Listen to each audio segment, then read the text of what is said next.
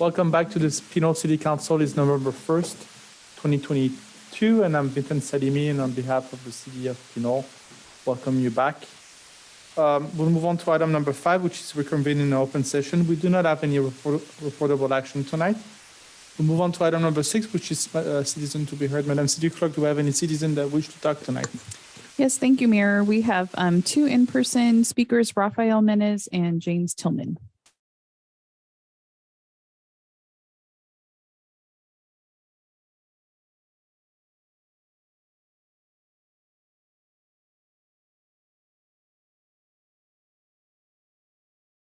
Good evening, Mayor, Council, members of the public. My name is Rafael Menez. I am a resident of Pinole, and tonight I have a few different items I'd like to talk about. First off, unfortunately, the levels of COVID-19 in Pinole remain the same as they were the last time I spoke about this a few weeks ago. We're at 145.4 cases per 100,000 over the last 14 days, which is still elevated enough. You should probably be wearing masks indoors at large gatherings and inside grocery stores and the like. And we're still at the 6th highest rate of transmission overall within the county, counting unincorporated areas as a general group. Secondly, I'd like to take a moment to thank Tony Vosbrink for taking the time to go over concerns he had with me, particularly related to the Pinole Dog Park and the fire trail linked to the dog park, which has had a significant portion of the trail fail completely due to a drainage area that wasn't properly set up, perhaps. And also overall erosion within the dog park itself, leading to some of the garbage that the dog park was built on top of reemerging and potentially causing harm to the dogs and humans in the park. I reached out to city staff about remediating some of those issues with images, and they got back to me. So I'm hopeful that'll be worked on, but I wanted to thank Tony for showing me the issues and bringing them to my attention, particularly the leftover deer leg that didn't get cleared up. That was a pretty obvious one. And finally, I'd like to talk about the election. November 8th is election day. At this point, it's too late to register for a vote by mail ballot, but you could still go in to vote in person under a conditional registration process on election day yourself, assuming you're eligible to vote, i.e. you're a resident of California, a citizen, and you're not imprisoned or on probation for a felony, as I understand it. And I would request that within Pinole, that you vote for me, Cameron Sasai, and Anthony Tate for Pinole City Council, because I believe that we all possess the qualifications and vision needed to help Pinole move forward. Anthony's demonstrated those qualifications and vision through his service on the council for the past several years. Cameron's demonstrated his vision and efforts through working to engage the city more than anybody else has in years, as everyone can see and has undoubtedly encountered. And I've demonstrated my qualifications through being at meetings like these, through engaging with city commissions like the Community Service Commission and the Planning Commission, and through working to make the city's information more available through websites and through email communications. So I would appreciate your vote this November 8th. Thank you. Madam Okay. City Clerk, please go ahead. Yes, thank you, Mayor. The next speaker is James Tillman, and we did receive a request for accommodation, so we'll go ahead and read his submitted written comment, and he's going to be available here in the chambers as well. Thank you. Oh, sorry. City Clerk to speak for me in the sense of my hand in. So she'll read it, and then any questions that you have, ask me, and I'll try to answer my best ability. Thank you, sir, and welcome. Living in small city with all the problems of a big city.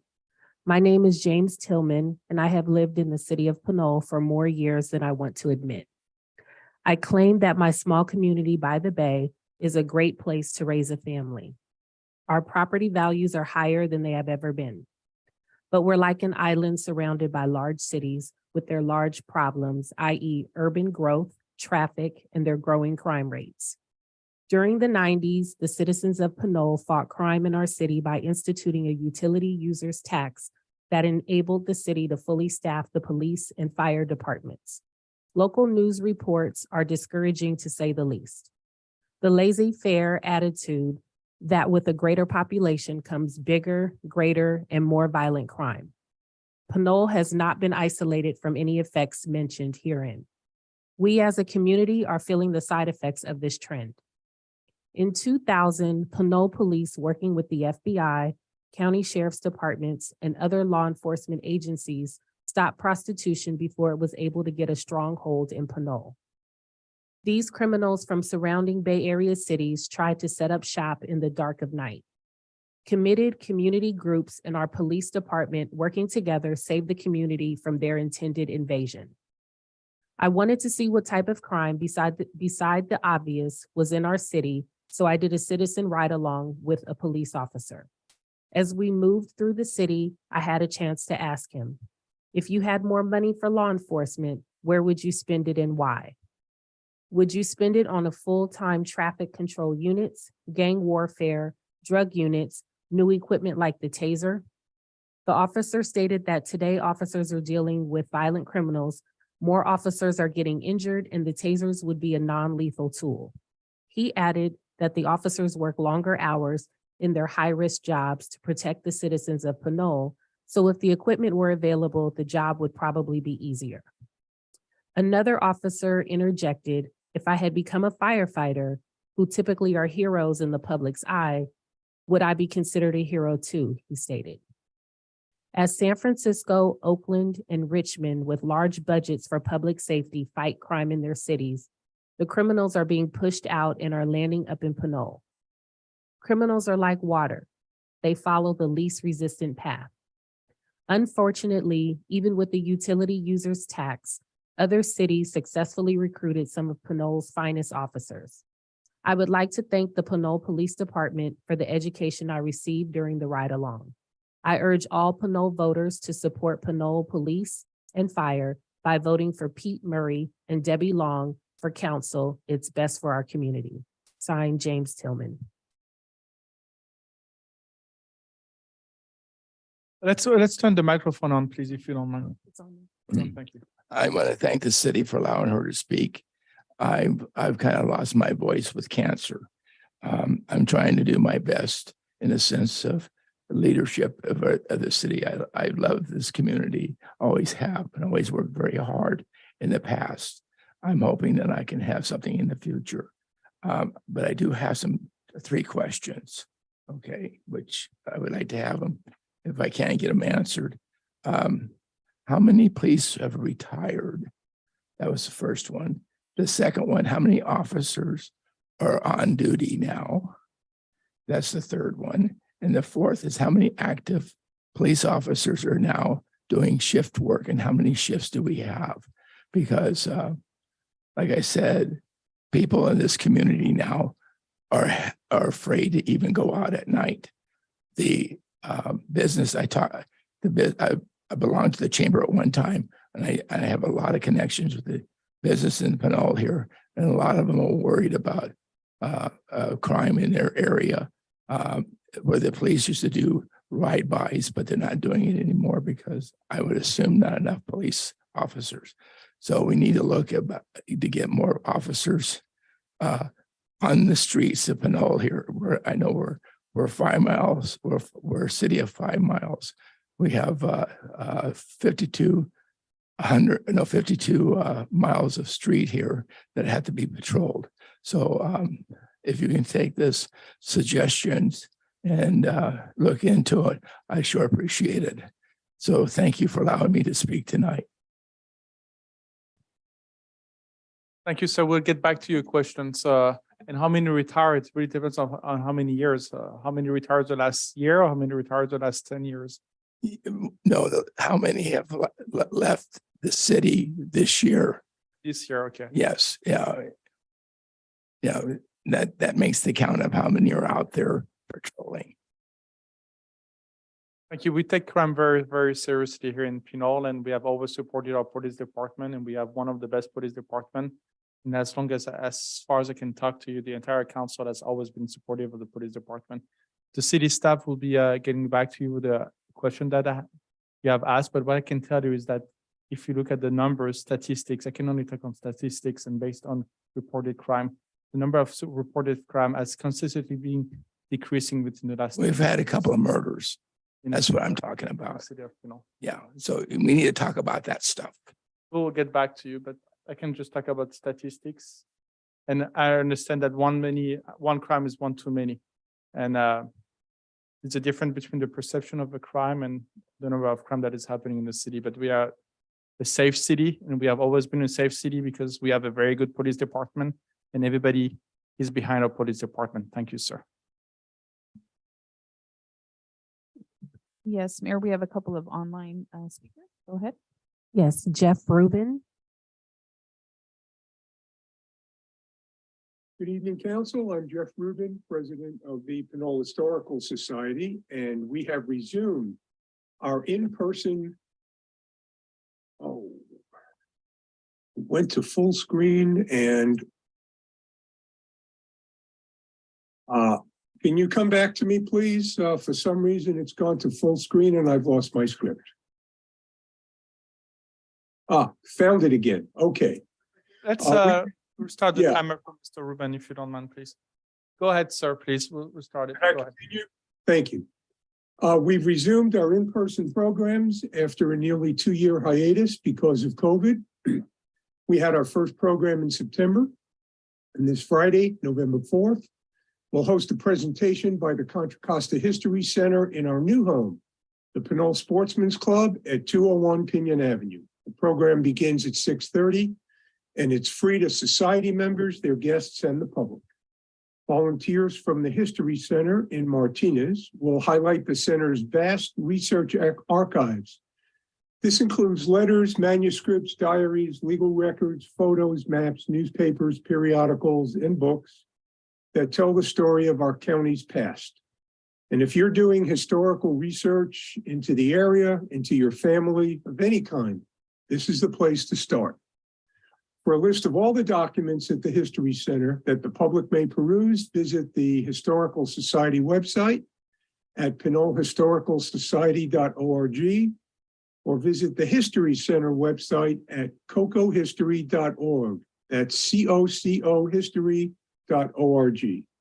Our second event this month is our annual 14th Veterans Day Memorial and Flag Retirement Ceremony. That will be on Friday, November 11th at 11 a.m. in Fernandez Park. As you know, we gather every year at the 11th hour of the 11th day of the 11th month to commemorate the signing of the armistice that ended World War I, the Great War, which was signed on November 11th, 1918.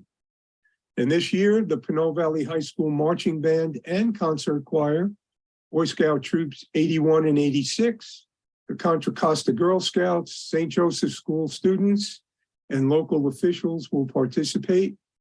And Contra Costa County Superior Court Judge Benjamin Reyes II will deliver the keynote address.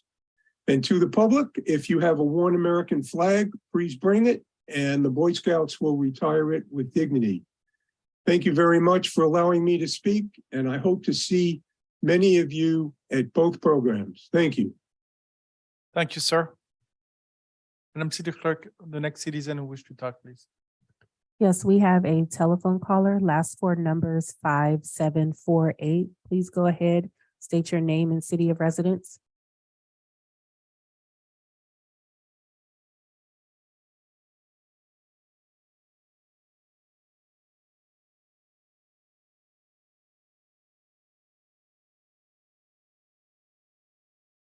Can you hear me? Yes, go ahead.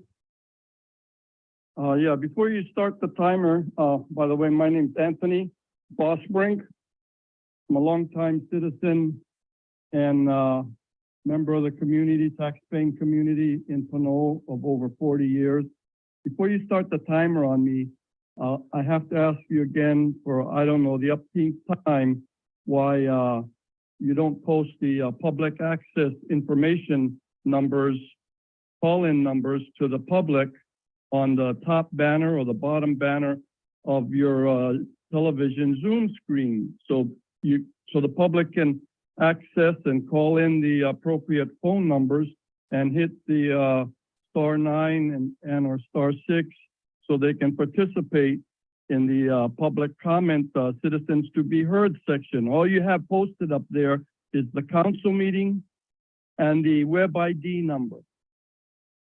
So that has to be addressed by either the city clerk, the city manager, and or Anthony or Mr. David Snell on an ongoing regular basis during public comment and off and on throughout the agendized items on the meeting, as well as to put a timer up there, a timer clock, like the county supervisors meeting and the other city council meetings put on throughout the East Bay area. You can't just let people go on and then just say your time's up or you've got 10 seconds at the end. You should put a transparent clock up on the screen as well next to those phone numbers so people can dial in and know how much time they have left to speak. I hate to beat a dead horse here, but the street lights up and down throughout our city, and primarily as an example, on the street light poles are still been out for several months, almost going on a year now. 3 or 4 down street light poles that the late Dean Allison put up along Pinole Valley Shopping Center all the way down to Kaiser are still out or destroyed by accidents, and multiple light bulbs are out on that.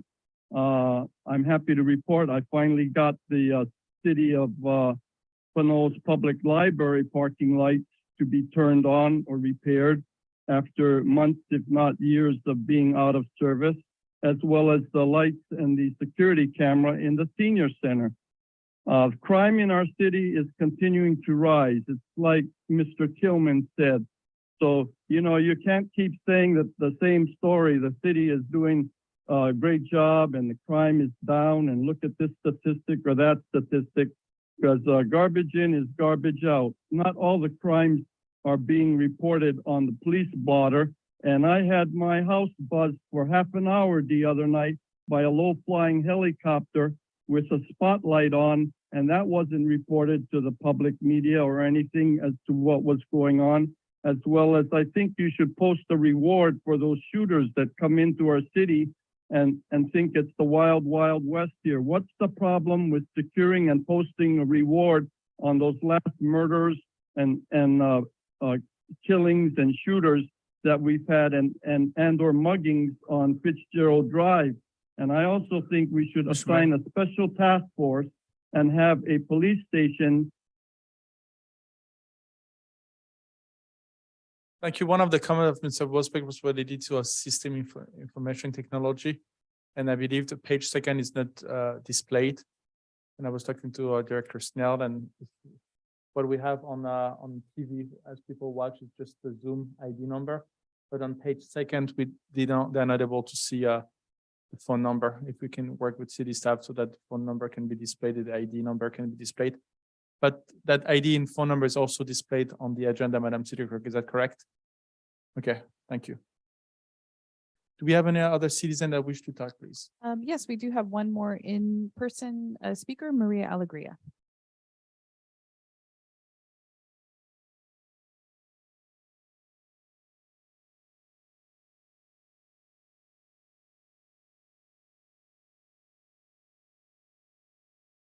Good evening, ma'am. How are you? Good evening, everyone. I'm fine. Thank you very much for asking.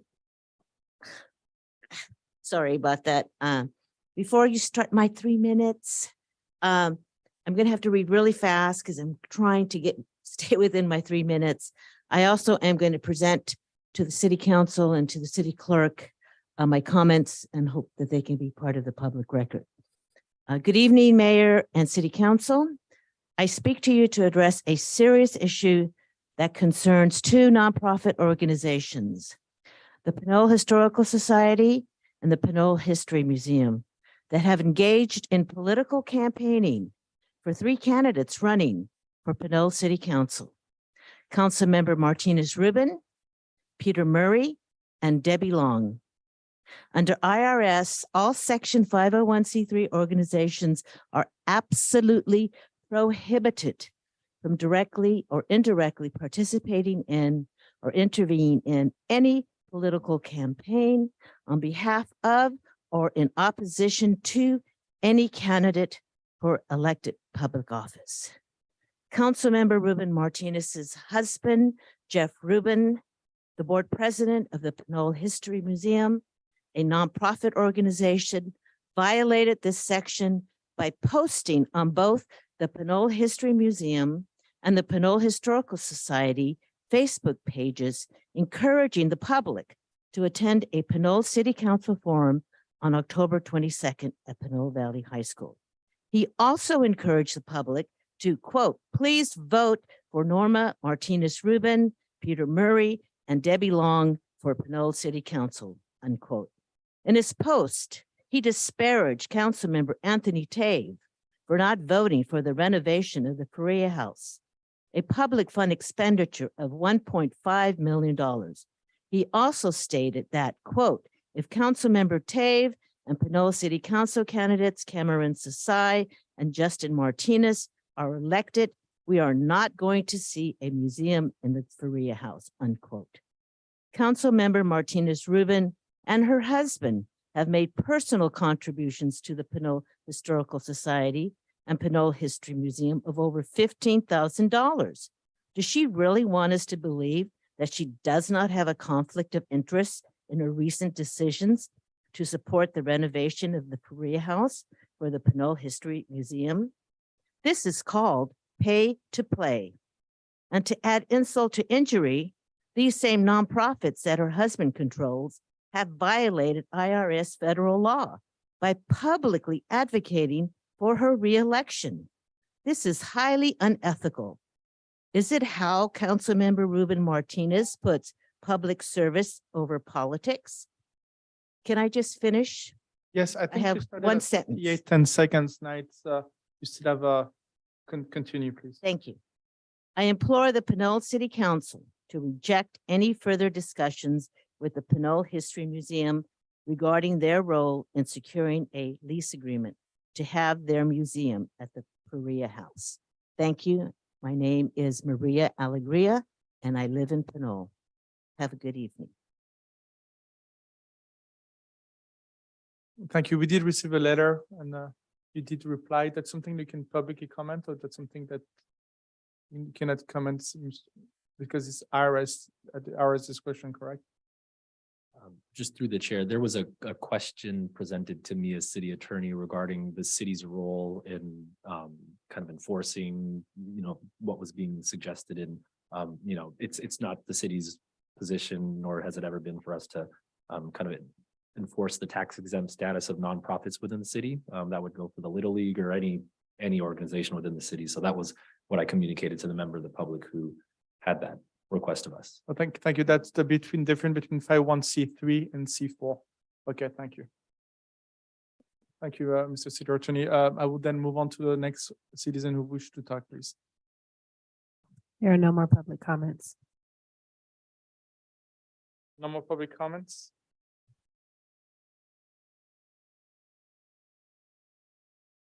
Excellent. Then in this situation, I will then move on to the next item on the agenda, please, which is item number 7.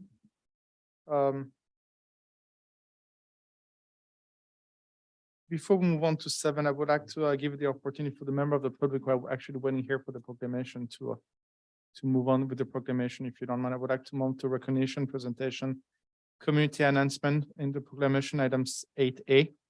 I would like to invite my entire council to please start with the first one, which is honoring the St. Joseph Parish and 75th anniversary. And we have Mr.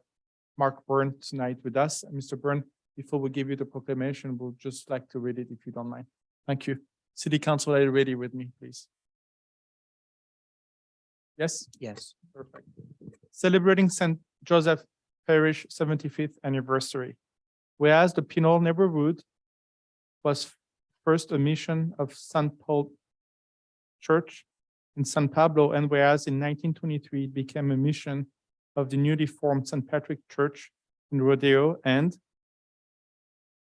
Whereas on September 4th, 1947, Father Fratley, pastor of St. Patrick Church, wrote Archbishop John J. Mitty of San Francisco to say that Pinole could stand alone, and some weeks later, St. Joseph's was constituted a parish in its own right. And whereas Father Dennis Glennon, first pastor of St. Joseph's Parish, had a new church and rectory built in 1950, and whereas Father Joseph Smith succeeded him in 1955 through 1956, followed by Father Thomas Collins, who had St. Joseph's School built in 1962-63 and enlarged the church in 1966-67, and whereas today, Father Joffrey Baron is pastor of St. Joseph and is joined by Father Rafael Duda, parochial vicar, and Father Francisco Figueroa Esquire, and whereas over a century and a quarter as a worshiping community and more than half a century as a parish, St. Joseph's Church has experienced much growth and many changes. And whereas today, the parish population consists of more than 3,500 families, including over 10,000 individuals, and now therefore I, Vincent Salimi, Mayor of the City of Pinole, County of Contra Costa, State of California, on behalf of the City Council and the entire city, congratulate St. Joseph Parish on their 75th anniversary and invite the city to reflect on the history and contributions the church has provided to the enrichment of the City of Pinole. Congratulations. Thank you again. I spent many years in a Catholic school. This is where I got all my education, so I'm glad you are here, and I'm glad we are honoring you. If you don't mind to please make a speech of acceptance, and I will also, after that, invite you to come and take the proclamation and a picture with the entire City Council. Thank you.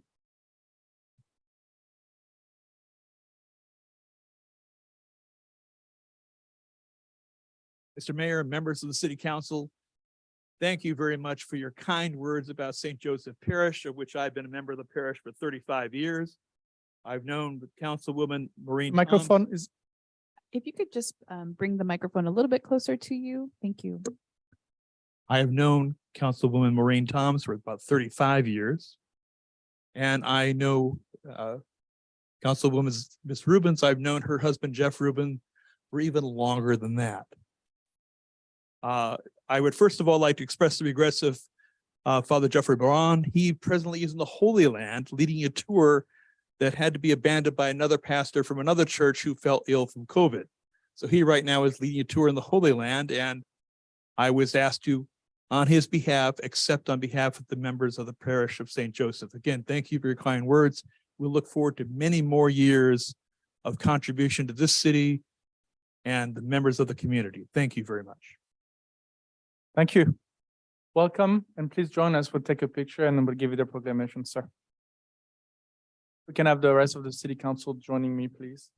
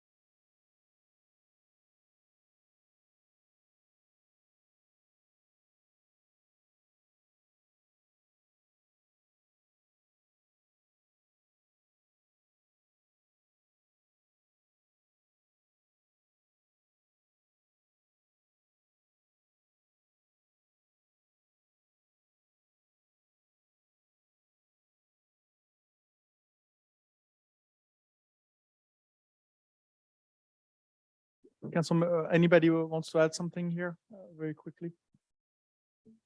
Just thank you. I think all of us at some point have met one of the pastors in the parish and have also enjoyed the different kinds of things that the parish puts on, all the different events.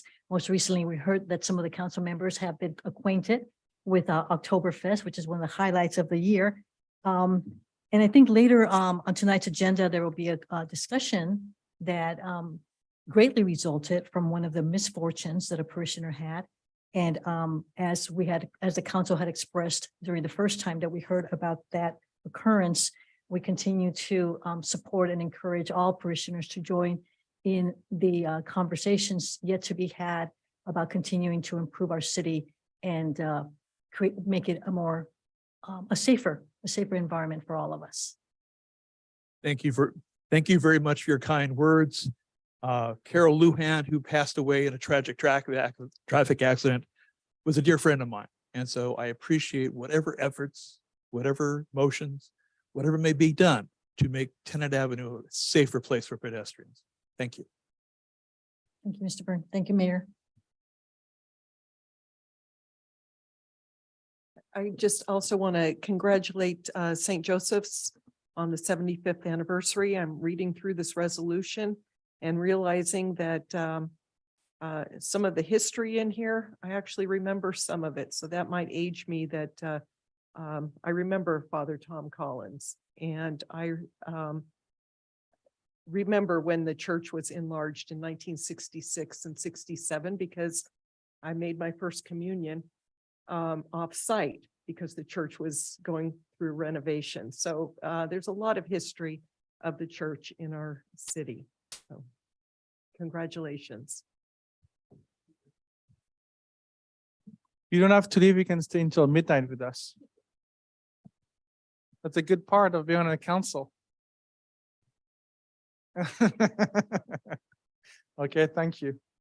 Thank you for your support and thank you for everything you are doing. I will then move on to the next item on the agenda. I will wait for the report if you don't mind. I will move on to the presentations tonight, and we have item B1, which is an update from the West Contra Costa County Unified School District. And tonight we have our Superintendent Dr. Kenneth Hurst, as well as Trustee Smith Foltz. And I believe in the room, do we have another trustee here? Is it Mr. Smith? I don't know. No, Ms. Smith-Folds was here and she's now on Zoom. Mr. Phillips, I'm sorry. Okay, no, Mr. Phillips is not here, but we have Jamila Smith-Folds and Dr. First with us. Good evening. How are you?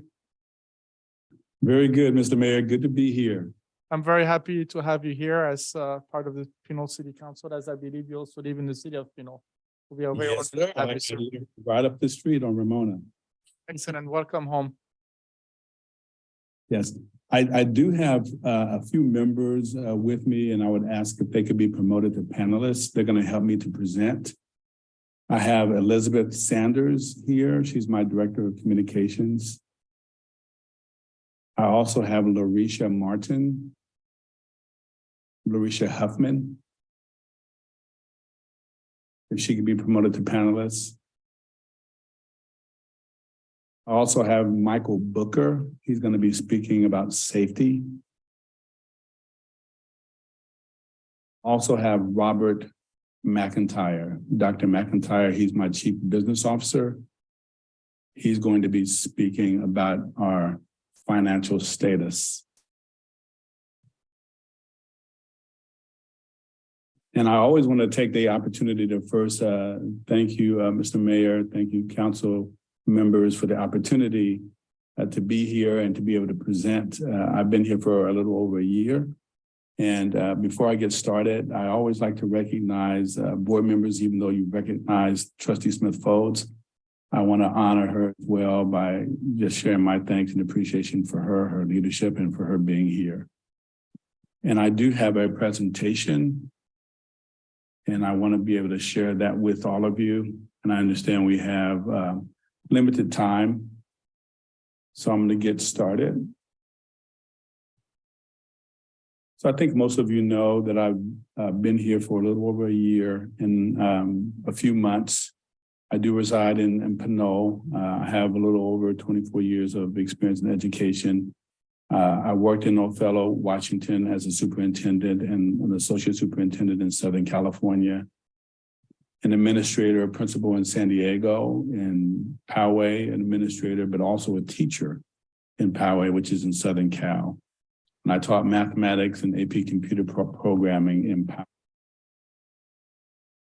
I wanted to just lay out what you're going to be receiving this evening. I'll be speaking to you about our strategic planning process, and I'll let you know where we are right now and where we're headed. We're really excited about our strategic planning process. You're also going to hear from team members, and they're going to talk about our instructional program. We're going to talk about college and career readiness and safety. And then also you're going to hear from our staff. We'll be giving you an update also on our fiscal context. So I wanted to share with you how excited we are about our strategic planning process. Many of you have probably been involved in the process. When I first came on board, we started off with an equity audit, and that really allowed us to dig into many areas within West Contra Costa to see where our gaps are. And that's our current reality. But now we are trying to move toward our ideal state, or where we desire to be, or our future state.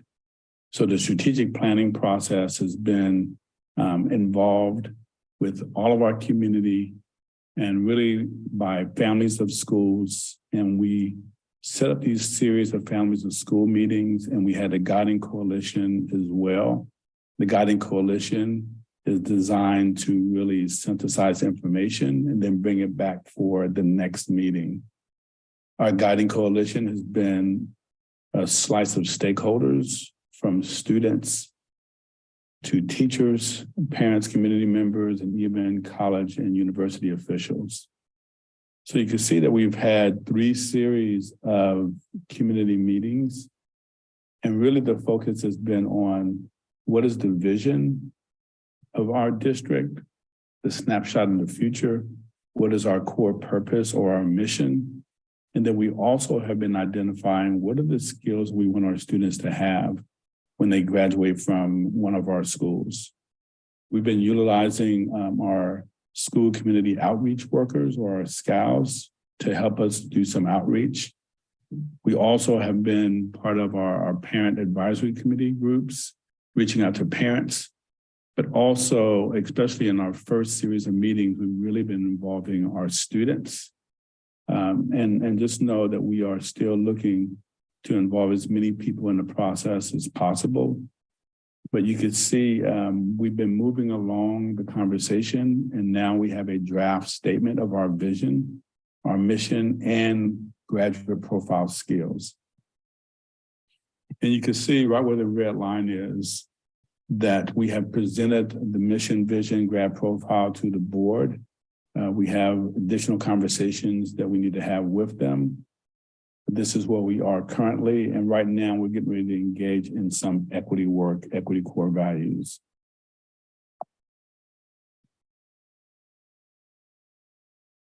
So this brings us to our year 2 work, which is this year. Now that we have even a draft statement in place for mission, vision, we're going to start to unpack those statements and really making sure that the entire organization has a common understanding of what those statements mean. And then we're in the process right now of looking at equity organizations to help us with equity work around our core values, around our anti-racist stance, and then also around our educational equity beliefs as well. So that leads us to our year 2 work. And at this time, I'm going to turn it over to Ms. Huffman.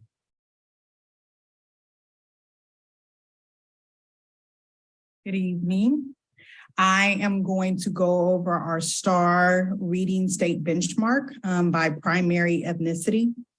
As you can see here, this is from spring 2019 on the left column, the middle column, and then spring 2022 on the right column.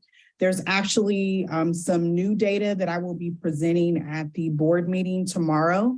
So I would definitely recommend tuning into that. But currently our spring data, which was our most recent, we have our Asian students at 60% proficient in reading, our Black students 23.2%, Latinx 22.8%, multiple race 57%, and our white students at 65.9%.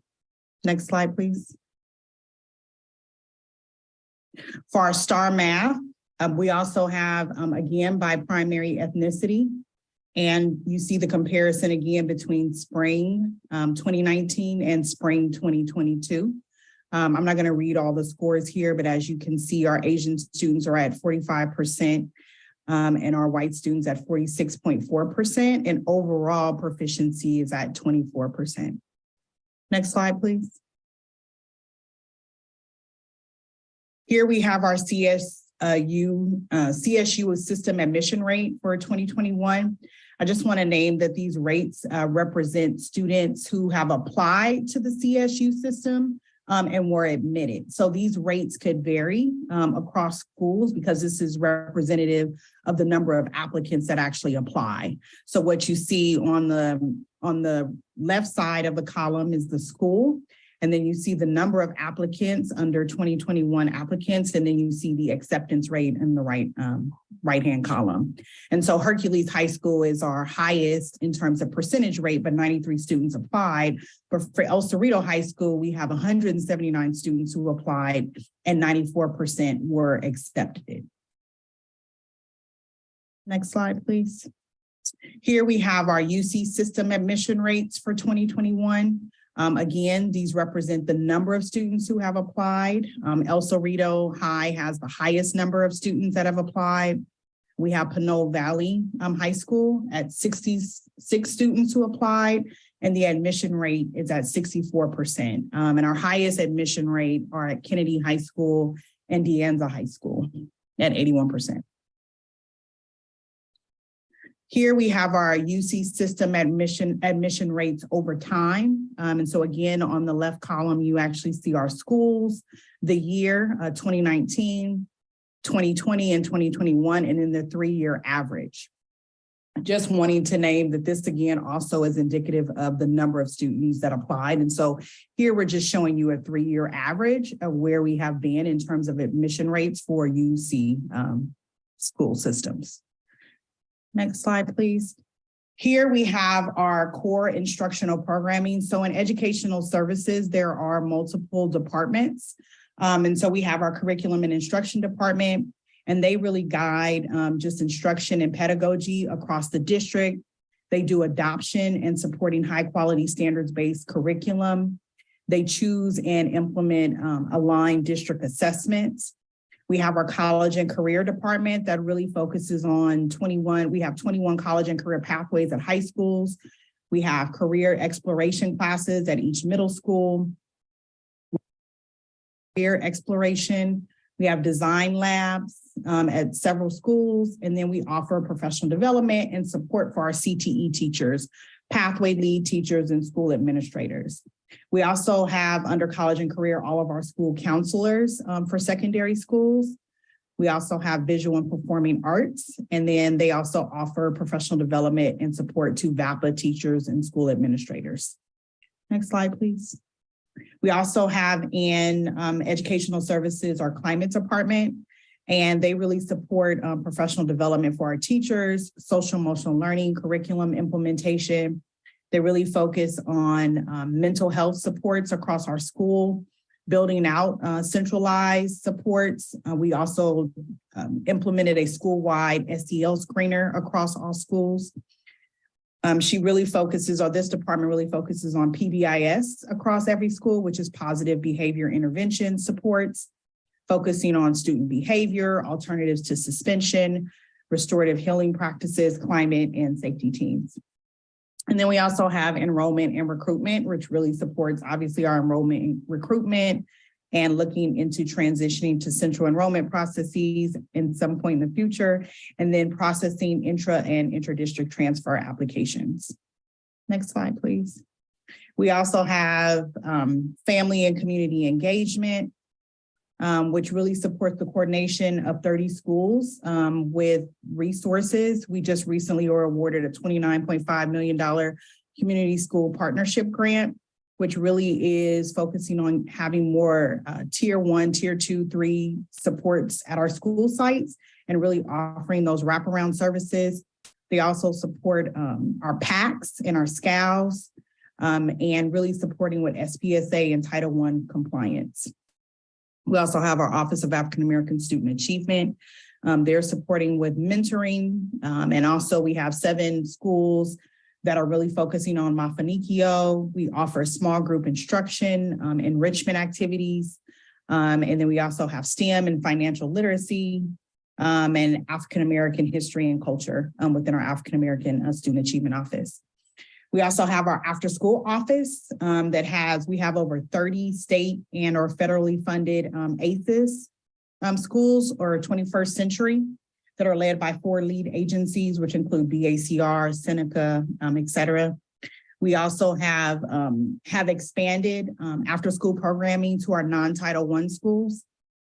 They are also helping support Mafanikio and funding elementary sports. We have a variety of enrichment activities, academic intervention, which includes gardening, Sylvan, RJ circles, and cooking and nutrition. Next slide, please. Thank you. At this time, we'll bring on Mr. Booker to talk about safety. Good evening, everyone. This evening, I'm going to briefly talk about what our strategy is for COVID safety, as well as our physical safety measures. We continue to follow the county and CDPH guidance, and we follow the SMARTER strategy. The acronym SMARTER is meaning shots, mask, awareness, readiness, testing, education, and treatment.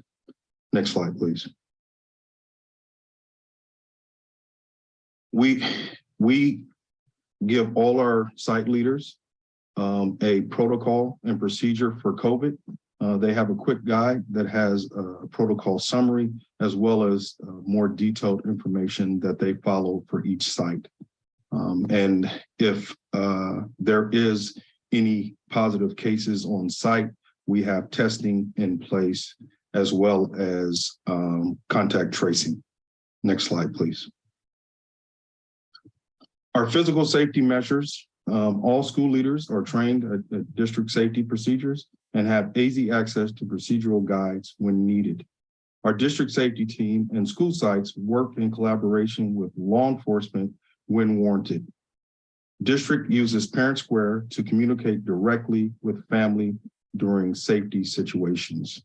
We also give a safety quick guide that all site leaders use in case there is any type of emergency or situation on their campus. And next slide. Finally, we have a safety tracker that all our site leaders have access to. And as you can see on this slide, we have all our schools. Each principal has access to their own folder. And in that folder, it has all things related to safety. We also have protocols and procedures, preparedness drills, et cetera, on this tracker.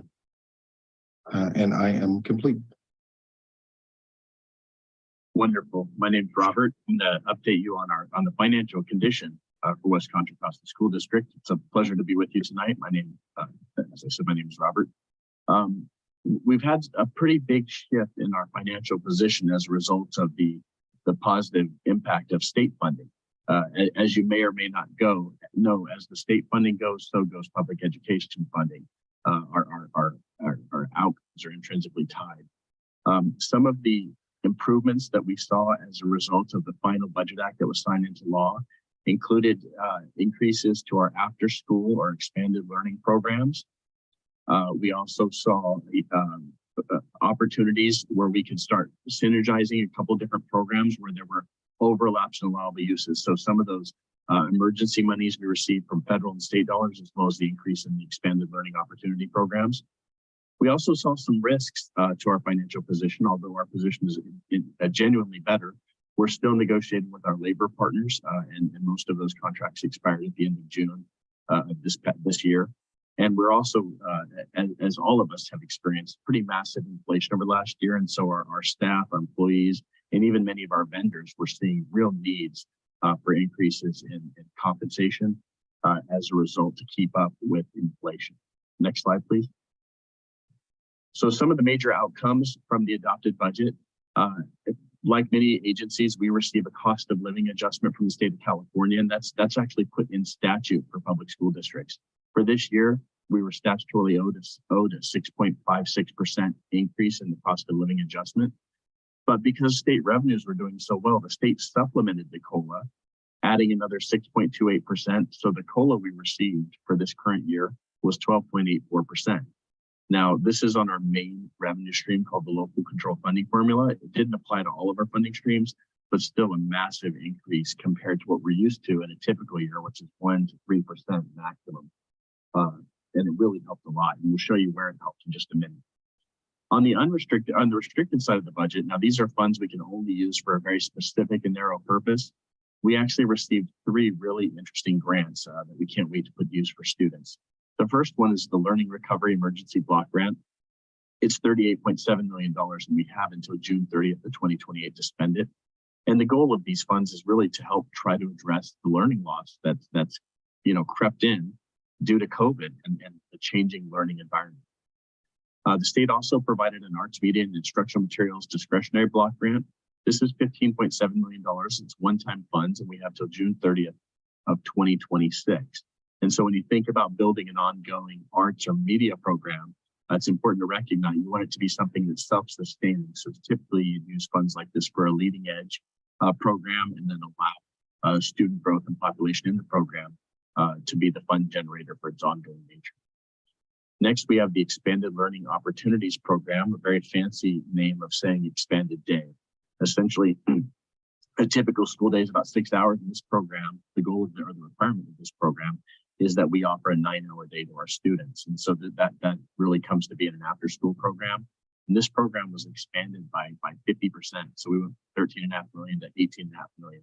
But we don't know that funding will stay this large, but this should allow us starting next year to be able to provide an after school slot to every student who currently qualifies for a free and reduced lunch. So great news in that regard. Next slide, please.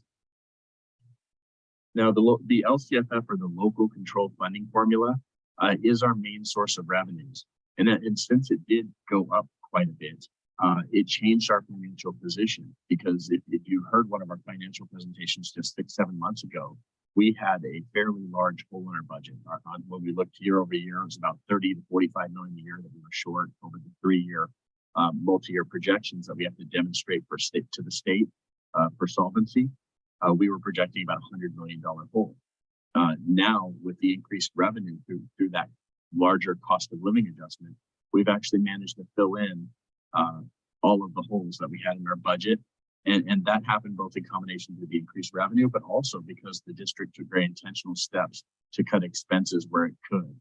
So eliminating quite a few contracts and really working hard to ensure that we have the right staff in the right place in the district to meet student needs. And in doing so, what we've done is our financial plan no longer requires us to use Fund 17. Fund 17 is our capital reserve fund.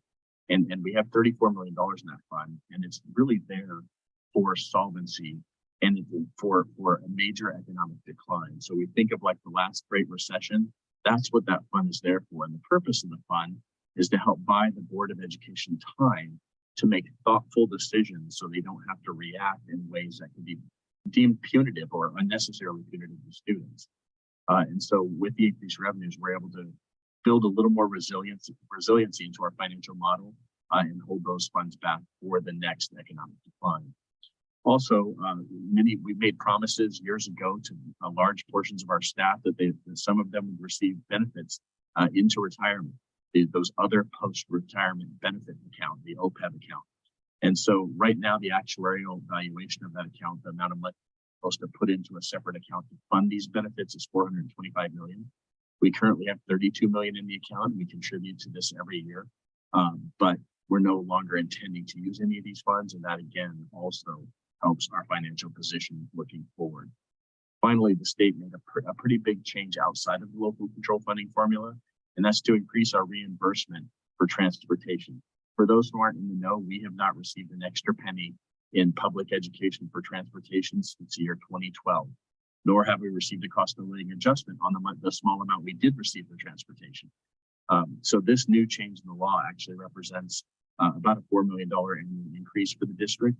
And we believe it will allow us to, well, it won't allow us to transport all of our students. It will allow us to transport most of the students who need it the most and ensure that those who could be challenged with access issues, that we can help close that gap. Next slide, please. So, of course, I've never seen a spreadsheet that I couldn't improve or spend time mulling over. And I recognize that other people who don't live in that realm are not so excited to see a spreadsheet full of numbers. But what we wanted to do is give you a picture of how our financial position has changed over time. Where you see in that middle column, increase, decrease, 22, 23, that's the amount that our revenues have increased from our May estimation until the final budget act. And so I'd like you to look at that first $23,344,000. That is the amount our general fund has increased. That's completely available for the board to use any way they determine. And of course, they put it to use for students immediately. The other fund, that $72,902,000 you see about 2/3 of the way down the page. Those are restricted funds. Those are those 3 restricted programs I talked about before. And those can only be used for the very narrow and specific purpose for which they were generated.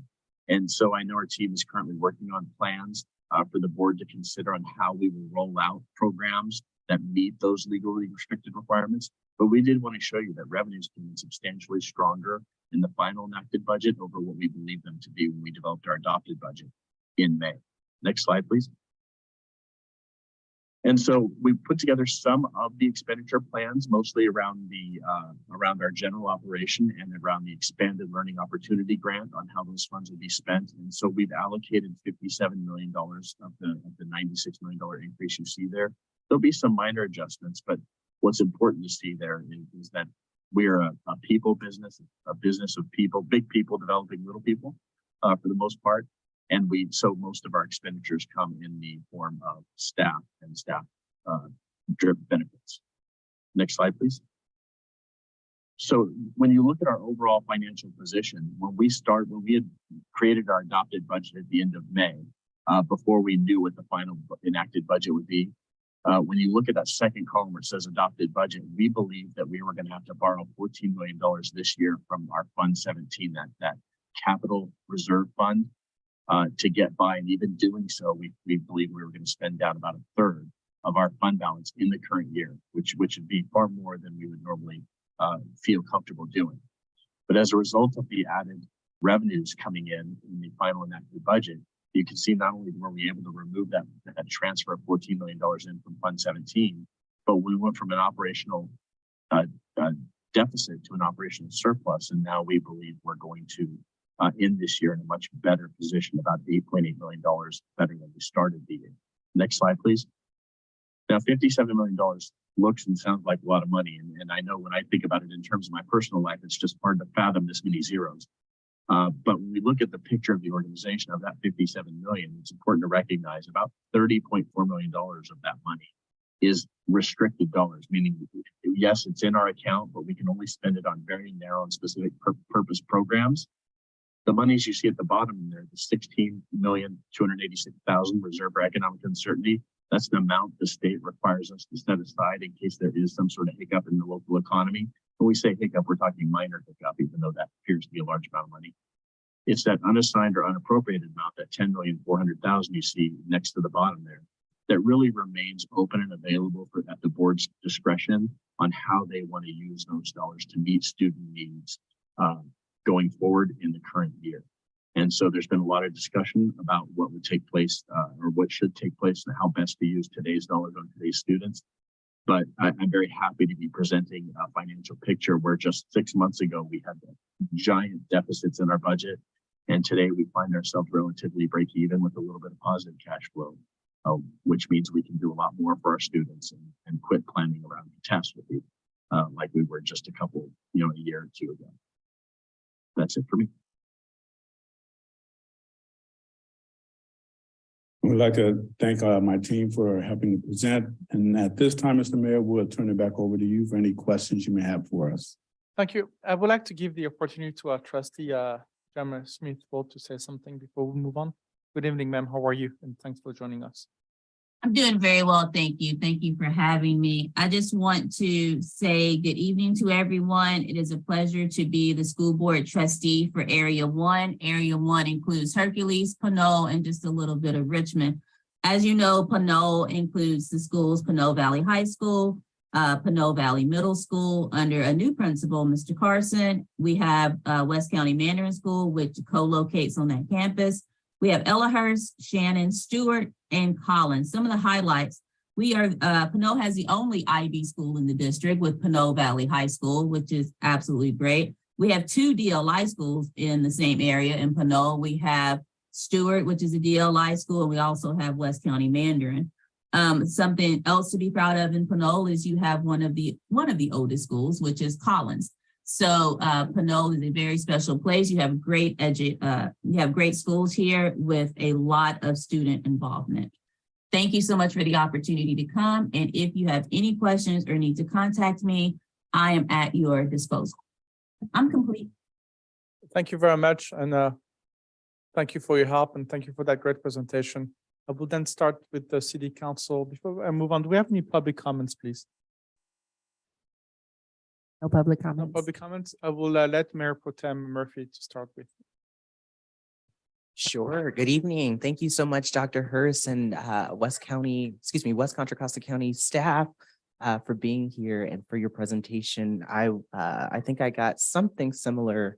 I think it was a little bit more robust tonight and comprehensive, but I remember attending the West County Mayor's Association meeting in August where you all gave a similar presentation about school safety and climate. So thank you for being here. And of course, to Trustee Smith-Folds, thank you for your leadership. I always say I always wish people attended my coffee chats as much as they attend yours. But again, it says a lot about your leadership. So thank you again for all you do and for being here tonight. So I have a couple questions, and I also wanted to give you all some affirmation, as I know you're going through so many changes in the district with, of course, a new superintendent who lives in Pinole. We are so proud to have you. I wanted to ask and also give some affirmations tonight. So first and foremost, I wanted to say that I was able to attend the strategic planning process meeting at Pinole Valley High School a couple of months ago. And, interestingly enough, when I was a high school student, I went to Vacaville schools and was a part of the strategic planning process. But I found it so incredibly rejuvenating, the process that you all have in store. It's interactive, it's engaging, and I'm so thankful for your work on that.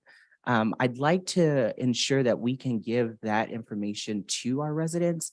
As you know, I think a lot of your information is being sent out to, of course, your school communities. There are residents, including myself, who don't have children, but we care about our schools here in Pinole. And so I do want to make sure that we have that information accessible. So if we need to send that to a point of contact within our city, I would really request that that kind of stuff be sent so we can disseminate that information on our own website. And I think that would increase our strategic partnership together. So I just wanted to amplify that. I'm thankful for being able to be a part of that process. And so I want to share that with other folks in our community. Thank you. Point two, I wanted to say I'm really proud to conclude, as of 2 weeks ago, what I considered a back to school tour. Thank you, Trustee Smith-Folds, as well as Dr. Hurst, for allowing me to join you in visiting every single school in Pinole this year. It was great to meet with the principals, the vice principals, the school classified staff, the students, and hear about what's important to them as they started off the new school year. So many of them have been as impacted as us around COVID and just the changes that we've all had to deal with. And so it was really great to be able to, again, visit every school and hear from students about what they want. I now have a call to action, as I know the Ella Hurst Student Council now wants me to come speak to them. So I have to give my presentation and be on my P's and Q's. But again, thank you for allowing me the opportunity to join you there. I would also encourage my council members to do the same if you'd like. Again, I think what I'm hearing from our students is they are requesting more counselors. They are requesting health centers at every school, and they are requesting before and after school program activities. I'd like to see how we can grow our strategic partnership as a city with the school district and amplifying the needs that students have said and making sure that we provide that safety net for them. They are the ones going to school. They're the future leaders of our city. And I really want to make sure that that communication line is both met. And I think our engagement is really important as a city in that. So I do want to say again, I heard from these students, I heard from also our staff, your staff, and they do want more counselors, they do want more health centers, and they do want before and after school programs. And many of the students said that makes them feel safe, that makes them feel included, and that's what makes them want to wake up in the morning and go to school. So I want to amplify that. I know you all are working on that, but I want to make sure we think about ways that we can work together on that haven't been created yet. A question I had for you is regarding owned properties and land within Pinole. Are you aware, outside of the schools themselves, do you all have owned land per your district in Pinole? I'm not sure if you have the answer to that, Robert, or if that is more Lewis. If you don't have that answer, then I can, we'll probably have to get back to you, sir. Sure. I'm sorry. That would be great. The reason that's coming up is another thing that came up at some of the schools was from our students as well as our teachers was an interest in community gardens. Collins Elementary, as we all know, has a really beautiful community garden. I think they're making some beautification to that, including perhaps a mural, as well as some scenic looks that you can see from Tenet Avenue. But I'm a firm believer that every school, and I think you all probably would agree, every school deserves a community garden. It's a way for students to learn about STEM. It's a way for students to engage in interactive activities that, outside of the classroom. And of course, it adds to the beautification of our community as a whole, which as a council, we've talked about. So, in conversation to understanding what owned properties and land you all have in West County School District, I'm interested in seeing how we can promote community gardens at every one of our schools in Pinole, and really, again, the strategic partnership of our city working with your district to make that happen.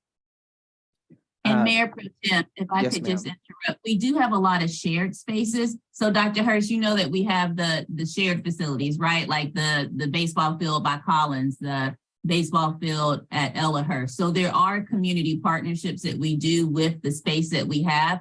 But to your point, I think Dr. Hirsch will have Louis Freeze get back to you with specific clear property that we own, the district owns in Pinole, but we do have some areas that we share with each other. Fantastic, thank you. So earlier this academic year, I know we had some emails probably to most of our council around some of the traffic issues, specifically at Pinole Middle School and West County Mandarin School. I want to know how we're, I mean, first of all, we as a council received a lot of inquiries and of course, challenges residents were having, and of course, visitors were having around morning traffic and afternoon traffic. Can you give us an update on how those conversations have gone and where we stand with that issue currently? I'll let Mr. Booker handle that question. Yes, I appreciate your question, Mayor. So we have been in conversations with the city of Pinole with regard to the traffic issues in front of Pinole Middle School. They have assisted us with cones, making sure that we had the opportunities to have police available if needed. But with saying that, we still are having some issues that we are trying to address.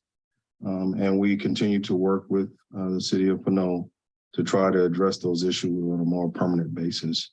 But we have made some strides in terms of reducing traffic and making sure that the families are getting in and out of the school safely. Is it possible to elaborate on what those issues are currently still?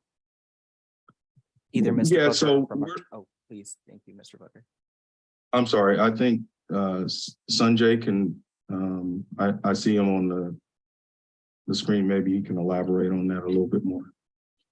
Yes, good evening.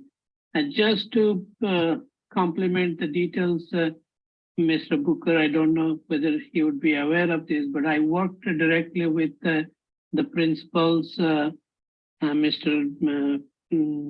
Kino and Eric on this issue. So temporary, we provided some of these traffic cones and some signs as a temporary measure so that the drivers are accustomed to this no left turn into the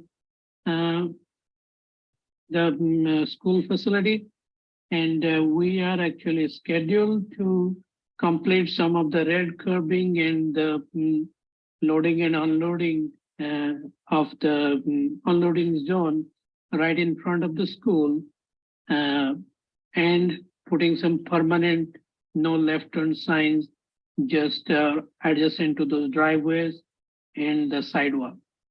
So we are working with a consultant to finalize a permanent solution for a crosswalk and some other changes, proposed changes around that area, whether adding a right turn lane to APN Way or widening the sidewalk. We're working with the consultant to come up with a final resolution, which is going to take some time. But this is what we have been discussing with the school principal, and our efforts are moving in that direction. And if I may add a little bit, thanks to Mr. Booker and the principals, Peterson and Carson, for their participation. As Director Mishra mentioned and Mr. Booker mentioned, we put in some really short-term temporary improvements, which are some cones that can be set out and some no left-hand turn signs.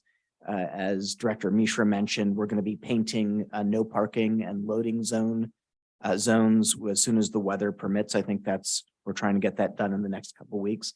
But I think as our school stakeholders and the city staff recognize, there really need to be some permanent engineering solutions, kind of similar to what we'll be discussing later tonight about Tennant Avenue.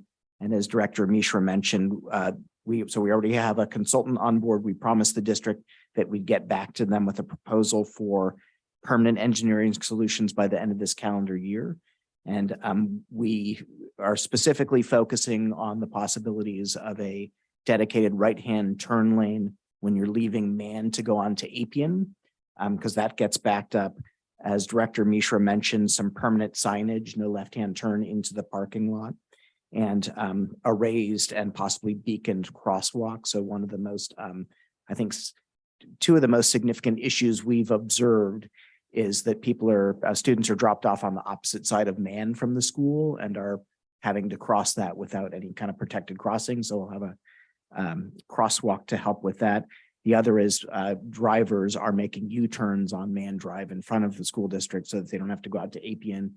And we're looking at the possibility of having some, certainly some permanent signage, but maybe also some engineering barriers there. So again, we've told the principals and our other district counterparts that we'll have some proposed permanent solutions by December for them to consider. Another intervention is possibly widening the sidewalk on Man on the school side so that there's room for kids to be dropped off and pedestrians to walk along that. Sometimes students and pedestrians are going out into the street. That's a little bit more of a complicated and long-term because there'll need to be some consideration of the right of way in that. But we do continue to work with them on some what we hope are going to be some permanent long-term solutions. Fantastic. And can we, I guess I should ask, have we communicated with I hear we communicate with the principals, have we communicated with the residents who live in that area as well as the business owners about the proposed planning and timeline around this? I know there's just been so many inquiries. I want to make sure we communicate to them. And no, that would be our next step. We have not really reached out to the residents and not to the business owners yet because we haven't come up with the final permanent solution to the road yet. When we do that, that is the time we're going to talk to them. Okay. And on the school district side, have we communicated with the parents or guardians or the communities of which these folks are dealing with traffic issues? Yes, as a matter of fact, we've had a few meetings with the community of Pinole Middle School and as well as the community of Mandarin, and had them express their concerns and given them the plan that we have that moving forward that was mentioned. We have also, the principals have also sent out communications to their school families to make sure that they understand what is going on with the traffic issues in that area. Great, thank you. So I do want to make a request that we communicate with those two school communities, as well as on our side in the city, the parents and business owners and residents who live in that area. I know we don't have the final plan yet, but we have what I hear a number of proposed solutions, as well as an issue statement around people dealing with this problem. It actually would be, I think it would behoove us if we stepped up front and asked people about what their ideas are on those proposed solutions. Hopefully both the school district as well as the city of Pinole will hear from those residents about what of those options, if any, folks would be supportive of. And so I know it's moving quickly. Thank you again for all the partnership that's happening, but I want to make sure that those folks who have written numerous emails to us, made phone calls, I'm sure on your side and our side as well, are communicated with earlier on. Because I'm seeing that as a challenge. I'm seeing that folks right now are seeing some mitigation to the issue, but the issue is still there. And I'm not hearing that they understand the timeline, the update that you all just gave to us. And I'd like to see that. So can we require, I don't know, again, the forums that the school district has all together, but I do think in terms of that collaboration, I'd like to see those particular constituencies as a part of understanding, this plan of action, be a part of that collaboration. Does that sound good? So I can only speak on the city side, but we'd be happy to address the area residents and businesses. And I know that as Mr. Booker has expressed, the schools have talked a lot with their stakeholders and attendees. So if the schools will talk to their students and their guardians will talk to the residents. And I do want to mention that, and as we've discussed recently on other traffic safety issues, we try and observe the 3 E's to traffic safety, education of the, affected folks, enforcement and engineering. And I want to commend the school district and the principals for doing what we think is a really outstanding job of establishing the expectations and communicating around the safety needs. So I think that they've done everything that's possible. And it's, on the city now to particularly to design some effective engineering interventions. Great. Thank you. My last question is in regards to school buses. I realize that we don't, I grew up in public schools in San Francisco. Part of my waking up in the morning and being a part of my own community before getting to school was our school buses. I'm also aware now that I believe the U.S. Environmental Protection Agency, as well as the Department of Transportation, are funding clean electric zero emission school buses. Is the school district looking to develop a program to get kids to schools on buses? I know that not every parent has the access of driving their students. So what does that look like for the school district? And in conversation to, again, federal funding coming out, are you all looking into that? Any thoughts, Robert? Sure, Dr. Hurst, thank you. So at present, the district contracts out all of its transportation services, but one of the major requirements we have is to regularly go out to bid. And so as the purchaser of public transportation services, we set the criteria for what we value. And I think that the board has long given us direction on the importance of being good stewards within our community, not only with the environment, but our students as well. And so I could see this as we come up for rebidding that contract over the next 12 to 18 months, that's likely to be a pretty prominent consideration as we move forward. I don't know if Trustee Smith-Bowles wants to add to that, but I know she's been a pretty big proponent for us being very responsible with the environment. So thank you, Dr. McIntyre. Transportation is an equity issue, and it's something that I know that is big on is equity, right? So educational equity, transportation is one of them. So right now in our district, we bus our students with special ed needs. Those are the students that get the busing, and those are the only students we bus. Besides, we also bus Mandarin students. We bus Mandarin students because of the transfer of the school from one location to the next location, but we don't have district-wide transportation, but it doesn't mean we don't have a conversation about it. So I know on the list of to-do lists with Dr. Hurst, one of them is to talk about transportation and talk about how it is an equity barrier, but also can be an equity uplifter, right? So what's the impact? What's the financial impact? What's the impact to our schools if we add transportation in the district? And having that through a environmental lens, right? We want to get more cars off the street and we want to get students to school. And we also want to make sure that right now some of our kids take WestCat with grown adults and everybody else. And, we want to make sure that our kids are safe as possible. And that's, a good old school bus, right? Where they're just on the bus with their peers and not older people or younger people or whatever, they're with their peers. So it is an issue that the district is aware of, constantly at the forefront of our thought when we're talking about educational equity, and something that is on our plate to tackle, have a conversation with, and make some decisions around. Great. Well, so thankful for you all's work in this community. Our schools are truly, especially in a small city like Pinole, they are community centers. And so thank you each for your thankless job. I'm thanking you. I think many of our council members are going to thank you too, but sincerely, thank you for all your work. It's like I said, it was such a true honor to go to every school in Pinole, learn so much about the cultural dynamics of every school and what both the students, the faculty are bringing every day, their full selves. It was so great to know that Pinole is the city with the first and only dual immersion program in Chinese. We have with West County Mandarin in the state of California. That is remarkable. So not only are we the 6th most diverse city in the state of California, we also we cite a school like that. And I think that is something to be so proud of. And again, thank you all for that work. I have to say that school safety tracker, I think it's currently that West County is in the unincorporated. We'll have to change that on that slide that you all showed. We'll have to move that to Pinole schools, because I noticed that was an unincorporated. And I just wanted to say too, I'm interested again in what the students and teachers were saying to me, as well as the principals, which is they want more green space at their schools. They want more counselors. They want more health centers.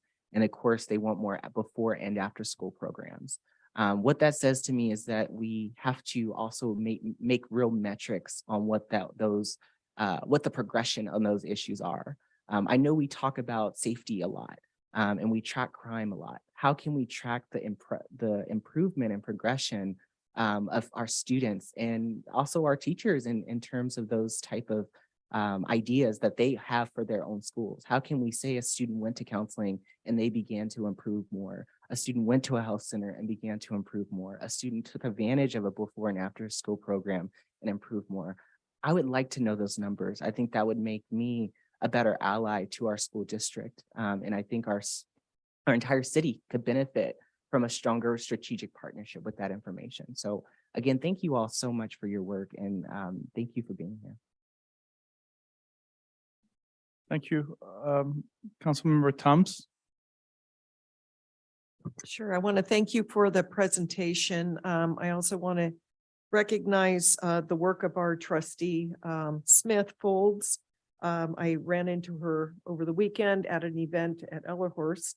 I think she's everywhere in the district. I don't know where you get the energy, but thank you. I also wanted to just note that I did another tour of Pinole Valley High School just 2 weeks ago with a number of alumni from a previous class. I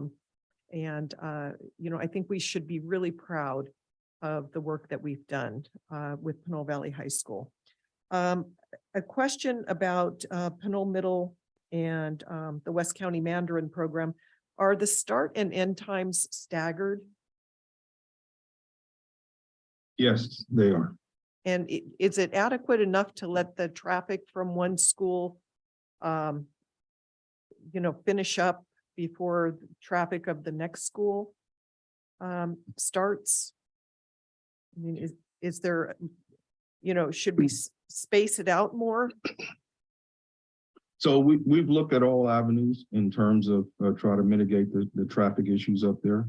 And that was one of the things that we talked about. So although it is staggered, there is some closeness with regard to time. So we are looking at ways to at least get Mandarin on early and then Pinole coming on and staggering that time a little bit more. It has to do more with school scheduling. So we are looking at that as an avenue. Okay, and then when I had a middle school student up there, I was able to drop him off early for an early morning band class, but he got home via WestCat.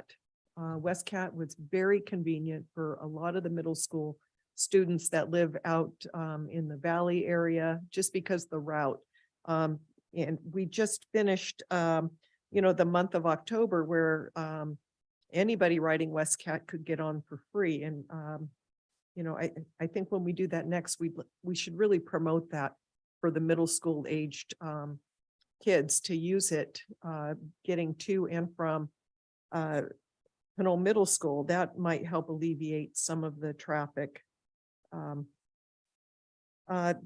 I'm going to jump to Dr. McIntyre. Thank you for your presentation.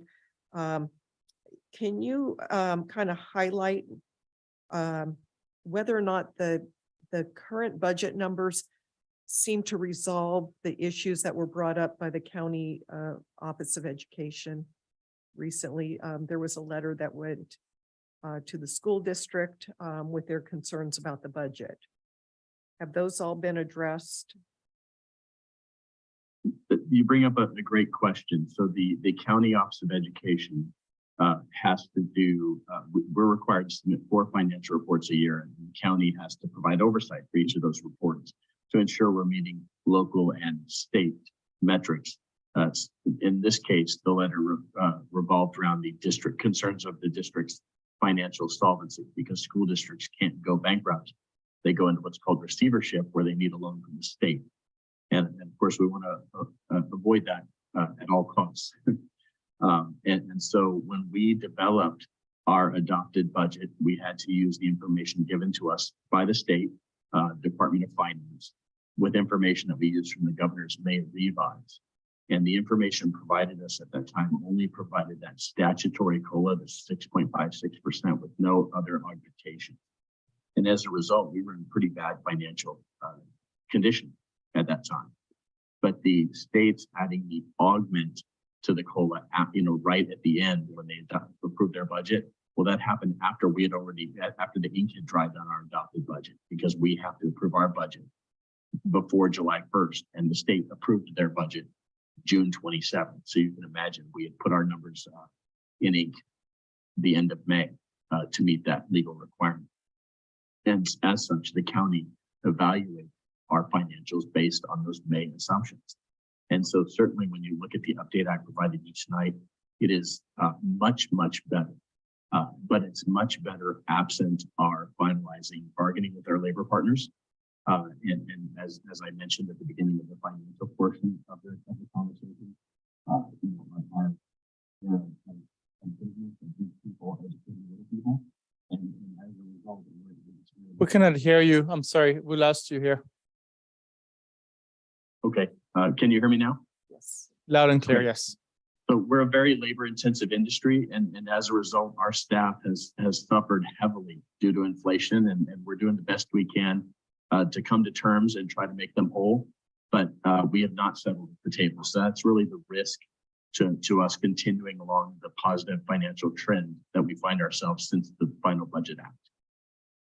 Thank you. I really appreciate that response. And that's all the questions I have. Thank you. Councilmember Tave and then Martinez Ruben, please. I want to thank you for the presentation and just some of the questions that I've been receiving in the community from parents and some teachers as well. Let me go in order of the presentation. So Ms. Huffman, I'm wondering if there's a metric somewhere on the district's website where we could show, the students, below level, at level, and above grade level, just so that there's some type of performance metric. I know it's there, but it's buried in all these other metrics that we, have out there. And I appreciate you sharing the data that you did today. I think it's very informative. But just simply, what are the percentages of those types of metrics so that we can see and our community can see the successes that we're getting and where we're lacking, right? And that can be, I know the state has something similar to that where you can see those metrics, but is it something that we have in-house that we can kind of monitor? Just as parents, and if it's sorted by school, I think the state has something similar, but if it was kind of front and center on how we're doing, that would be great. I wanted to ask, on 9/17/2022, I was standing in Chuck E. Cheese. My two sons were running around, and I got a call regarding Ellerhurst, Ohlone, and Collins. And the call was they're shuffling teachers again. And it's parents asking, why did my student go a month with this teacher and now has to leave the school, or the teacher's leaving the school and we don't know what's happening? And I know a few people spoke with the board about it. I'm trying to understand, and for the citizens in Pinole, just if you can kind of reiterate what's happening, because it started to ask questions in my mind was, did someone retire, right? And we're trying to fill the gap. Did somebody leave the teaching profession and we're trying to fill the gap? What happens and what would prompt the district to move teachers like that? Maybe if I could just start and then Ms. Huffman, if you could pick up. I think it's To answer your first question regarding the data, we certainly have access to that data.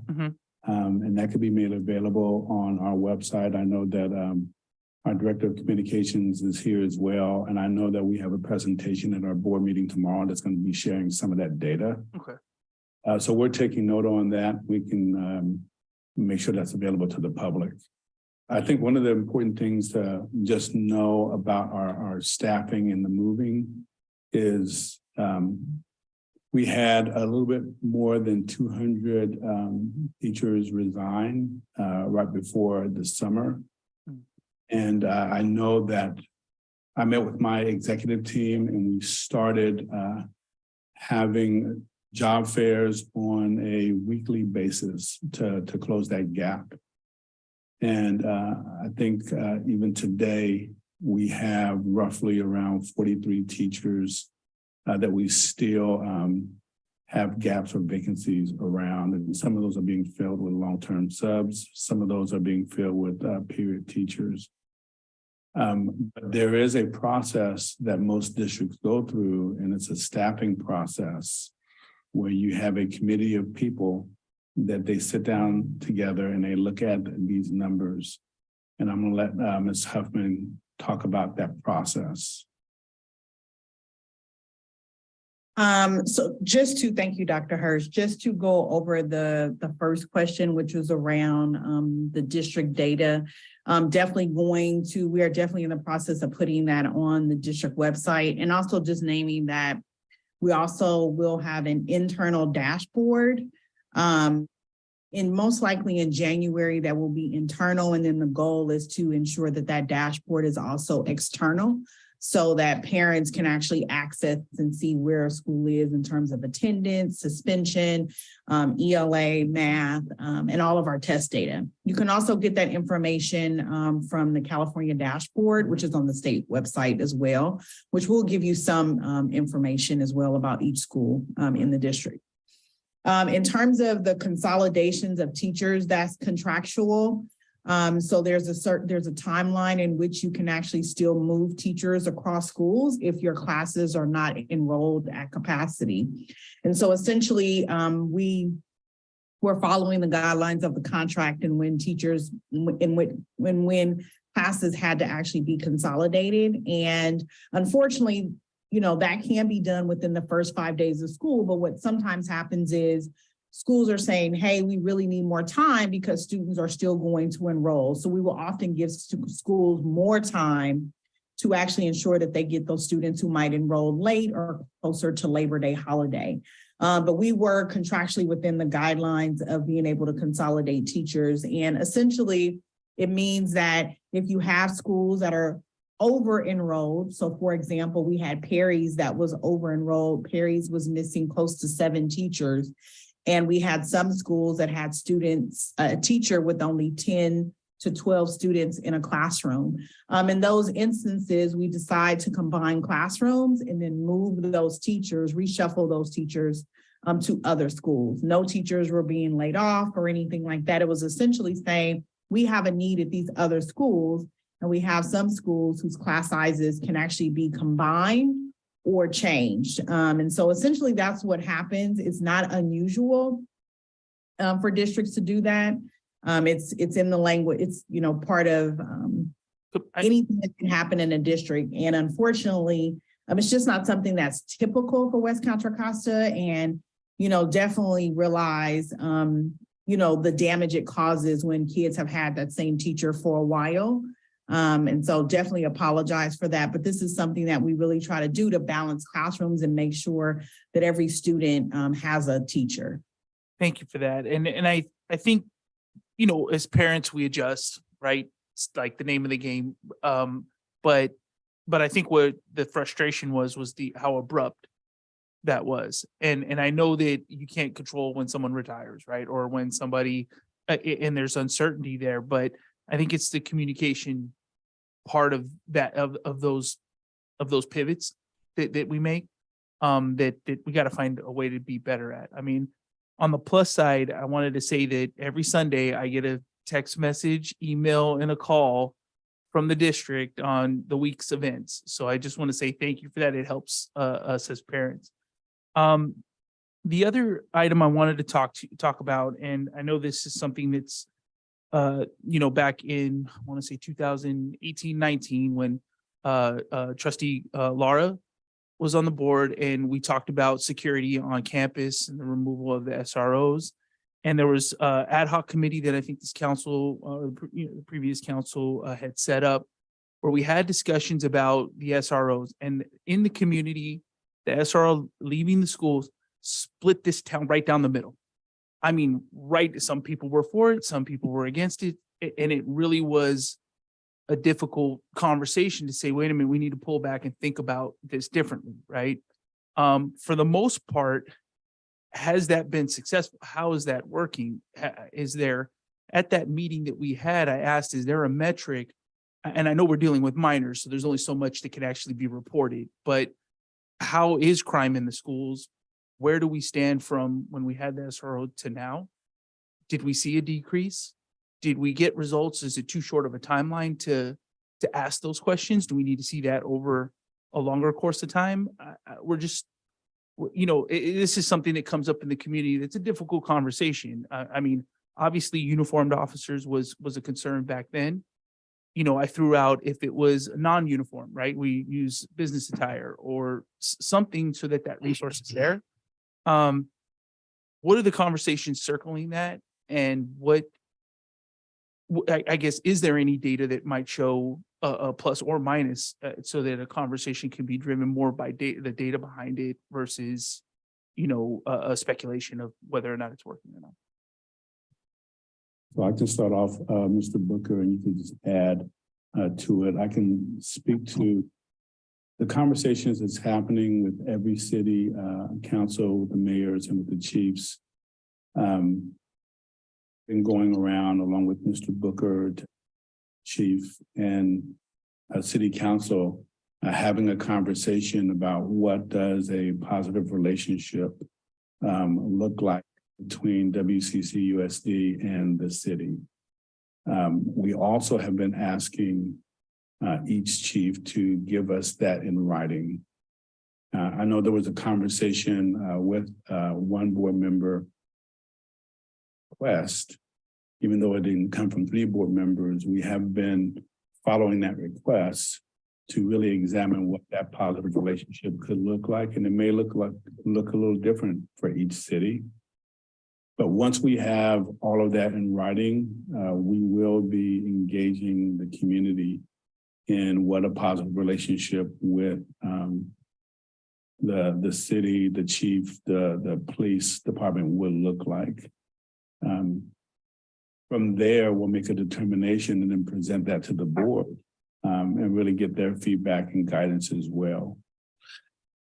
But understanding that in talking with some of the chiefs have shared that they're not in a position to even talk about SROs because of their staffing. And also what I've shared very clearly is that as a superintendent, I need to be in a position where I'm really listening to people before acting and responding. Do you have any comments on that, Mike? No, I think you touched on it, Dr. Hurst. We have been actively engaged for some time with the chiefs. And like Dr. Hurst said, we are looking at how the relationship could look, but more important, making sure that we get enough information that we then can address or present that to the communities as well as the school board. Every city's different. And so we have to look at what fits best in each city. It can't be cookie cutter. That's how it was before. And I don't think that worked. But I can tell you that we have had a really strong relationship with Pinole Police Department. Chief Gang has done a lot in terms of dealing with our schools on a safety level as well as like a social emotional level. So, but with that being said, we are still making sure that we are getting all the information and moving forward in an appropriate manner. Great, thank you for that. The only ask I would have is that we have time on the local level to have that discussion, with the community. That way they can weigh in on the board. Mayor's kind of giving me the signal, so slide 22. If we could jump to that really quick, where we show the staffing cost. I don't know if we have the ability to do that, but if we don't, that's fine. I just kind of want to know positions filled versus vacant. That's another metric that I think we need to see from the community as to how well we're staffing. And then the last thing is I want to thank you for the after school programs. I learned chess when I was 5 years old and played it ever since. My son is 9 and I still can't teach him, but your programs did. So thank you. And the Legos, the tumbling, everything, that was fantastic. And just keep up the good work. I know you guys are in difficult positions. Trustee Smith-Wold, thank you so much for your leadership, and I'll turn it over. Thanks. Thank you, Councilmember Martinez-Zuben. I'm sorry you're the last, but not the least. Thank you. Certainly not the least. I think safety is a concern and or interest that all of us share. And when we talk about partnerships, I feel strongly that that is an area that needs to be given some attention, or if not the same way, to complement whatever metrics / data quantitatively can be obtained. As you may know, that one of the attributes of a small town like Pinole is a sense of safety and sense of calm, particularly in the valley where the Pinole Valley High School is. But after the Uvalde incident earlier in the spring this year and the mass shooting, that highlighted and reminded us that prevention of that kind of occurrence is also important. And the prevention aspect of safety is not something that is readily quantifiable.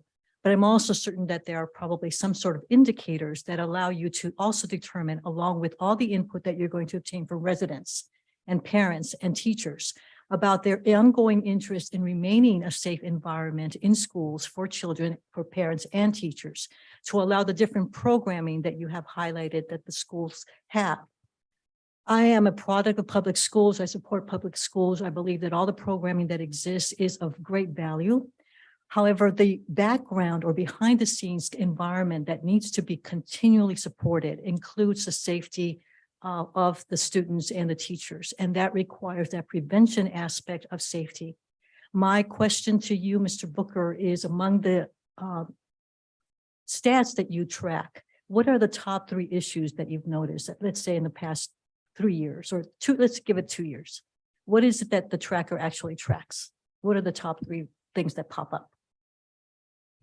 So the thing that we look at is the number of intruders, incidents that occur on our campuses, the number of fights that occur, and then the number of weapons that are brought onto our campuses. So those are the things that we look at, and then trying to address those moving forward. Like I said, we have a collaborative relationship with the police departments and making sure that any information that is deemed worthy of the police department knowing, we let them know that information. So we are tracking information. And so I can tell you that the stats from, I believe the gentleman said 1819, those stats are not one way or the other in terms of weapons on campus or fights. And then there was COVID. So we are currently tracking. I can tell you that we have seen some highlights from the previous year, and knock on wood that we are moving in a positive direction in terms of keeping our campuses safe. Thank you. I'd like us to do a little bit more than knock on wood. And I think you would appreciate that. I think the parents and the students will appreciate it, so that we take beyond the conversations an actual partnership that involves the funding of school resource officers, and that along with that, those conversations and interactions that are going to be had with community members and the school staff, et cetera, that there be that ongoing discussion about the prevention aspect. You know, when you outlined, as you did, Mr. Booker, those top 3 issues, on the surface alone, they're scary. They're scary kinds of things. Those ought not to be happening, right, on our school campuses, but they do. So I am not a police officer by training. I'm a public health person by training. And I acknowledge that there are different systems that need to be at play, and the intersection of those systems, both the education, the justice, and whatever entails safety on our schools, have to not ignore the prevention or escalation of behaviors on campus, either that occur by the students on site or some other way. I know that I'm going to borrow an expression that our chief gang has taught me for certain, and that's that we live along a corridor where there are crimes of opportunity. We are at a disadvantage living in a town that is bisected by I-80. That alone is concerning with regard to whatever safety issues might affect our students as well as our residents. So my plea to you all is to go quickly beyond the discussions to be had and to couple what we gather from particular cities along with what is already evidence-based information that speaks to the value of school resource officers. And if in the future we can partner with funding those, that would be a great plus. One of the things that we do as a district is we listen to stakeholders, right? So that's what we're here doing tonight. We're listening to stakeholders, and one of our greatest stakeholders are the students themselves, right? So when we go out and we have these meetings and we visit campuses, we listen to the students and we ask the students about safety, because we know safety is also one of their #1 issues. And Mayor Pro Tem spoke to it earlier, but one of the things that students will say is they want those wraparound services on campus, right? They want to make sure that they have someone that they can talk to, a trusted adult. We send out youth truth surveys to our students and they ask, like, do you have a trusted adult on campus? Do you have someone that you can talk to? So we try to instill in our students that safety is something that's an action word that they can do too. See something, say something, go to a safe adult, make sure that you have the anonymous tip line that you can call in something. A lot of things that happen on our campus are prevented because our students are so quick to say, wait, this isn't right. I don't feel safe in this moment, and they go tell someone. We have campus security officers on campus, our CSS, Mr. Booker always get the other S wrong, but we have our CSSs, and they are a first line of defense for our students. They form these one-on-one relationships with students. They're able to recognize students that are in trouble and give them to the right, point them in the right direction with our resources that we have on campus. But the kids that tell you, we need more time, we need more counselors, we need more social emotional help. And that's something that the district is really centering on. This is part of safety. Our social emotional well-being of students after 2020 is key and paramount to how safe our campuses are. So we are lifting that social emotional work in our students, and we'll see an increase in our safety with our students and with our campuses. Even just having that 1 point of entry that came as a result of COVID is allowing us to increase the safety. Having lanyards on our students is allowing us to increase safety. So there's work that's being done, and it's that easy, consistent lifts that we're doing, because consistency over time will see that change that we're looking for. Dr. Hurst, you know, I had to jump in. I'm sorry about that. I kind of jumped over who else was about to start talking, but I just wanted to lift that up, that students are really helping guide this conversation. Thank you, Council. I think you said it very well, Trustee Smith-Folds. I think, just speaking very transparently with the city council members and the mayor, I think we have been taking both kind of perspective. So what you were saying, Trustee Smith-Folds, around social emotional safety, but also physical safety. So we have to look at both.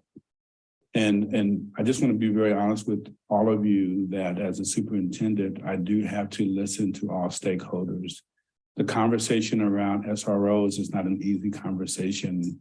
I really appreciate your comments, council member. However, approach the conversation around SROs very carefully, but I will listen and I'll bring information back to the board. How quick that will happen, as I shared with the board member, I think at the last board meeting, I don't have a timeline, but I will share with you that safety is important to us, physical safety and social emotional safety. There is no guarantee at the end of the conversation that we will have SROs on campus. It really depends upon what our stakeholders are saying, including our students and our teachers as well. So I just want to be very transparent with all of you on how those conversations are going. Thank you. I appreciate the centeredness on students and wanting to have your future activities guided by that. As well, again, I'm thinking that you probably are privy to kinds of the safety programs that other school districts have put in place that incorporate student input as well as others with regard to that physical safety that I think is the kind of behind the scenes, probably sometimes we take for granted that that it's there until it isn't. And I think you understand that point very well. So I also appreciate, maybe not entirely, the difficulty of why the conversation of school resource officers is so challenging. And perhaps I ought to step into one of those community groups and learn from the community residents why that is. So thank you all for your time. There were two other areas I didn't hear about, and that's the special education programming that exists in the school district. Are special education students fully integrated these days? Whatever's going on with them, is the data that you represented reflecting their accomplishments as well? That data does include our special ed students, but it's not disaggregated by SPED students. When we come back, I will ensure or work with Ms. Sanders to make sure that that's on our district website, because we do have our current CAS SBAC data that has our special ed students. And we also have recent reading and math assessments that has our special ed students broken down and disaggregated in the data. So I'll make sure that that's available. And yes, our special ed students are in fact integrated into the school day. We do mainstreaming, and we also have spaces that are held across schools for our special ed students. Okay, thank you. And I must, because I serve on the board of directors for WestCat, have to share this positive story about WestCat services for the students at Pinole Valley High School, having heard this from the assistant vice principal, Mr. Kolb, as recently as 2 weeks ago, that given the lines that WestCat operates, the integration of Pinole Valley High School with students outside of the Pinole zip code has been made possible because of WestCat lines. And so it is a service that is used by students. And I'm pleased we've got two board directors here in the chambers tonight. And I think they would be pleased as well to know that the service, as it continued through COVID and continues to exist, is serving well the students that come to Pinole Valley High School. And I'm sure it also holds true from Pinole Valley High elsewhere. So thank you very much for everything that you presented tonight. Looking forward to ongoing exchanges. Be well. Thank you. Thank you, Councilmember Martinez-Ruben. Thank you to the school board. I just want to tell you something. I come from a very diverse environment. I was born in Iran. I grew up in France, and I moved here when I was 19. So I know what it is to be going to a school in an environment where parents don't speak the language and you have to struggle trying to learn. And I know it's challenging, but I also would like to let you know that I'm very appreciative for what you are doing. It's a very challenging environment, and you have been dealing with a district that has been handed to you, that has been doing with challenges for many years, and it's not always easy to be successful. I would like to applaud you for what you are doing. At the same time, if I may want to tell you something, the success of our city is tightly tied with the success of your school district.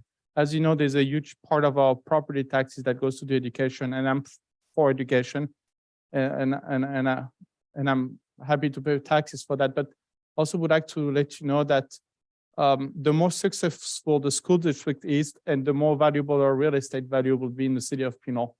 Because having a more competitive school district will actually bring in new families with young kids to go to the West Contractors School District, which will increase the value of our real estate, which in part will also increase our property taxes, and the county will also bring in more money. But I would have more opportunities to talk with you. Again, thank you very much. And Dr. Hurst, if you don't mind, let's have a conversation sometimes next week, and I can address more of my questions to you directly. Thank you very much. Thank you so much, Mr. Mayor. Thank you, Mayor. Thank you, Mayor Pro Tem. Thank you, council members. Dr. Hurst, we would be remiss if we didn't invite them to join our SSCs, our PTAs, our PTOs, our APACs, our ELACs, our CBOC meetings are public for you to join. Our 7-Eleven committee meetings are public for you to join. Our climate team. So please go. I know I just said a whole alphabet soup there, but please look on our website. You'll find these committees. Go to your local school sites, and you'll find these committees. They are open to the public. They want your input. We want you to be invested in the schools. So council members, everyone, please join all 7 PTAs and PTOs in Pinole, and please make it a point to come to some of these meetings. If you need a full list of when they meet and how to please just shoot me an email. Thank you so much, Dr. Hurst. Thank you to your entire team. Thank you, Pinole City Council. Thank you, everybody. Have a good evening. And excuse me, Mayor, we do have a couple public comments on this item. Okay, I think, did I have public comments initially? We didn't have any. Did I not? Okay, I must have forgotten. Please go ahead. Sure, it's Rafael Menes. Excuse me, we then have one online as well. Okay, we will just go with public comments. We don't have time to answer them. I just want to move on because we have a very large council meeting agenda left here. Thank you. Yes, I recognize there's a very long agenda. Thank you. So I have a few comments here. The first is one comment that I was asked to make by Chrissy Lamb Julian. She was curious as to how much the school district earmarked for the consultant slated for the guiding coalition, and say that it's not prudent to keep spending when they are in labor negotiations. And then I had some questions with regards to Pinole Valley High School. It looks like there's this sort of, with regards to slide, I guess, 10 in the presentation, you see system admission rates over time. It looked like Pinole Valley's rate of admission was the lowest of a district back in 2019, and then it spiked up to around 80% in 2020, and then it dropped back down to 64% in 2021. So I was wondering whether that was just a product of COVID or the applicant pool or something else that was going on there, because it seemed like it was a different sort of curve in terms of admissions over time compared to the other schools of a district where there's usually more clear trend lines going straight up or going straight down, not the sort of parabolic curve there. And then finally, I had one more question with regards to the finances on slide 22, I think. I noticed that the cost for books and supplies increased by 14,311,704 over an initial cost of 43.7 million. And even given significant inflation that we've been facing, that seems like a remarkable increase in books and supplies costs. I was curious as to the reasons for that. I recognize you're not going to be able to answer that now, but those are all my questions. Thank you. Thank you very much. We'll then move on to the next citizen, please. Cordell Hindler.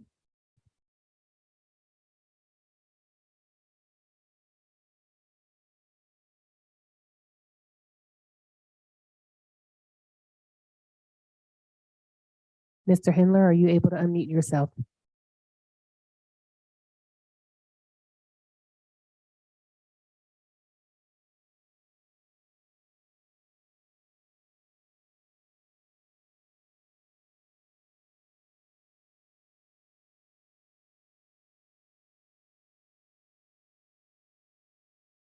Let's wait 5 more seconds, and if we don't hear from him, then move on to the next person.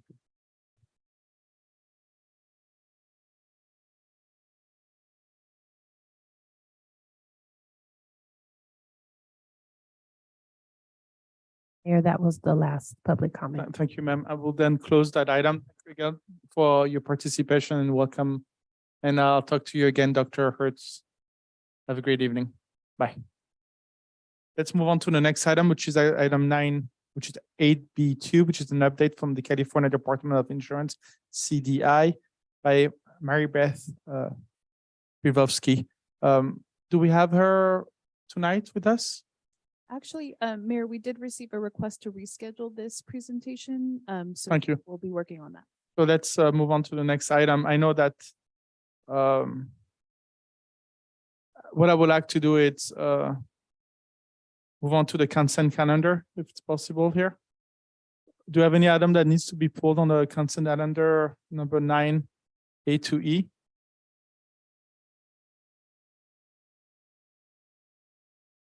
None? If I don't have, can I have a motion by the council to approve that consent calendar, please? Mayor, I'll move to approve items 9A through 9E on the consent calendar. Thank you. And I'll second, Mr. Mayor, I think public comment.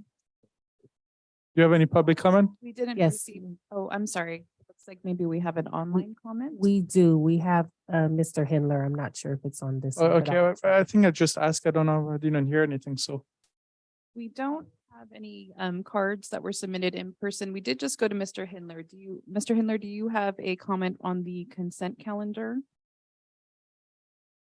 And you would press *6 to unmute yourself. Can you okay? Yes, go ahead. Yes, can you hear me? Yeah, so good evening, Mayor Salimi, Council. I am Cordell Hindler and I'm a Richmond resident. So I was looking at the consent calendar and I just like the consent calendar as is. So Thank you, sir. so I'm asking you to approve it. So I'll save my comments for the other items. Thank you, sir. So if it's the case, we have a, do we have any second here? A second. Okay, all in favor? Aye. Aye. Any nays? We passes 5-0. Okay, item 9 is closed. Item 10, I will leave it at the end. Mayor Pro Tem will take care of that, and Councilmember Taven and I will leave. I would like to move on to item 12, which is the new business, and would like to start with 12C, which is establishing a project labor agreement PLA at a committee. And the action tonight will be a resolution per staff recommendation. Mr. Murray, good evening, sir. Please go ahead. Good evening.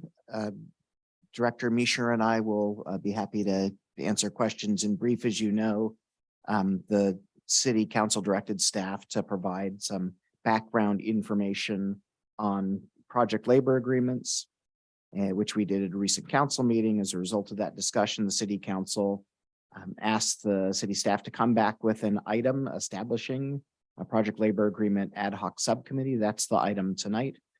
We have followed the city council direction and also inserted some recommended approaches. The city council directed that the subcommittee be composed of 2 members of the city council, as well as a member of the planning commission and a member of the community services commission. So that's the way the composition of the ad hoc subcommittee is outlined in the resolution. If the city council would like, it can appoint members of the city council to serve as the 2 subcommittee representatives by minute order tonight. Thank you, City Manager. So tonight will be to select 2 members of the city council, correct? Adopt a resolution establishing the subcommittee. And in addition, if you would like, you can appoint 2 members to the subcommittee. Thank you, Councilmember. Please go ahead. I wanted to express my interest in being a member of the subcommittee, as I do have some experience with public works projects, and I would just suggest that perhaps the other council member that has similar experience also volunteer. Anybody on a council member that has public works experience? Yeah, I'll volunteer. Okay, Councilmember Tave. Yes, is it fine with the rest of the city council here? To have Councilmember Tave and so presenting the city council? Perfect. Yes, so, and I guess the second part of the question is to approve a resolution to have a committee of 5 with 2 from the city council, 2 from the planning commission, 1 from the community service. Can I have a motion on that, please? I'll move the establishment of a project labor agreement ad hoc subcommittee as proposed through resolution by staff recommendation. Can I have a second and then I go to questions? A second. Councilmember Martinez, when you have a comment? Yes, I do. I'd like to suggest an insertion of some language in the last paragraph on the resolution. Please go ahead. Okay, so I am on this, let's see, how many pages do we have for that? Okay, it's 1 page.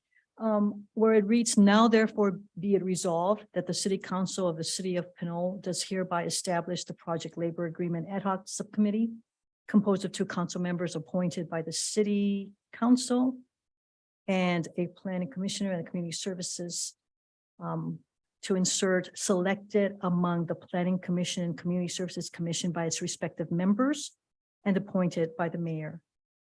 So in other words, to give opportunity to members of both commissions to select the person that would be the designated member of this ad hoc committee.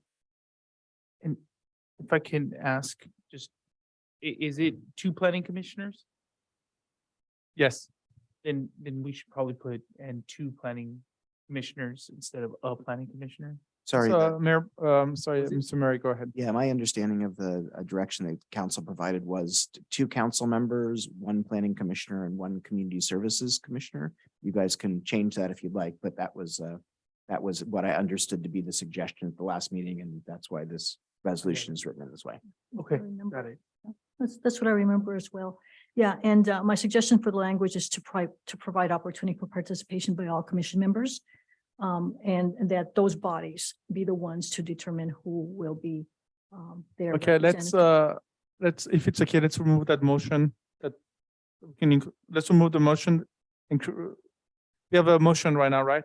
Correct. So the Can you motion, retract the motion and then change the motions that includes the language of Councilmember Martinez-Man? Is that okay if you retract that motion? Yeah, I'll retract the motion. Okay, thank you. and then I just want to clarify, just for your consideration, if we're going to have 2 motions or 1, but we need to add the language about actually appointing the council members. Yes. I also want to point out we have 3 hands raised online. I understand. Let's move on to before I vote, I'm gonna listen to what the people online have to say, please. You ready for a public comment now? Perfect. Okay. Joe Lubis. Hi, my name is Joe Lubis. I am a policy analyst with the Associated Builders and Contractors Northern California chapter. And I, just want to express my disapproval of this. I'm wondering why you guys would even consider this, given what happened with the Pinole Hercules Water Pollution Control Plant upgrade. This was a PLA project, supported by this council. The most reasonable low bid for this project came into 43 million, which was $4 million over the engineer's estimate of what the project would cost. There have also been some delays with this. I would encourage you to, well, in the best realm, to not, move forward with this. However, any subcommittee should include, contractors, both union and merit shop, and also unions, so that all views have a seat at the table here. Thank you.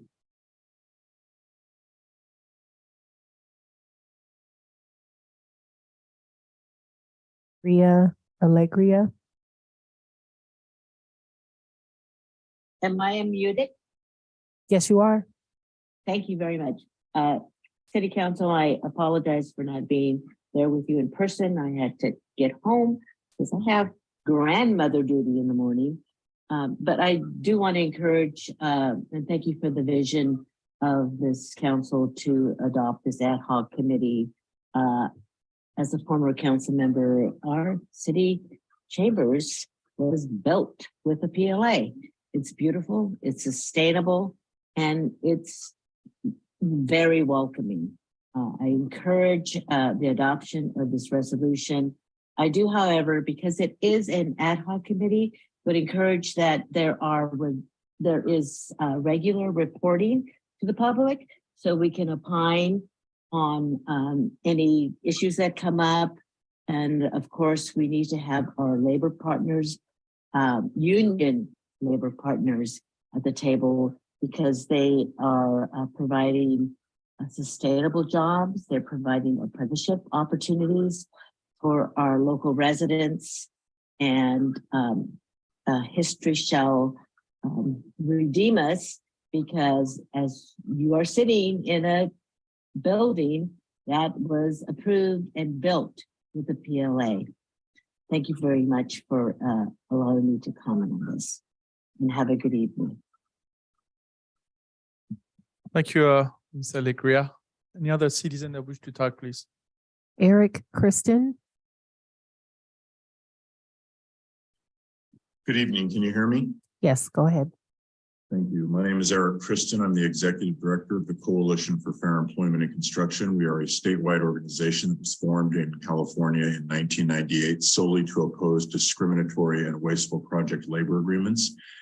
And a couple of questions tonight before you engage and vote on this ad hoc committee. The first question would be, what is the problem that the project labor agreement solution would seek to remedy? Are you not getting bidders on your projects? Is the quality of your work not good? Are your local hire numbers not good? I'm wondering what problem is, because what we are facing right now, as every American knows, is record inflation. More importantly than that, in the construction industry, we're at the micro level, we're facing construction industry inflation we've never seen before. The numbers are astounding. The project labor agreement, should it be considered and approved, and it certainly wouldn't be brought up if somebody wasn't pushing for it. We know big labor special interests are pushing for it. We know the politician or the former politician that just spoke is pushing for it as a spokesperson for big labor special interests. We get why they want it. They want a monopoly. They want to exclude the 86% of the construction workforce that wakes up on a daily basis and chooses to work union free. That's the Bureau of Labor Statistics makes that evident in California. Those are the facts. We understand why they want to exclude those workers. But what I'm trying to understand is why the council would seek to change the way you do business. It would be great if somebody could offer a reason, a rationale. That being said, if an ad hoc committee is put together, it needs to include all parties. All parties, those include not only supporters, but those opposed to these type of discriminatory agreements. Project labor agreements do four things, and that's all they're about. They force non-union construction firms to hire all union workforce. Occasionally, they allow for a few of their own workers to be used. Everybody else has to come from the union. If they do get to use a few of their workers, those few workers have to pay into union health, welfare, and pension plans. They will never vest it. Vesting requirements are 5 to 10 years. I have union members that belong, that sit on my board. I had 2 union cards. I know what the vesting requirements are. And a worker that works for 2 months on a project that's non-union and pays into the union pension and getting that money back, that's wage theft. PLAs preclude you from wanting to bid them because construction companies don't get to use their workforce. And if they do get to use a few of their workers, those workers lose those funds. That's what PLAs are about. They exclude non-union apprenticeship programs. And they force non-union workers to pay union dues. Those 4 provisions are all PLAs are about. They really have no use or purpose in California in the year 2022. So I hope you give that thought before you go ahead and vote. And if you do vote, all sides need to be represented in the discussions. Thank you. Thank you. Do you have any other? Yes, we have an in-person speaker, Tom Hansen.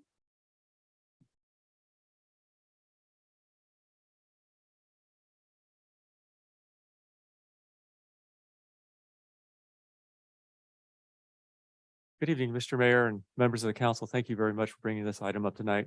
My name is Tom Hansen. I'm the business manager of Electricians Union IBW Local 302 and also the president of the Contra Costa Building Trade. So I appreciate you bringing up this item.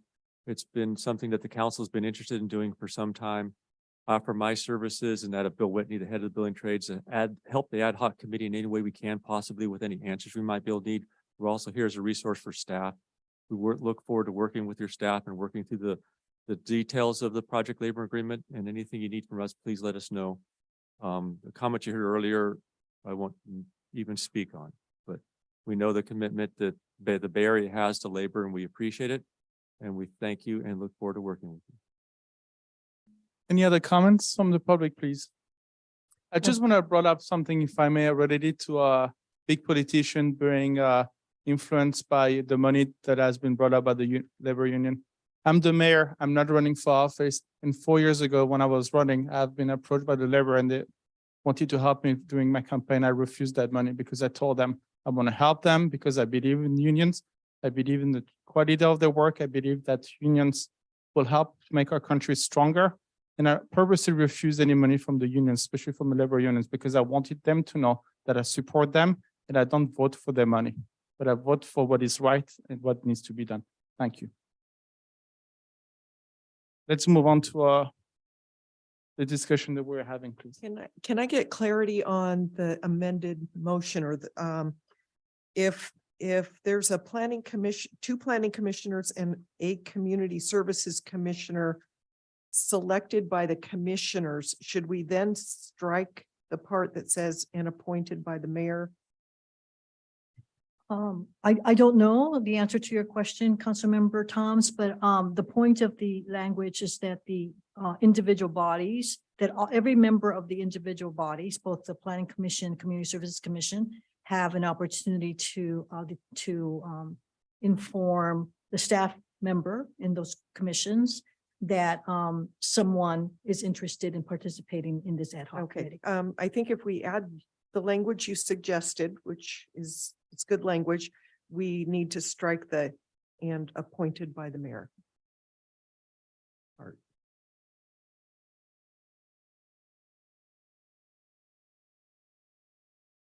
I think it still needs to come to the council for approval. That, Mr. City Attorney? So the question is, can the planning commission select their representative on the subcommittee? Mhm. Either commission, so yeah, they can. So it's, I guess it's a question of if that's that we're hoping to achieve with the resolution, then I think we should have that reflected in the language so that the authority would be delegated to each commission to appoint their representative, and that would be the effective appointment of that individual. So it doesn't have to come back to the city council. Right. It's what I'm thinking about is similar to what we did with previous ad hoc committees, like the beautification committee. Yes.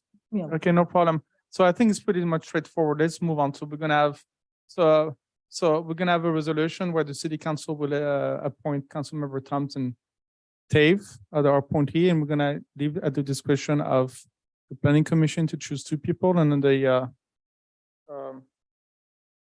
Can we have clarity, Mayor? Excuse me. Yes. Just, is it one or two planning commissioners? Because I heard Two. one earlier. I'm seeing one here and I'm hearing two. So I'm seeing one. We could have clarity. I recall it was two council members, one planning commissioner and one community services commission. And I That- think, sorry, that was, Mr. Mayor, that is what I suggested last Okay. time. Councilmember Tave, you mentioned this. Are you intrigued or would you like to planning commission? yes, I'm sorry, you're right. The language says 2-1-1. Like my mistake, that's correct. It's a 2-1-1. Thank you. Let's move on with what the proposition is. If somebody can make a motion, so we get to move on. Please. sorry, if I may, I think it might be clear if there are two motions. The first is the adoption of the resolution, and if you'd like it to be as amended by Councilmember Martinez Rubin, and then a second motion appointing the two city council. Yes. members. So if you would, let's act on the resolution itself. Go ahead. I move to adopt the resolution with the amended language. Would you like me to read the language? That would be great. Okay, so so that the last paragraph reads, now therefore be it resolved that the city council of the city of Pinole does hereby establish a project labor agreement ad hoc subcommittee composed of two council members appointed by the city council and a planning commissioner and a community services commissioner selected among the planning commission and community services commission by its respective members. Period. And staffed by the public. And Works staffed by Director. the public works director. Thank you. Any second? Second. All in favor, say aye. I Aye. Pass 5-0. Second motion, please. move that Councilmember Toms and Councilmember Tave be selected for the ad hoc committee. Second. I'll second. All in favor, say aye. Aye. Passes 5-0, Madam City Clerk. Thank you. Next item on the agenda. Congratulations. Thank you for waiting. We see you soon again.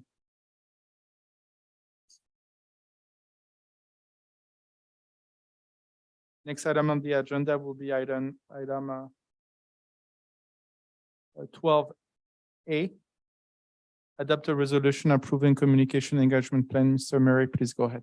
Yeah, so as you know, the city council adopted a strategic plan in early 2020 that had a number of individual strategies, essentially special projects. Two of those were creating a communication plan and a public engagement plan. Staff has approached those by addressing both of those through a single plan. which is this proposed communication engagement plan. The city has worked with two different consulting firms, most recently with Trepepi Smith. They have gone through an extensive public engagement process, had one-on-one interviews with multiple stakeholders, had a virtual community meeting recently that's resulted in this proposed communication engagement plan. And staff of Trepepi Smith are here to present the draft plan for City Council's adoption this evening. Please go ahead, Karen and Jen. Okay, thank you, City Manager Murray. And good evening, members of City Council. My name is Jen Nentwig. I'm a principal with Trepepi Smith, and I'm joined here this evening by business analyst Karen Villasenor. Thank you so much for the opportunity to speak with you this evening and to present the City of Pinole Communication and Engagement Plan and answer any questions that you may have. Next slide. So as I mentioned, I am joined here this evening by Karen Villasenor. We are part of the Trepepi Smith team, which now consists of almost 50 people. But here on this slide, we've highlighted the team members who were most hands-on in the research and development of your plan. So in addition to Karen and myself, Kaylin and Jacob were the most hands-on from our team in the plan development. So we'll move on to the next slide. Tonight, we're here to present a short explanation of each of the plan's main elements, which you can see listed here on this slide. My colleague, Karen, actually led the hands-on research and development of the plan. So she will be delving deeper into the specifics of the plan and the recommended action steps moving forward. And I will turn it over to Karen for the next slide.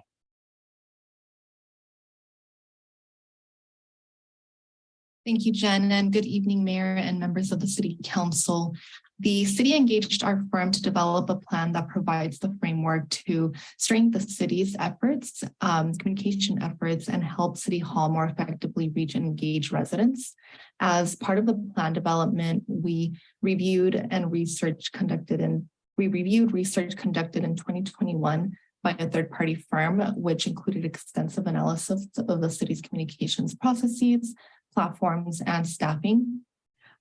Based on staff interviews and prior research available, our firm developed a series of communications-related recommendations for the city to implement.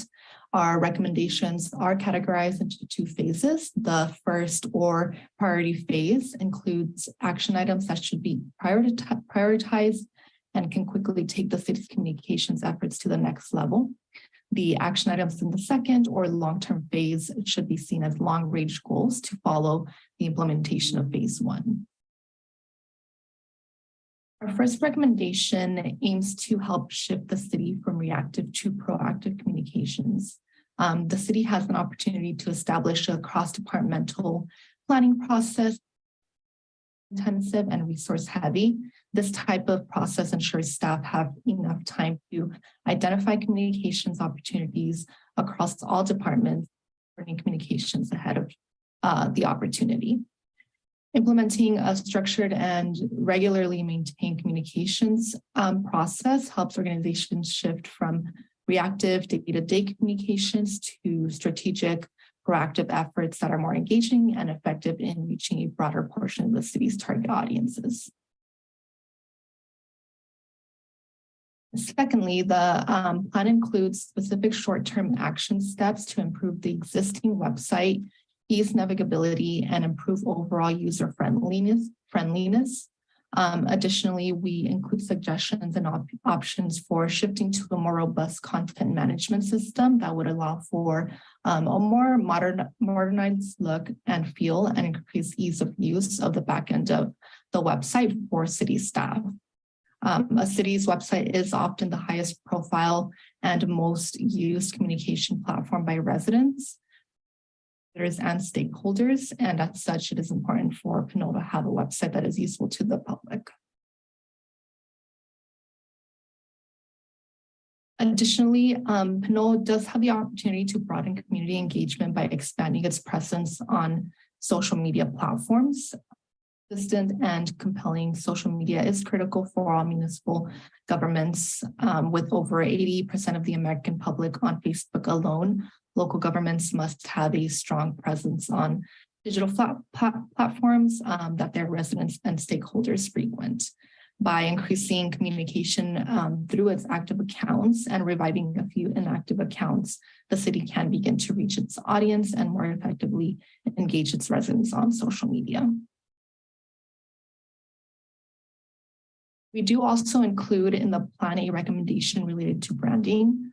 Branding is key for maintaining consistency across externally communicated content, including the city's website and social media, and will help ensure the city's communications are easily identified as official information. By establishing an official brand and style guide, staff can more easily and efficiently apply the city's brand across city information. The city has one cross-departmental newsletter, the bi-monthly City Managers Report. A newsletter is an important piece of communication strategy that complements other communications efforts and can more effectively reach portions of the community that are not really active on other platforms like social media. The city currently uses Newsflash. It's an email notification tool within Civic Plus, the city's content management system, and is manually maintained mailing list to send email communications. While the Civic Plus tool can be effective, it's not as robust or efficient as email marketing services like MailChimp or Constant Contact. So the city's communications efforts would benefit from a stronger email management tool for the organization of email communications and more assertive subscriber recruitment efforts. Additionally, managing communications efforts is easier and more efficient when an organization has established policies to guide them. Policies do also provide potential legal protections. So because of this, we are also recommending updating key policies, including the city's internal social media policy, which would benefit the city's communication efforts, as well as establishing a formal external social media policy that would be an appropriate next step as well.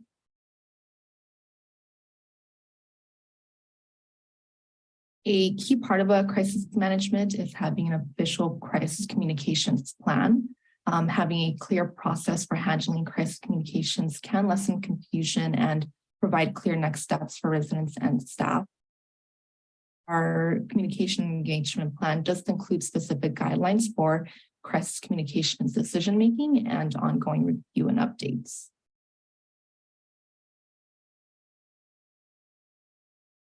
In addition to that, Pinole's local media presence among traditional media outlets, like many municipalities, has been contracting in recent years due to changes within the mass media industry and the shrinking business of print media.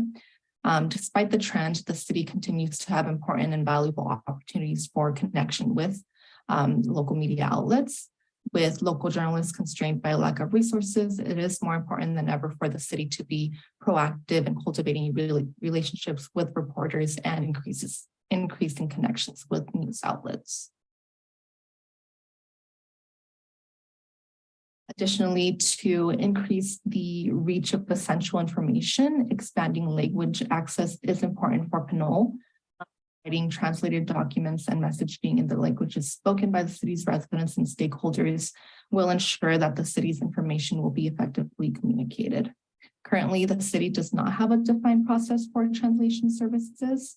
The communication engagement plan includes specific guidelines for expanding language access and action steps for putting the recommendation into effect.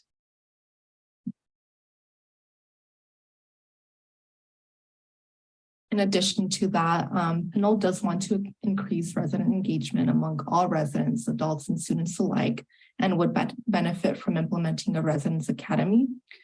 Cities across the nation use resident academies to educate community members about the inner workings and processes of local government.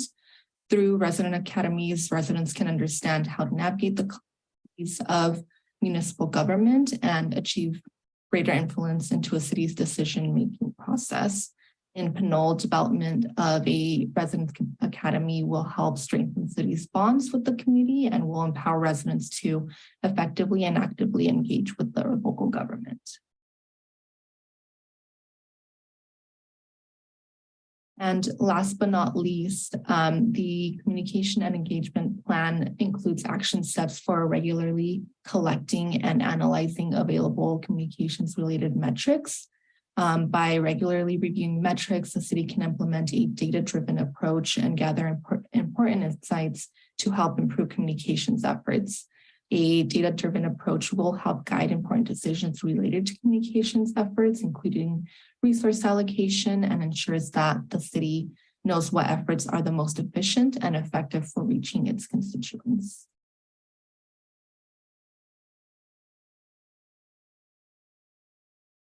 Okay, and thank you, Karen. Thank you again to members of the City Council for the opportunity to share this overview of the Pinole Communication and Engagement Plan.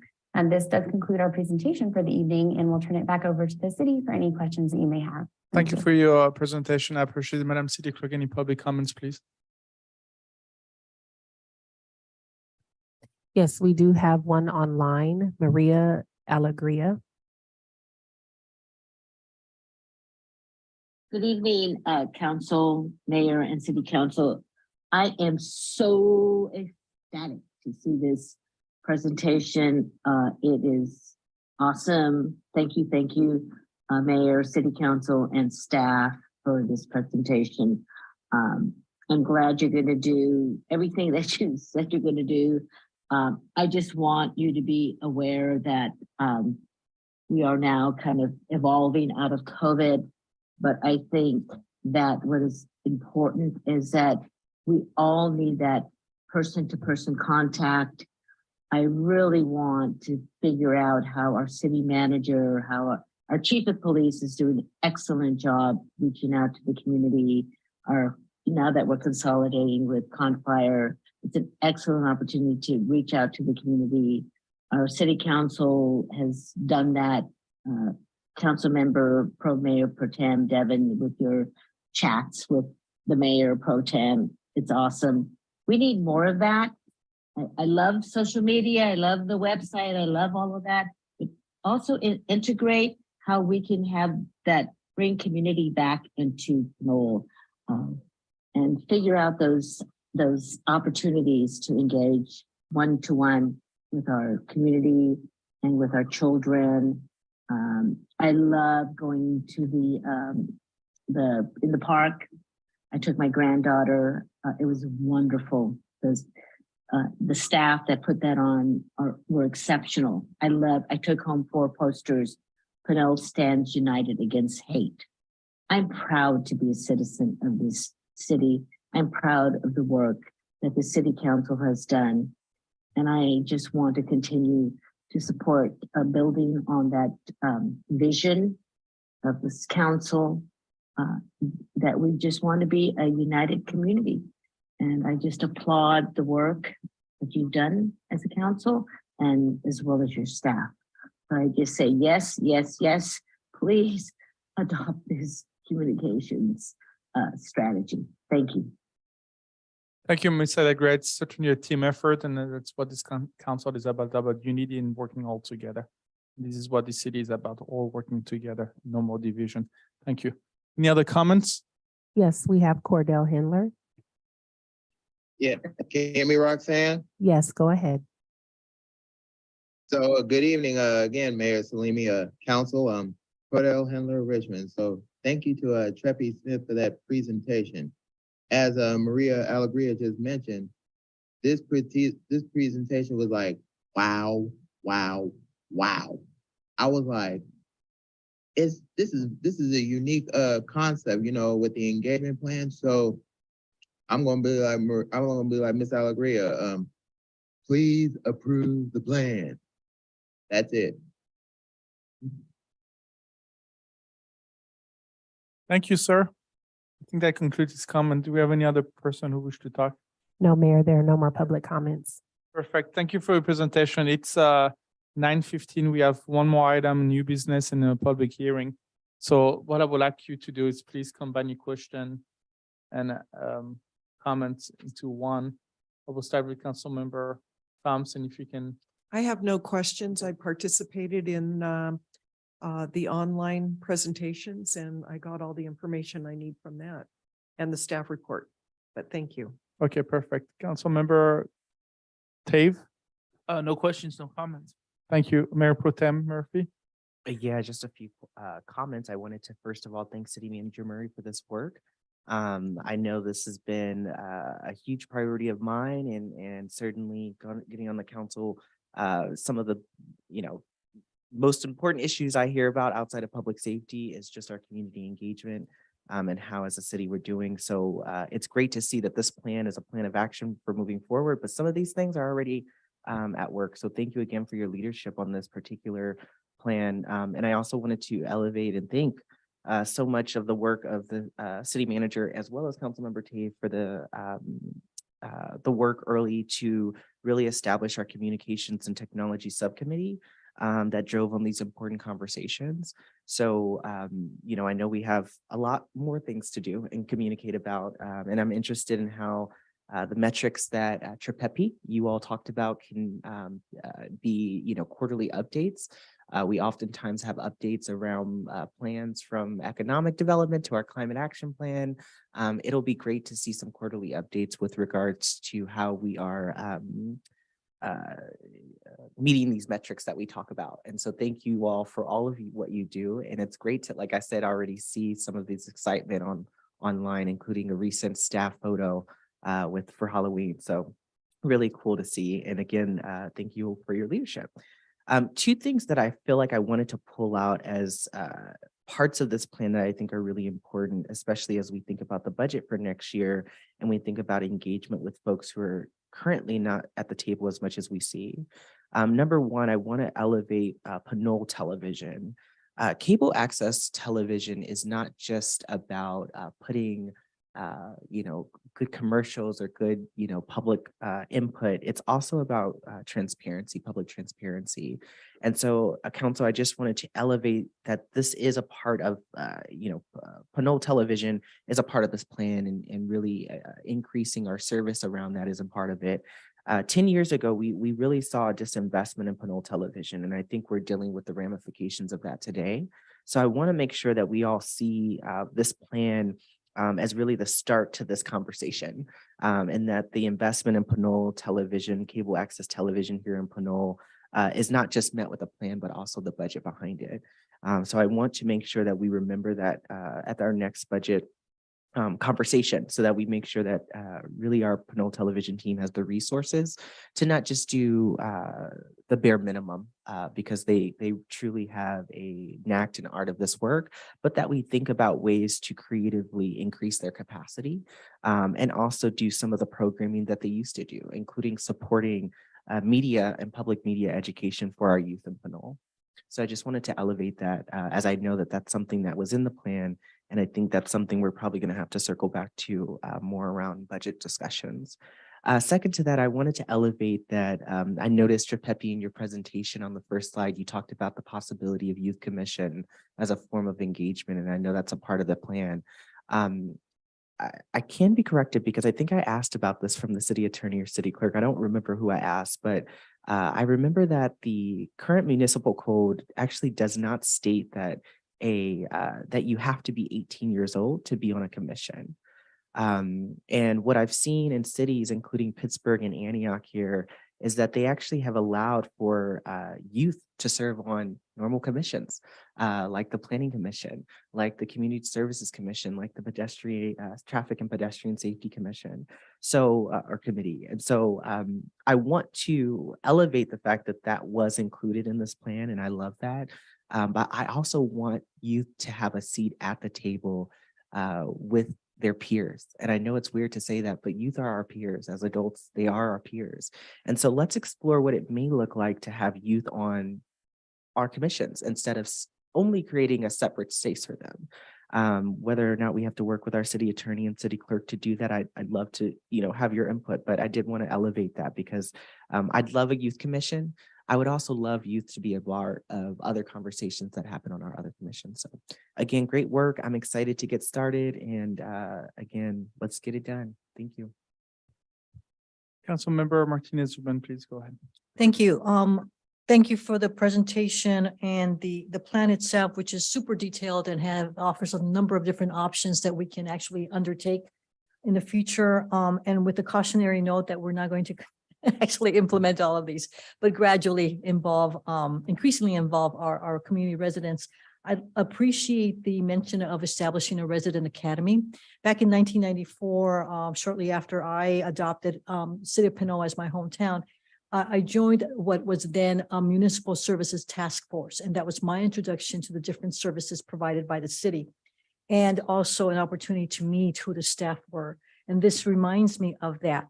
What I would like to reiterate and emphasize that in any of the activities that we eventually undertake as a city, that we ensure that there is proportionate representation given the ages in our community.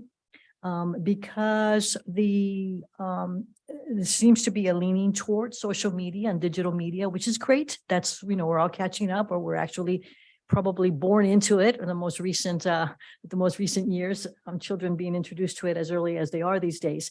We also cannot ignore that if we are truly interested in having an inclusive city, that we have to recognize as well the traditional means of communication, and that engagement, as was mentioned earlier, includes an appreciation for in-person kinds of events. And importantly, that as the city initiates city-sponsored content and city-created content, that it also highlights the city's talent and the city's ability to present its factually based information, rather than have content that is now available and may be co-opted by another organization and represented incompletely, as I know that has been done here in our city. So looking forward to seeing some of this actually occur. Thank you. Excellent. Thank you. Excellent presentation. Very quick comment.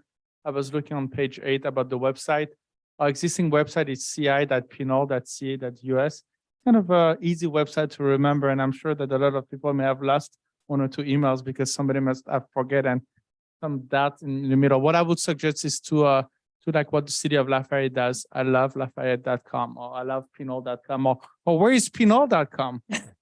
Try to think about the website that the city can have that is a little bit easier that the existing website domain name that we have can be. I love Pinole. I was funny, but where is Pinole.com? I think it's a great idea. At least people will know where Pinole is, but I would suggest to rebrand the website name. That's my only suggestion. Something easier than people can type and remember. That's my only comment here. Thank you again. Mr. Mayor, I'd like to move approval of the resolution that approves the City of Pinole Communication and Engagement Plan. No second. Thank you. All in favor? Aye. Aye. Aye. Oh, Uh, we have public comment. We did that. Oh, we did. Okay. I know I cannot forget public comments we quite a keep- bit again. So, And, yes. Okay. So all in favor, say aye. Aye. Aye. Passes 5-0, Madam City Clerk. Thank you. Thank you again. Congratulations for your great work. We'll see you soon again. Next item on the agenda will be item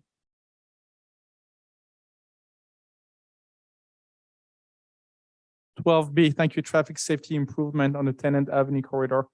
We have the Director Mishra. Good evening, sir. Good evening, Mayor. Good evening, Council, staff, and members of public. This item presented to you today was regarding traffic safety improvements on the Tenant Avenue corridor. Due to a tragic accident on July 19th at Tenant Avenue and Pear Street, and there was a community outreach to the City Council on August 2nd of 2022, and City Council requested that that the city staff work on the measures that can be taken to improve the pedestrian safety on the Tenant Avenue corridor. From that time onwards, so we actually engaged a consultant to review traffic safety on the corridor, focusing specifically on Pear and Plum Street. And we also engaged with St. Joseph School to get their input. Today, we are here with our Capital Improvement and Environmental Program Manager, Misha Kaur, who will provide us a brief overview of the city's efforts. And also we are joined by Robert Stevens, our consultant, who will provide the details of this study on Tenant Avenue corridor. Misha, please. Thank you, Director Mishra. Good evening, Mayor, Mayor Pro Tem, council members, city staff, and members of the public. Tonight, as Director Mishra mentioned, we will be discussing the safety improvements on the Tenant Avenue corridor.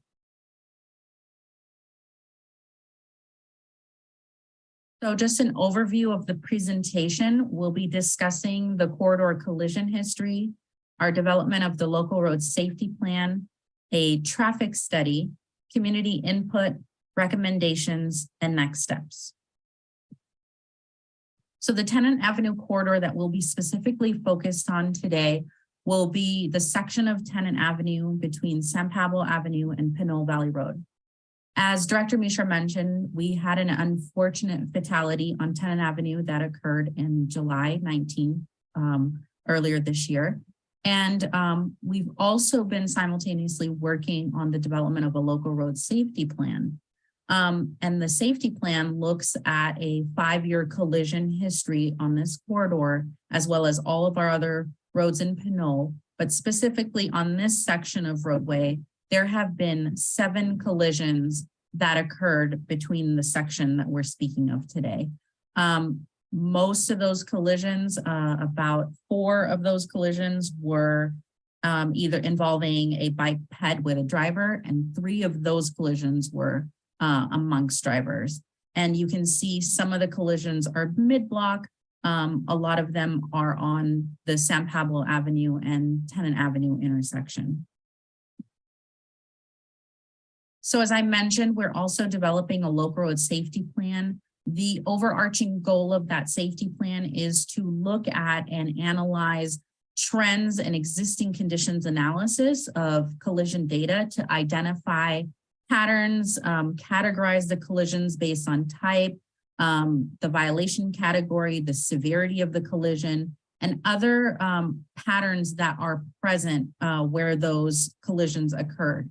And as I mentioned, the Tenant Avenue corridor in the draft local road safety plan has been identified as a high injury corridor that's kind of sandwiched between 2 high injury intersections. Those intersections are the Tenant Avenue and San Pablo intersection, as well as the Tenant Avenue and the Pinole Valley Road intersection. So some of the countermeasures and recommendations of the local road safety plan as it pertains to the Tenant Avenue corridor are to improve the signal timing by providing leading pedestrian intervals to reduce the probability of a vehicle turning conflict, installation of advanced stop bars before crosswalks, upgrading the curb ramps or installing directional curb ramps that are in compliance with current ADA standards, installing yield limit lines at approaches to slip lanes, or completely considering removing of a slip lane, for example, at the Tenant Avenue and San Pablo Avenue intersection. And then also the possibility of implementing a roundabout intersection at the Pinole Valley Road and Tenant Avenue intersection. So as Director Mishra mentioned, I'm joined tonight by Robert Stevens, our traffic consultant with CSW. And Robert will be leading us through some of our immediate concerns on Tenant Avenue and Pear Street, as well as Tenant Avenue and Plum Street. Thank you, Misha. And good evening, Mayor and fellow council members. I really appreciate this opportunity to talk about our thoughts and our concepts and ideas about how to improve safety at these specific intersections. Next slide, please. So under the direction of Ms. Carr and Director Mishra, we were able to complete a traffic analysis that included a speed survey, a count of vehicles, pedestrians, and bicycles, as well as we looked at circulation patterns in the area. And we had a wonderful meeting at the City Hall in early October. Next slide, please. So as you can see in this slide, this illustrates vehicle volumes for a 24-hour period along Tenet Avenue. We collected this data in 3 days in August, which included a Saturday, as well as we recounted on the 4th of October. So you can see here that we have a balanced vehicle flow on Tenet Avenue of about 3,800 vehicles traveling in the north direction and the south direction. And just for frame of reference, north is left on the page, east is the church, and west is City Hall. You can also see below the vehicle volume the 85th percentile speed of vehicles that we counted during a 24-hour period during this time frame. The 85th percentile speed is the speed that 85% of the vehicles are traveling at. So you can see in this exhibit, 85% of the vehicles are traveling at 30 miles per hour or less in the northbound direction. In the southbound direction, they're traveling at about 27 miles per hour. So you can see during the time of count, most of the vehicles were traveling within the posted speed range. You can see the vehicle volumes on Pear Street at about 721 vehicles and Plum Street at about 400 vehicles in the east and west direction. Next slide, please. So here we also show pedestrian and bicycle volumes. And you can see, we're in the downtown core. There's quite a few pedestrians that are making their way up and down Tenet Avenue, but there's also a large volume of pedestrians crossing Plum Street. You can see 266 pedestrians heading in the eastbound direction. Quite a few people. And we'll talk a little bit more about that in a second. Next slide, please. So these graphs show the vehicle volumes and pedestrian volumes that are using Tenet Avenue and Pear Street during August 23rd of 2002. And the graph on the left, you can see the two peaks, the blue and the gray line. That's the vehicle volumes traveling along Tenet Avenue. You can see they peak in the morning, and again, they peak again in the evening when folks are coming home. The graph on the right illustrates different pedestrian volumes. You can see we have quite a spike of pedestrians moving about the corridor during the daylight hours. Next slide, please. This is the same comparison at Plum Street. What's unique about this is you can see the peak in the afternoon is more rounded, or it extends over a larger period of time. You can see our vehicle volumes on Tenet Avenue here a little different than what we saw at Pear Street, and this was on October 4th. So I don't know if traffic patterns are starting to regulate or adjust because school's in session. But one point we'd like to make about this was the National Night Out. You can see in our graph on the far right, you can see there was a giant peak of pedestrians traveling in the eastbound direction at Plum Street in the evening about 6 to 7 o'clock. We think that was some folks making their way on National Night Out. Next slide, please.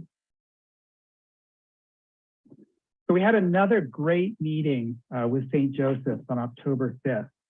And it was super helpful to help understand more about some of the data that we collected. We found out that Tenet Avenue is a key route to St. Joseph's School. And because of circulation challenges with parents dropping off children at school, a lot of parents actually drop their kids off and walk them across the street in the morning. But we found out that some of the parents have quite a bit of a challenge trying to cross the street because there's a lot of vehicles not yielding in the crosswalk. And this is really creating a challenge for the school because they're having trouble finding crossing guards that are willing to actually volunteer to do this because it's a bit of trouble to try to manage the drivers that aren't being helpful along the corridor. We also heard that the slip lane from San Pablo Avenue to Tenet Avenue. Allows drivers to speed up as they make that right-hand turn and head towards the freeway.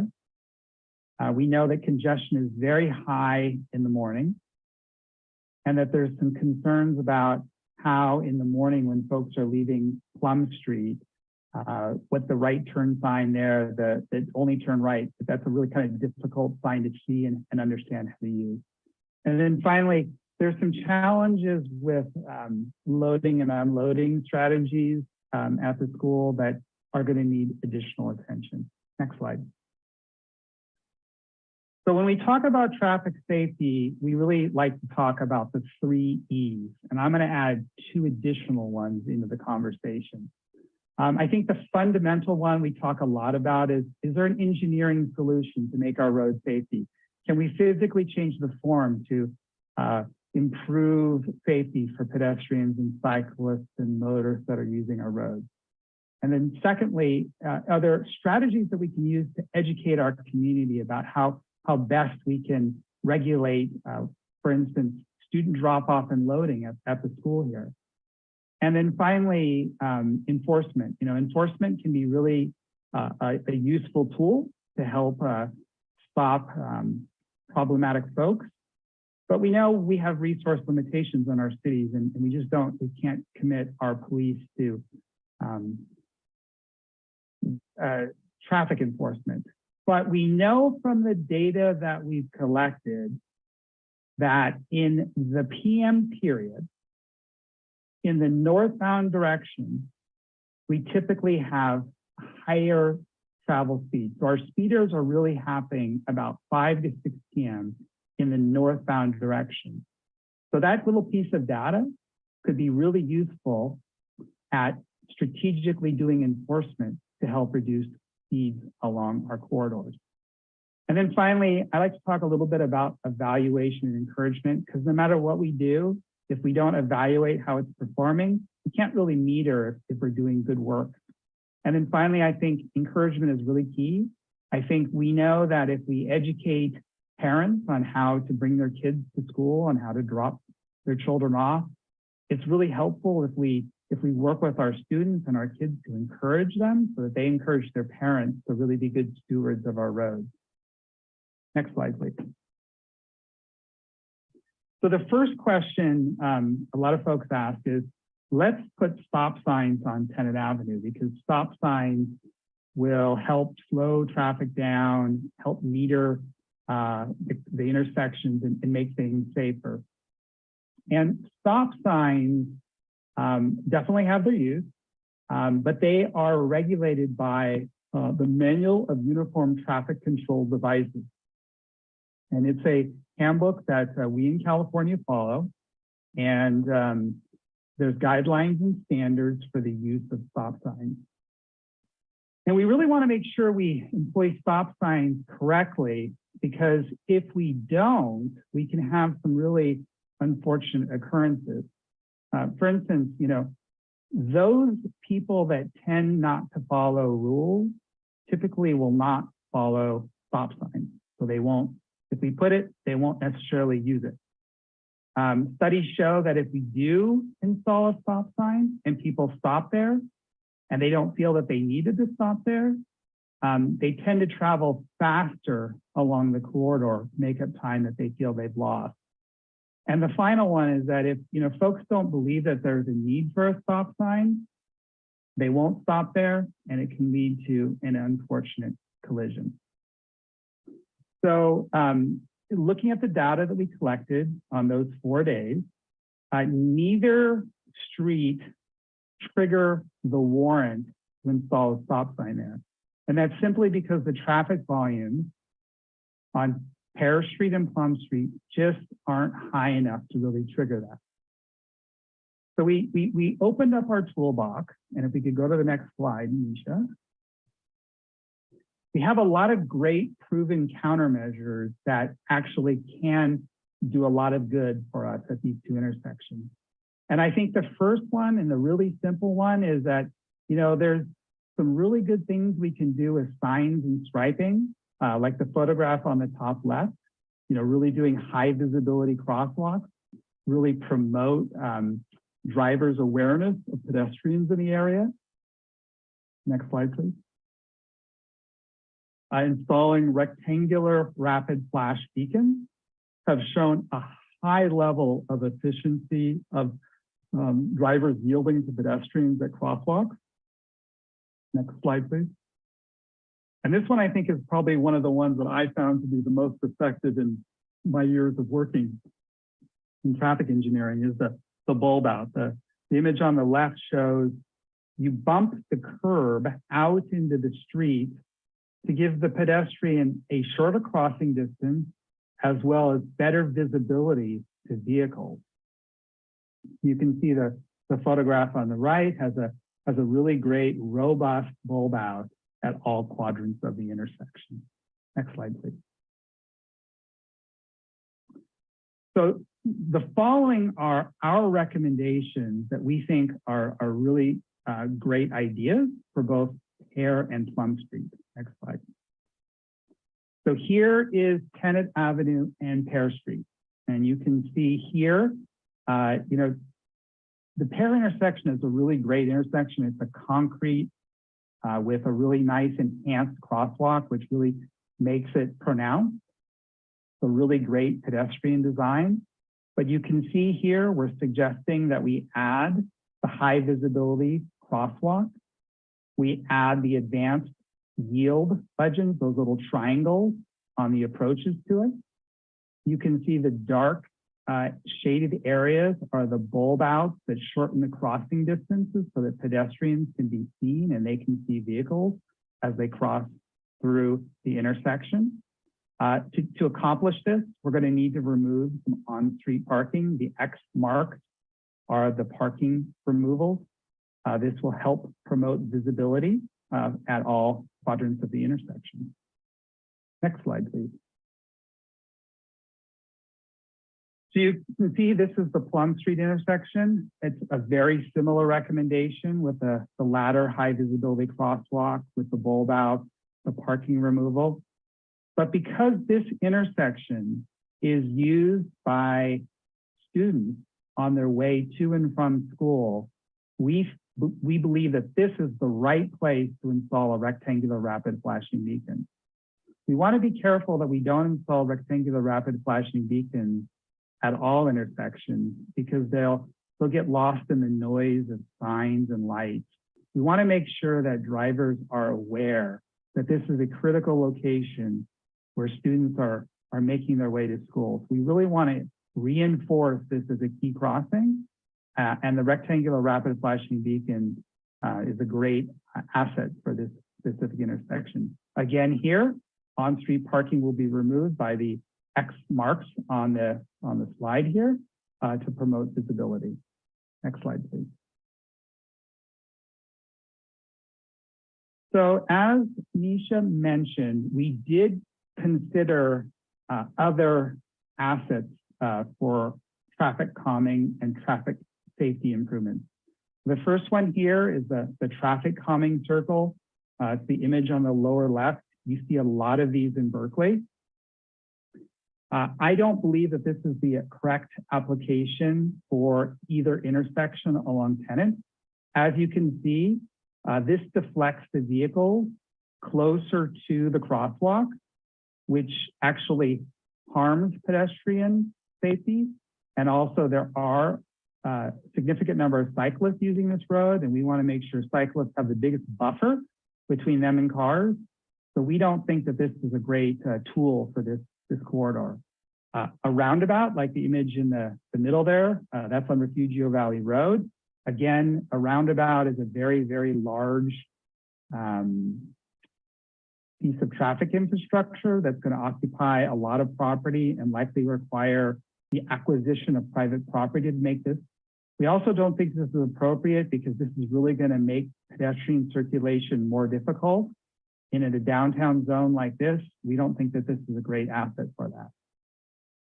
Speed humps. I don't believe speed humps are useful along this corridor because the data doesn't show that we have people traveling at significant speeds.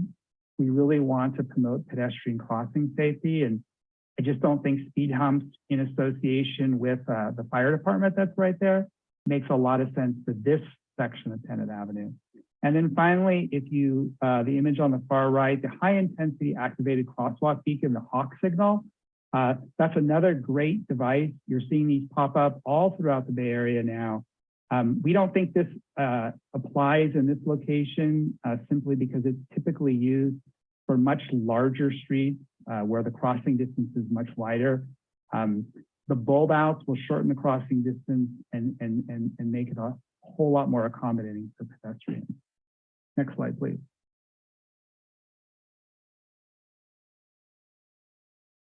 So in summary, we are recommending that both Tenant and Pear Street receive both marking improvements, the high visibility treatments, the installation of bulb outs, and we're recommending that at Plum Street, we go a step further and we add the rectangular rapid flashing beacon on the north leg of the crosswalk.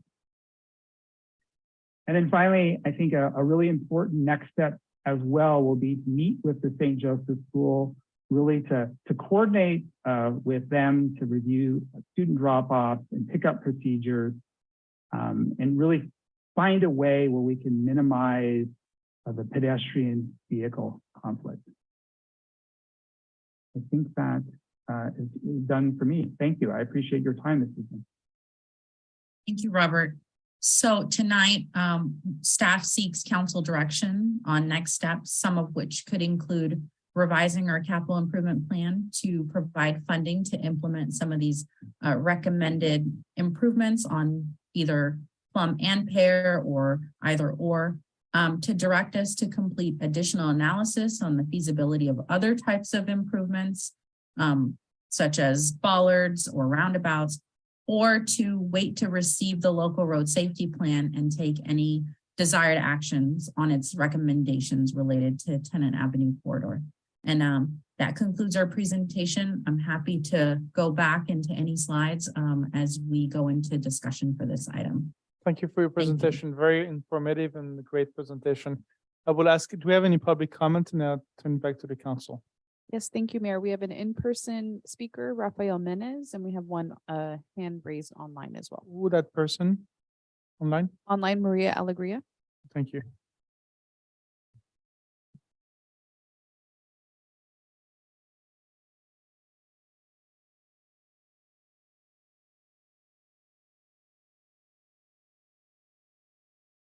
Good evening again. So I've got some questions related to, I think it's 2B07 rather than 2807, looking through the code. It seems like the main problem there is the minimum volume requirement, C requiring average for the major intersection being at least 300 vehicles per hour for any 8 hours, and the minor intersection needing to be at least 200 units per hour. But that there was also a secondary guideline B. So I was wondering whether guideline C is basically a prohibitive requirement. It has to meet at least those thresholds, even if there are multiple accidents or multiple fatalities, or if it's if you meet any one of the guidelines, it qualifies. And my second question was, let's see if I can find it again.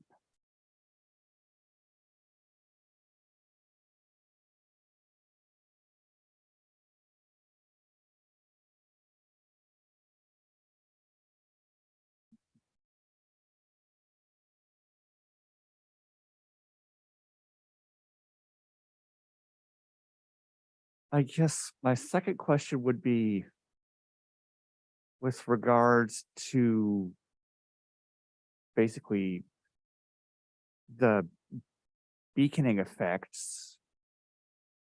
Like, I get why we don't want to have the same beacon for multiple intersections in a row.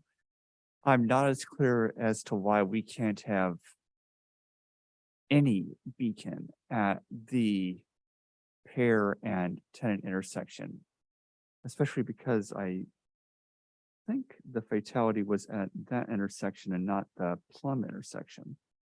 Well, I could be misremembering there. And then let's see.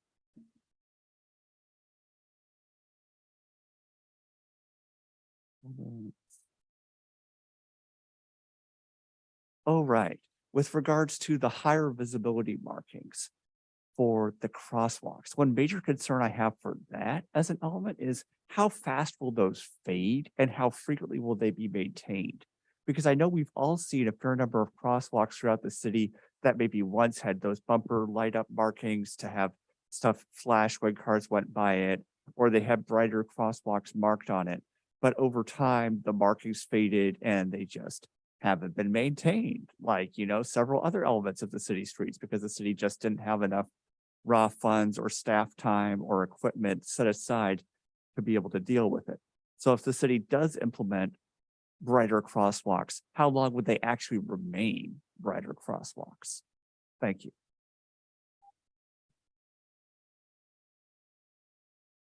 Would you like to answer those questions of Mr. Menes, please? Yeah, let's try and answer those if we can now. So Director Mishra and Mr. Stevens, those three.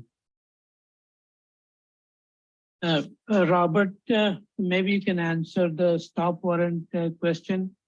I can speak to the striping, how long it will remain. So let me take a stab at the striping markings. The striping high visibility markings will be thermoplastic. Here at this location, both at Pear and Plum, it is a concrete surface. So we are actually expecting that the thermoplastic is going to wear out much earlier than a normal AC paving surface. So my best guess at this time is these thermoplastic surfaces we do have to maintain at least every 3 years for these locations. Usually on AC pavement, they last much longer, 5 to 7 years. But because of the concrete surface, I think that this may go off early and we do have to maintain it much more regularly than an AC surface. Robert, would you like to answer the stop warrant analysis? I can, and maybe we should also answer the second one, Mr. Mishra, about the beacon. Yes, please. So I think the question was, so the question was, is typically you don't want to place two rectangular rapid flashing beacons right next to one another. So because drivers will not pay attention to them. So it's typically more effective to pick the intersection which you believe will have the highest benefit. I think there's one other point about the use of the bulb outs that's really important.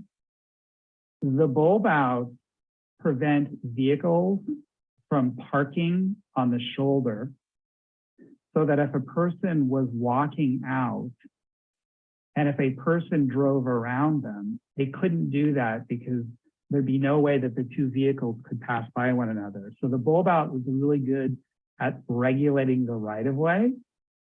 So that's I hope that answers that question.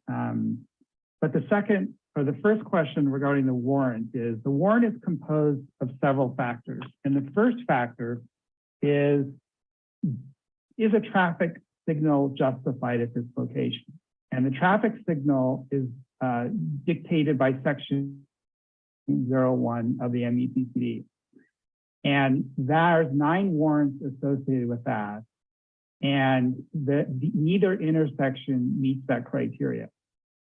The second condition for a stop sign is 5 or more reported crashes in a 12-month period. So we know that there is 1 collision that occurred in July. Previous to that, there were no collisions in a 5-year period at either intersection that were reported. Second condition is known as C1, and we do meet this. We need at least 300 vehicles on Tennant Avenue during any 8-hour period, and we meet that one. So we check that box. The second one is that all the vehicles, including cars, bikes, and everybody, during that same period where we hit that threshold on the primary street of 300 vehicles, needs to be at least 200 units. We do not meet that condition. The third condition is that the 85th percentile speed exceeds 40 miles per hour. We don't meet that criteria. So the MEPCD allows you to reduce either the volumes or the collisions to 80% of those values to trigger the warrant.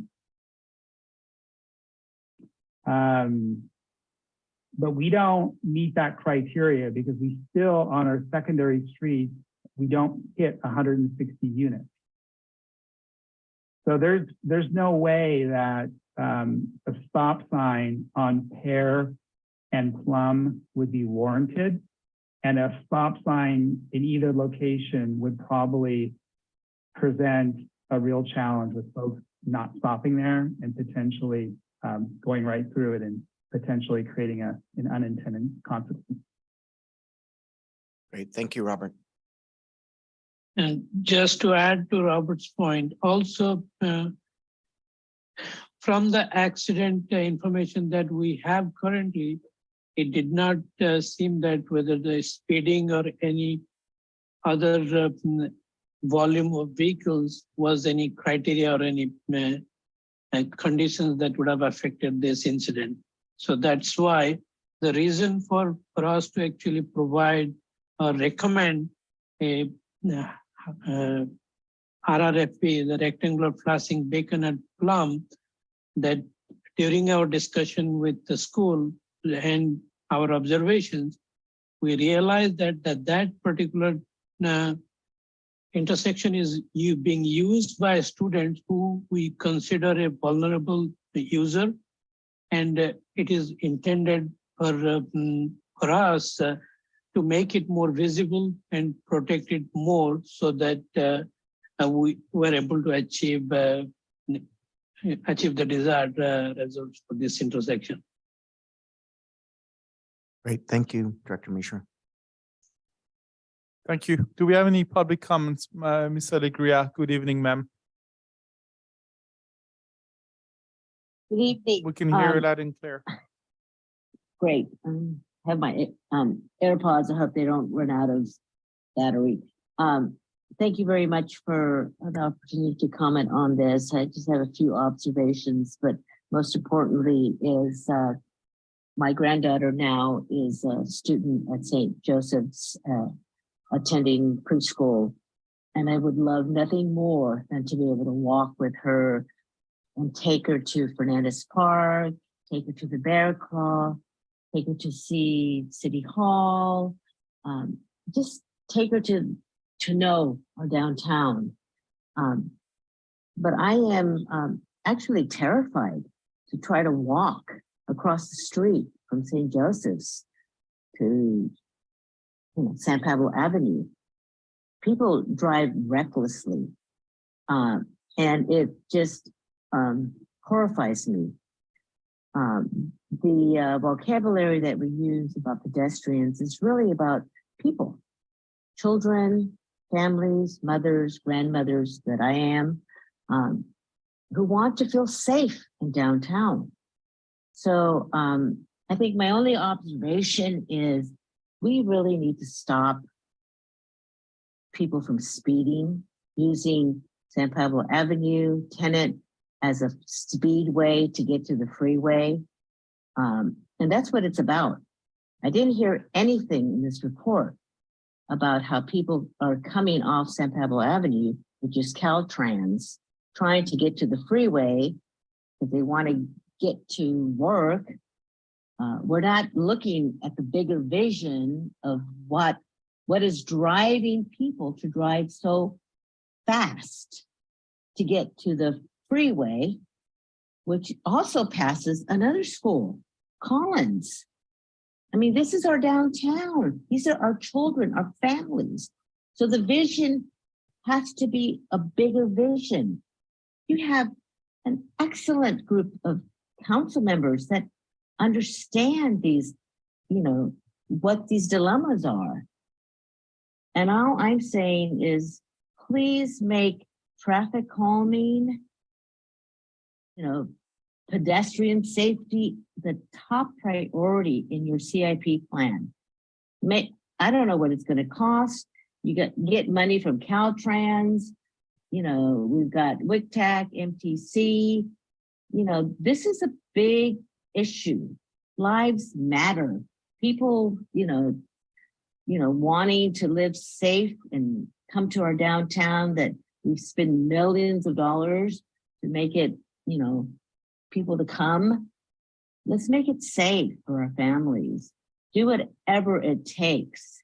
And please have a wider vision about have traffic calming, make sure that our communities are safe for people to walk, to ride their bikes. And a life, you can't put a price on a life. And I'm speaking to you because of, I want my granddaughter to feel safe. That she can walk to Fernandez Park. She can go to the Bear Claw. She can go to the, cinema in the park. That's what makes Pinole special. So please take all of that as you deliberate this. Thank you. I just want to clarify that State Route 123, a lot of people think that State Route 123 is close to the city of Pinole, but that's owned by Caltrans. But State Route 123 starts in Oakland and ends at Cutting Boulevard. It's not part of Caltrans. San Pablo, it's owned by the city of Pinole. Just want to clarify, I've seen a few people making that confusion. So it's not Caltrans, it's the city of Pinole. Can you explain that again, actually? I mean, I think that's Yes, important. State Route 123 starts, I believe, in Oakland and ends at the intersection of Cutting Boulevard and Highway 80. It's the section of San Pablo that is taken care of by Caltrans. The remaining sections taken care of by individual cities. Do you have any other comments from the Yes, public? Please? we have 3 more on Zoom. Telephone caller ending in 5748. Please go ahead.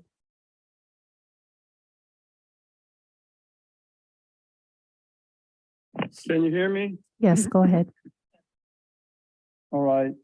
Again, before I start, I hope Mayor Salimi doesn't cut me off again like he did when I called in earlier, because I was discussing some housekeeping rules with the time clock not being posted, but funny, it's being posted now, and the phone number and the access number for call-ins is still not posting regularly.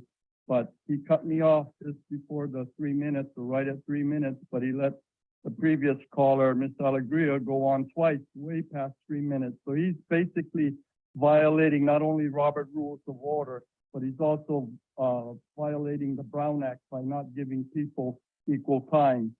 So I'm calling Mr. Salimi out on that and getting into the subject. Why wasn't the TAP committee input being considered tonight, or somebody from the police department, preferably someone high up like Chief Gang there, to put their 2 cents worth of input in? That would be interesting to see if anybody really talked to them or interviewed them, positive or negative, but let's just leave them out because it's not important. But you say police and safety is very important as far as different things like, and none of the recommendations really spent any emphasis on traffic enforcement. So we'd like to know, basically, as the public, what the enforcement numbers were with the police department in that corridor. And we've asked for this on the TAPs before, but they didn't come back with it with the police captain to tell us what the numbers were over the past several years, pre-COVID, through COVID, and where we stand today. And neither did the presentation tonight include pre-COVID numbers. And what's happened, the police department basically, and I know for record, they for a fact that they've curtailed police enforcement, and they've also curtailed stops and citations during COVID with tending to other priorities like shootings and things and look the other way. Police accidents aren't being reported because I know for a fact people were involved in police accidents, and when they call the police department, they say, no, we don't have to come. Just, nobody's injured, nobody's hurt, just come down to the department if you want and file a report.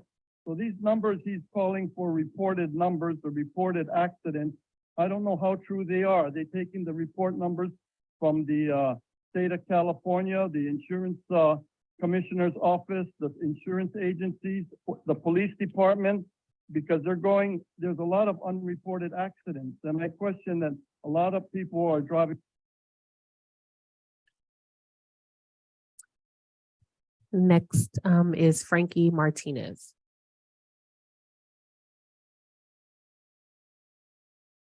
Good evening, Mayor Salimi, city staff. Thank you for allowing us to discuss this topic this evening. As someone that lives in Old Town, I consistently see a number of erratic drivers. And so when we say 85% of folks driving are following the rules, I totally respect that, but it's that other 15% that we need to address. So the earlier caller alluded to enforcement. Other cities have enacted policies that are pretty strong around enforcement. Specifically, we have our little trailers that highlight the speed limit as we're passing by. And it's not too much. Some of the estimates I've seen are roughly around a little less than $80,000 to add a camera to those. And when you add the camera and set it at 7 miles over the speed limit, you automatically get a $250 fine. And with that fine comes 3 points on your license. I don't think it's too hard or too much to ask for a little bit of expense to be put on the enforcement side. Get those little trailers, get the cameras on them, get them up and running to slow the traffic down in these areas, specifically around where those schools are. On a regular basis, there have been times when I stop for the kids and the car behind me is coming right at me full speed ahead. And I'm just hoping that, that I'm not in an accident where I'm rear-ended. So please, please look at this 360, make sure that we're looking at everything that we can possibly do to slow the traffic down in these very difficult and scary areas. Thank you in advance. Thank you. Another comment, please? Yes, Peter Murray.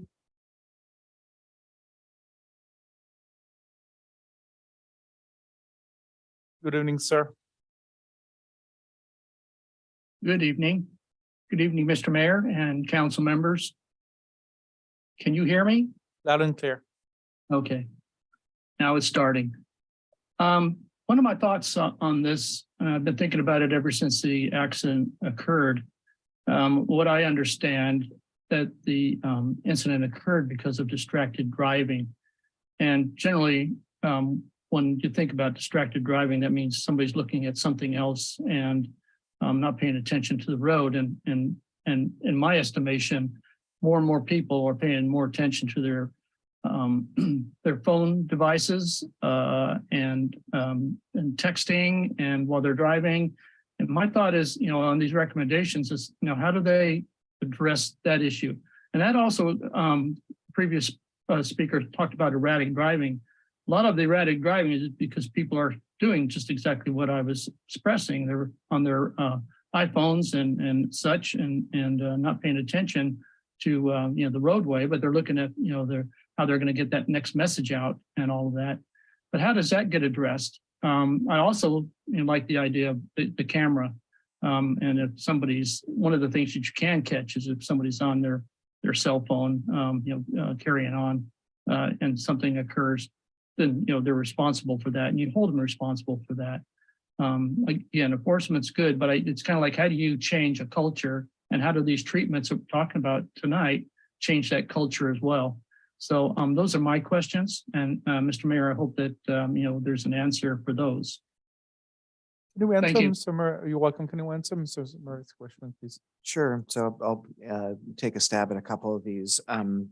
just to clarify for the record, a prior public commenter had said that, I think had suggested that perhaps TAPS was not involved in this conversation. That's not correct. The TAPS committee has discussed, traffic interventions throughout the city and particularly at this intersection on multiple occasions. So they've been very heavily involved in conversations with city staff, and that information has been passed on to the consultant. So that's already been integrated.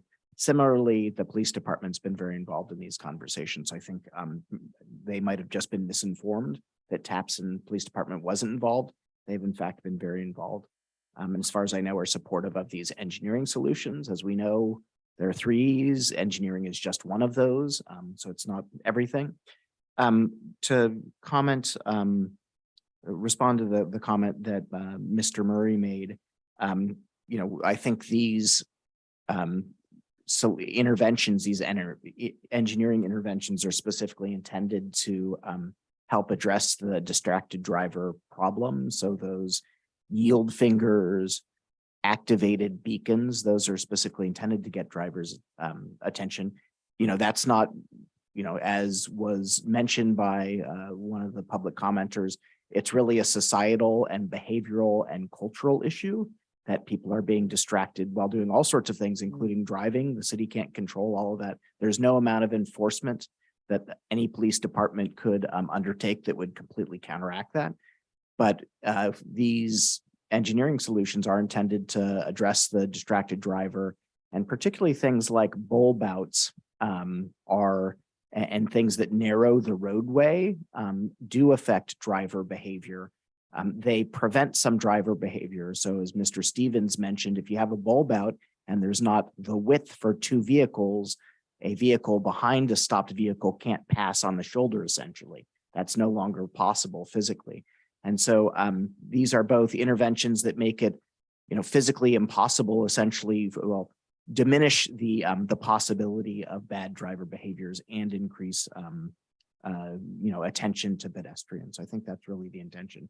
The enforcement issue is, a long conversation. We've already addressed that on a number of issues. The police department has limited resources, particularly during COVID, and has many priorities to address. Also, we want to have persistent interventions in place that don't require somebody to be sitting there, looking over a driver's shoulder, like these engineering enhancements. We will get back to Mr. Martinez with a response regarding the cameras on top of speed radar devices. I don't know the answer to that off the top of my head, but I'm happy to discuss that with the police department and get back to Mr. Martinez on that, and we can share that information with the city council. Thank you, Mr. Murray. Next citizen that wish to talk, please. Mayor, there are no more public comments. Excellent. Then I will turn it back to the city council with Councilmember Tave. You can make your comments and question at Yeah, once. I'll make them quick. So I'm looking at the fiscal impact of this, and I'm just wondering in the timeline that it's going to take to do these improvements.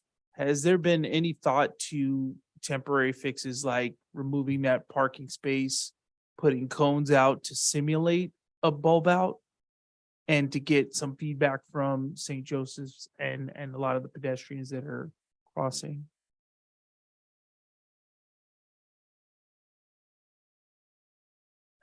Yes, it is possible to actually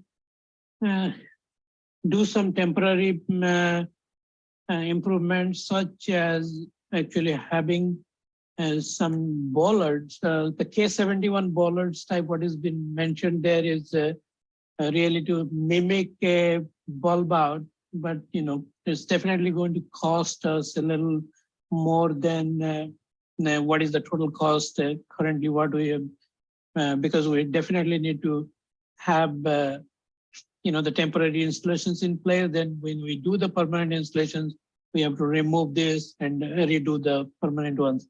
So definitely there is a little more cost impact to that, but I believe it is possible to make some temporary improvements to mimic just the bulb outs.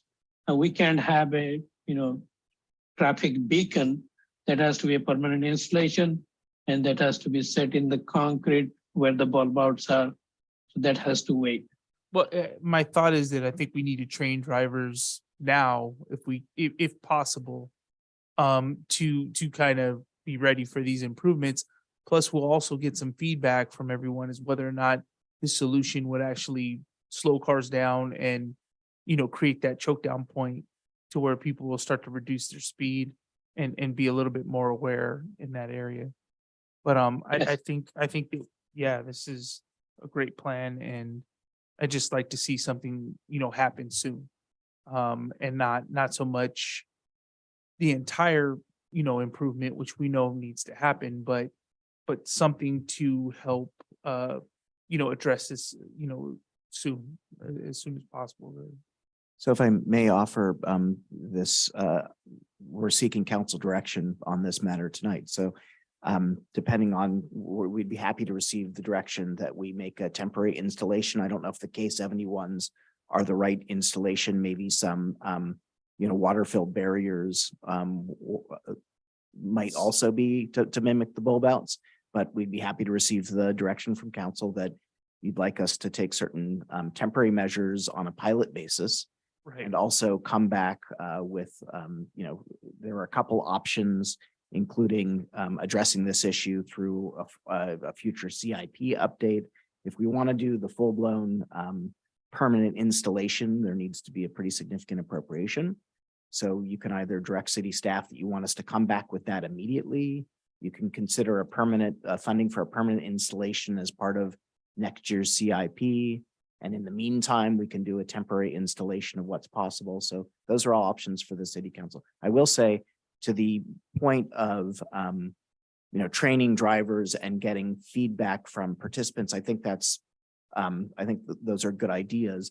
In addition, the reason that these are being recommended is because research has shown that these are effective. It's not, it's not merely that we'll be checking to confirm with the participants, but we have some sense in advance that they're going to be effective, which is I think for me is I trust the engineering and the data behind this. What I'm saying is that project is at least a year out.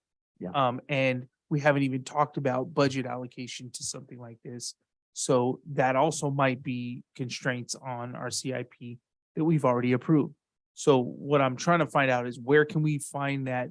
And Robert, I think if you could chime in, is it even possible or reasonable to put a temporary solution in to try to help, get us to that finish line so that we have the funding to make this project happen? I mean, just us meeting, a next meeting is going to be 30 days before we're ready to talk about this again. So I'm just trying to figure out timeline wise, what would be the impacts?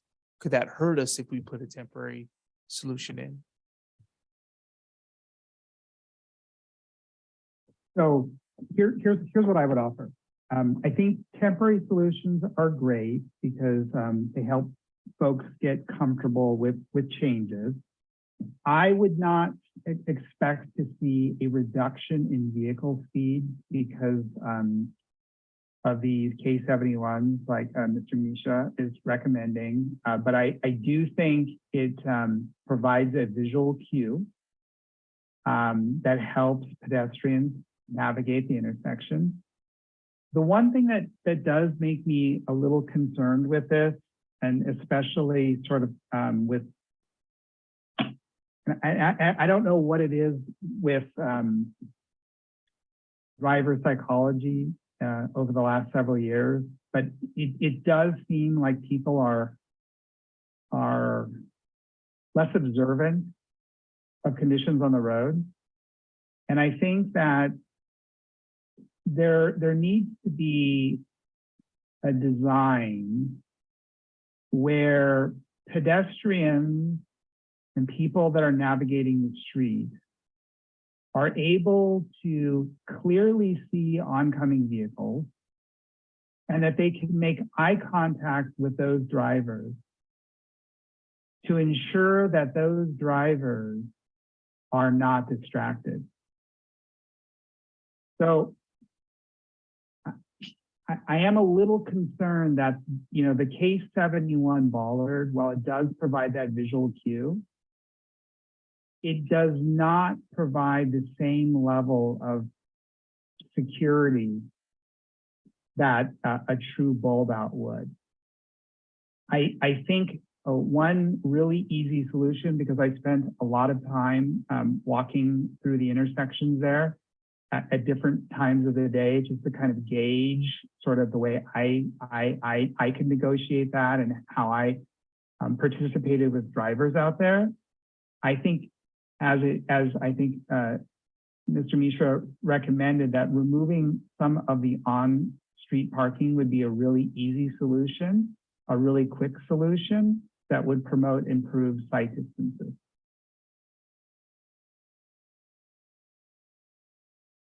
Thank you. All my questions. Councilmember Martinez Ruben. Yeah, thank you. Yeah, I would be inclined to go the route of the more permanent solutions. I'm thinking about the bollards that are essentially a hard plastic that have been placed on, I believe, Telegraph in Oakland in the attempt to calm traffic. As a driver, I thought they were hard and wanted to avoid them, and I slowed down. But as a pedestrian, I realized what they were made of, which made me think that next time I hop back in my car, if I hit them, so what? And I think that's the kind of disregard that we don't want drivers to have. And so a more permanent means of creating the safety and as well the visibility. You honed in on something that I think is important and is also pertinent in other areas, at other crosswalks in Pinole. So the one thing that I think we need to think about is safety over speed. That's what we're talking about here. And appreciate that consideration and existence of that rectangular rapid flashing beacon. So I'm thinking as well as evening hours when traffic is heading north on Tennant and Pinole Valley Road, that the lighting, just the way the lighting is, makes it hard for drivers to see. And so to have something that is both enhances visibility in the daytime as well as at dusk toward evening would be really, really helpful. That's it. So I'm thinking whatever the direction that we take here could also have us see what might work elsewhere eventually, because this is not the only area that where residents have expressed concern. So thank you. Thank you. Mayor Pro Tem Murphy, please go ahead. Sure, thank you. First of all, thank you for your presentation, and I will try to be brief, but I do have questions just because they came from the presentation. So first I wanted to know, there was a public comment, but I also had the same question around the data that suggested that Tennant Avenue and San Pablo Avenue has had 3 collisions at this point, but there were no solutions or proposed solutions for that area. Is there a reason why that wasn't included in the report? Those details, what has been provided was actually part of the local road safety plan, which we are in the process of completing. And the resolution or a countermeasure for those things will be provided as part of the local road safety plan. We did not consider those improvements at San Pablo Avenue and Tennant for this effort. But as Misha probably mentioned in the presentation, that the slip lane, removal of the slip lane or changing the angle of the slip lane, those things are actually discussed in the local road safety plan. Gotcha. So the public should expect conversations around the intersection at Tennant and San Pablo Avenue in conversation to the local road safety plan at a later date. That is correct. Okay, thank you. A couple of questions that residents have, I spoke extensively to residents who live along Tennant Avenue. And so a question around street closures came up. There are some cities in the Bay Area, including the city of Emeryville, that have used and addressed issues of pedestrian safety through road closures. I'm wondering if that was explored in this assessment or analysis. Have we considered the closure of Tennant Avenue at particular hours of the day and of the week?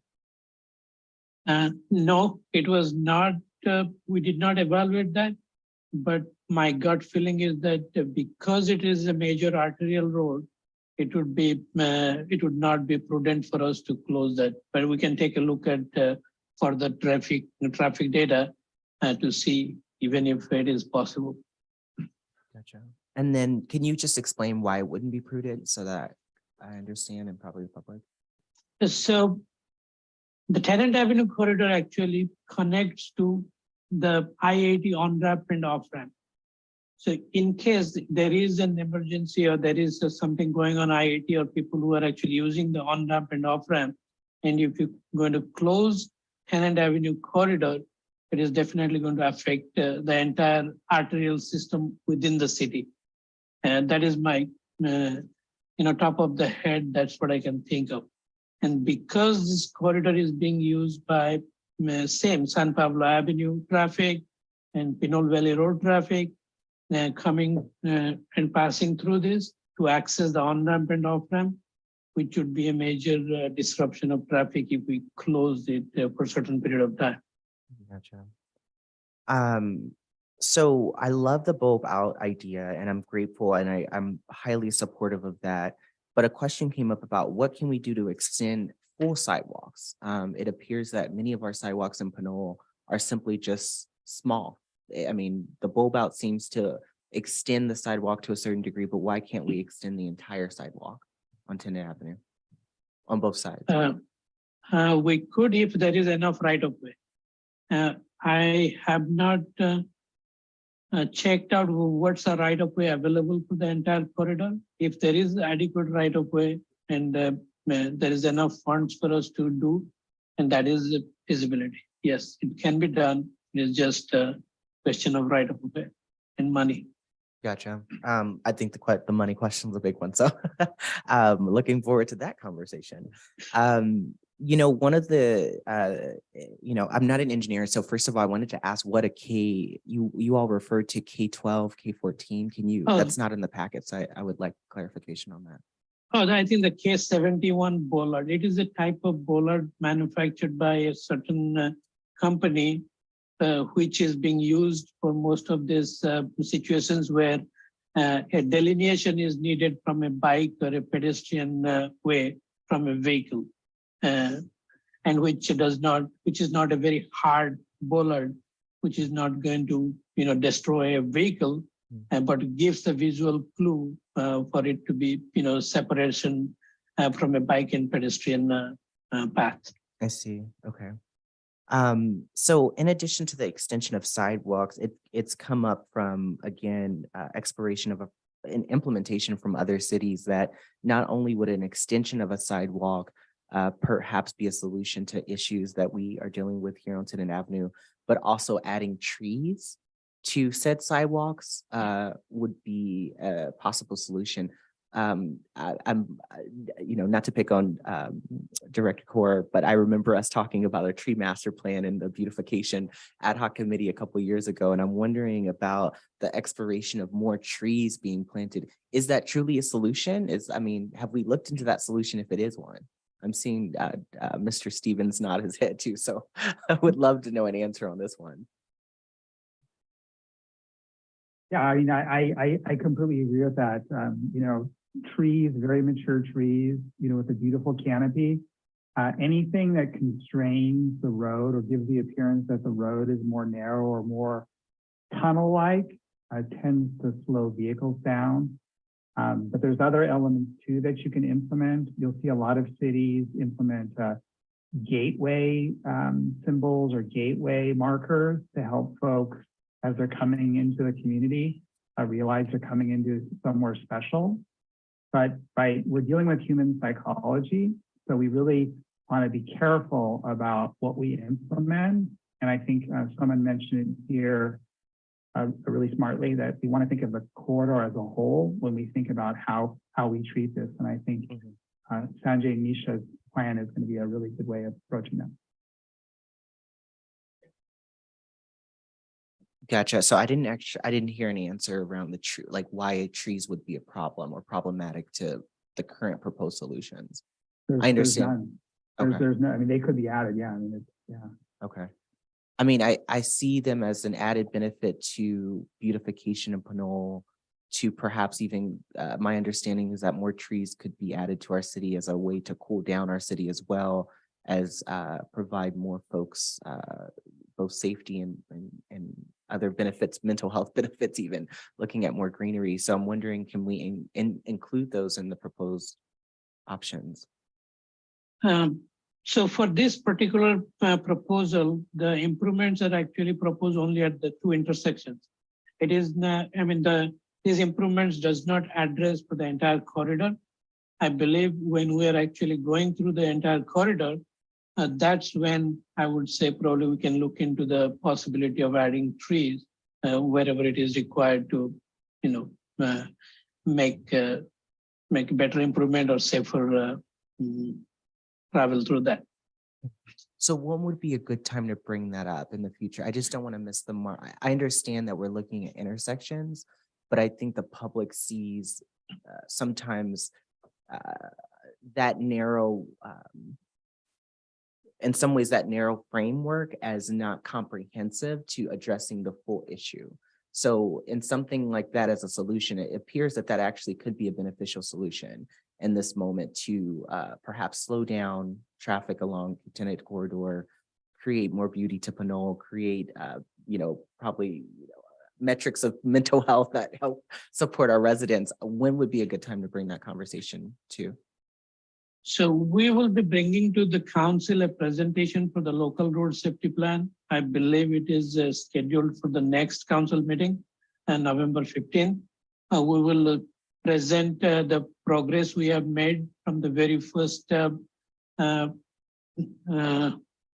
think previously when it was presented to council. Then there is one more workshop that we have to conduct, and we will bring the LRSP for final adoption. So I believe that would be the time to consider all those other additions to the local road safety plan. Great. But if I may just add, I mean, what sounds like we're talking about is really a complete streets project for this section of Tenet, which, I wouldn't expect the local road safety plan to come back with recommendations, likely with expanded sidewalks, which might narrow the corridor and make drivers proceed more cautiously, or planting of trees or other kind of curb management things. So I wouldn't expect that to be within the scope of the conversation on the local road safety plan. That really sounds to me like a potential capital project that has multiple benefits, Right. Including, community and economic development. There isn't really, I'm trying to think about whether one of our forthcoming plans is going to, would naturally lead to something like that. Maybe the economic development strategy, but really, I think if we want to talk about that specific idea, we should probably put a pin in it to discuss as part of the CIP, because I don't think it is naturally going to flow out of any of our other projects. I mean, correct me, Sanjay or Misha, if you think otherwise, but I think that's a pretty broad project that, isn't going to come out of the local road safety plan. It's probably not going to come out of a tree master plan. I mean, a tree master plan might say, these are the species we want and want to plant at these intervals. We're probably, at least a year away from a tree master plan. Then we'd need to budget for that. So that's a few years down the road. I really think if we want to do a complete streets project on Tenet corridor, it should come up as part of the capital improvement plan discussion. Gotcha. Okay. I mean, I think you hear my intent. I hear you all say it's a potential solution. So I don't want to miss the mark on giving that feedback when it comes. And I also feel like there are several benefits to a solution like that. I do know that we passed a complete streets policy, to my understanding, as a council. So that I think it seems like it's aligning. This is probably one of those things where we have so many plans that it kind of could benefit several different ones. But especially if it's an evidence-based solution, like I said, I feel like it would be prudent to not miss the mark on that idea. And it probably would help our climate action plan once that's developed. So I want to say that I walk downtown Pinole every day. I had a conversation with a constituent around that entire corridor being not, we obviously lost a life, and that's why this conversation has in some ways become more urgent. But, the tenant corridor is really important in terms of the future of Pinole and what we see as a walkable and affordable city. I know that many cities have developed somewhat of like a walkability to affordability index. I'm not too sure where we stand with that, but my focus here is not to only solve what we see as, there was a collision, so we're responding. In many ways, I see this as a strategic plan around what we use tenant as and how we build a more walkable downtown Pinole. I realize that we don't have a plan on that, so I'm not diminishing the work that's been done today, but I am saying that we have to do that broad thought process of understanding why Tenant Avenue is important in downtown Pinole. Some folks talked about, there's 2 schools, right, as a part of that of downtown Pinole at this point. We have a fire station, obviously we have City Hall, a number of small businesses. And so, I appreciate these solutions. I think, I'm highly supportive of bulb outs. I feel much more safe in cities where I see a bulb out and I'm a pedestrian. I highly support a high visibility cross marking. I highly support a high visibility yield sign and a flashing beacon at Plum. I think those are all solutions we should move forward with after tonight, and I hope my council members would agree. But I also, I'm challenged today with what I see as a lack of connection and development of some of our plans across different agencies. I attended a WICTAC meeting on Friday where they talked about the San Pablo Avenue multimodal plan, and they went to phase 2, went to every city except for Pinole and Hercules, and every city in West Contra Costa at least. We have this economic development plan. We're talking about the solutions today. So what I need help from staff in is the work to integrate these plans more. I know that's not easy. That's why I'm asking for support. I'm happy to, as a council member, also provide the support I can to make that easier for you all to. But that collaboration, I think, is really important in these conversations. So, like I said, I support those 4 solutions.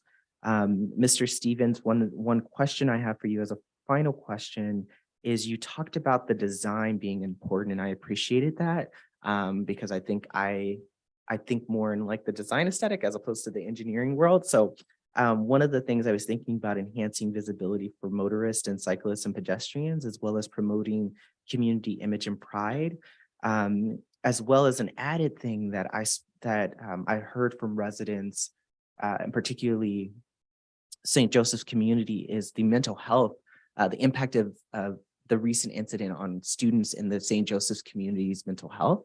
I don't expect you all to have used that as a criteria on the solutions, but I think there is a piece of that that could be mitigated in the design. So I would love to think about how we can use that crosswalk perhaps as another beautification project in Pinole.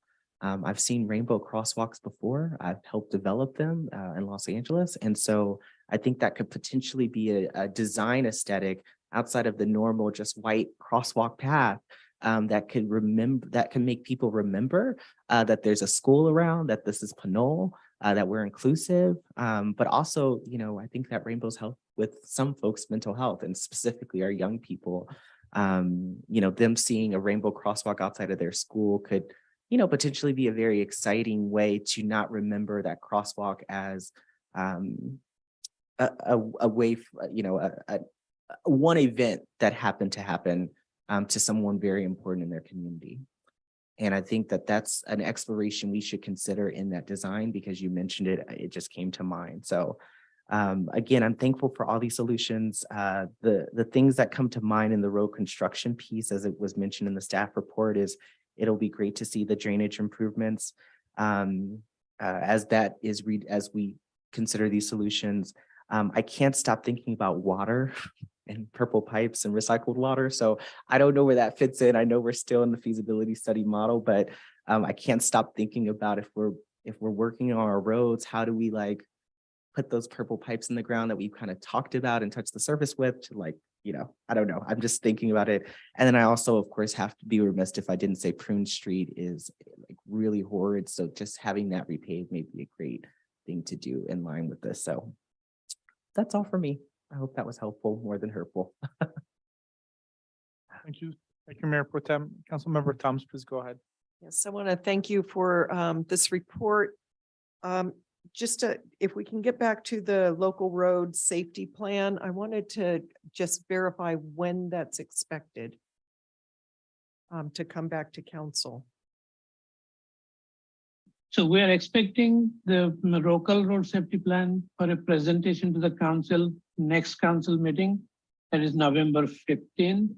And for the adoption, we're expecting to finally adopt the plan and bring it to the council for adoption sometime in January, beginning of January.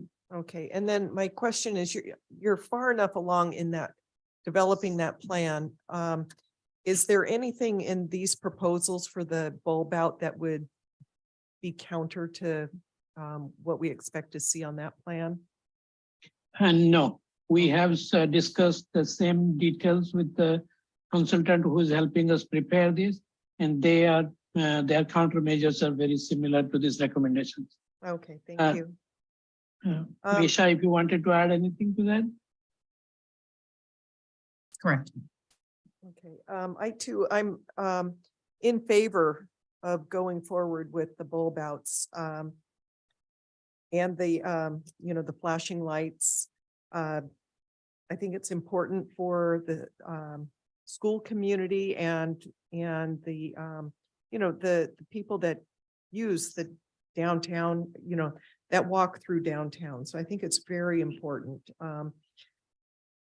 As part of the local road safety plan, I'm hoping that, the next phase of this would include maybe eliminating that free right turn at San Pablo to Tenant, because I think that in itself encourages speeding on Tenant after people leave San Pablo Avenue.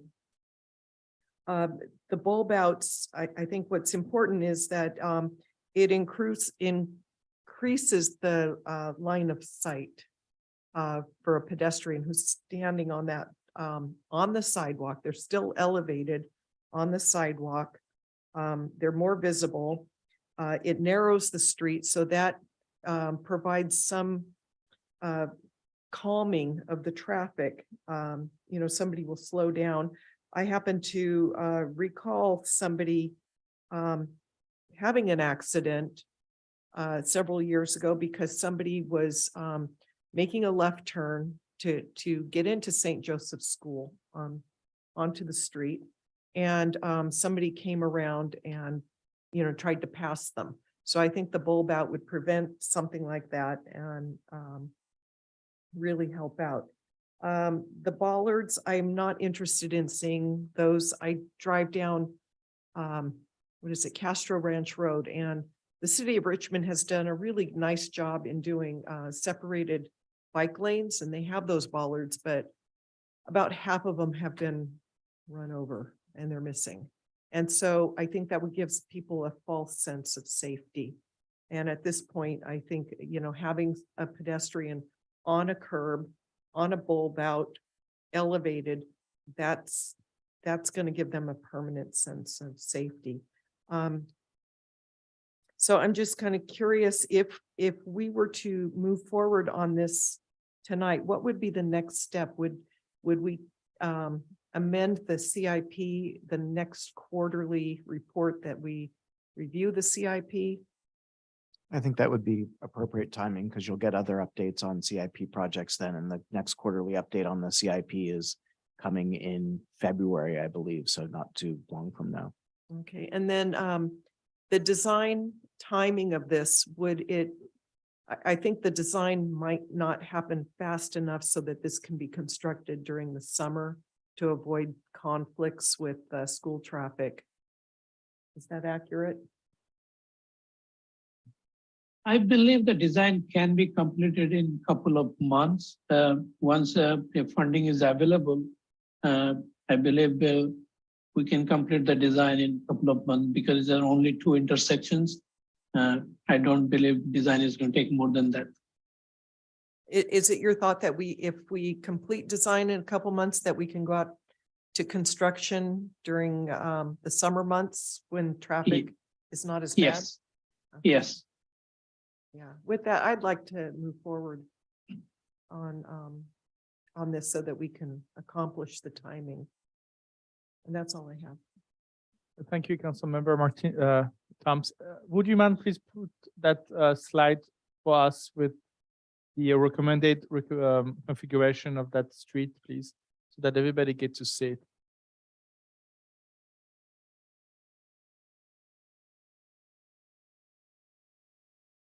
While you are doing that, I think that's great. I agree with you. I think it's much about a distraction.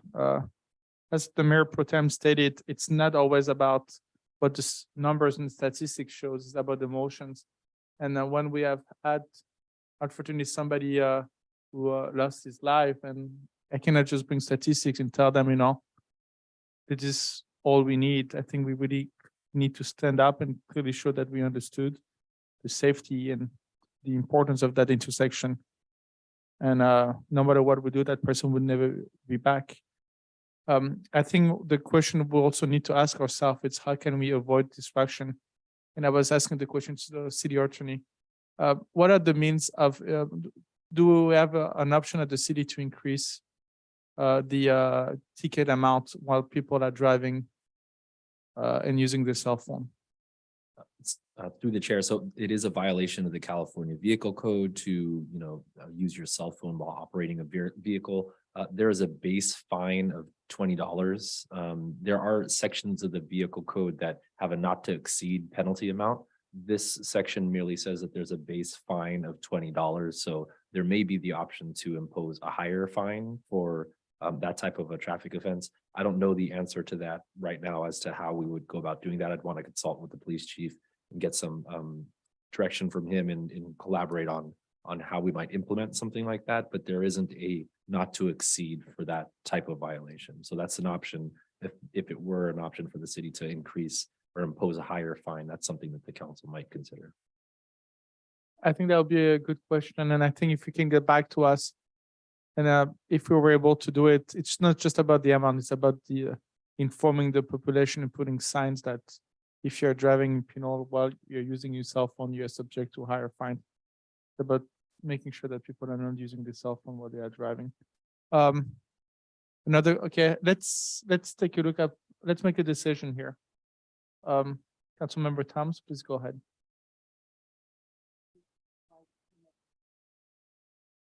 Please go ahead, show us the recommendation and we can make it move on here.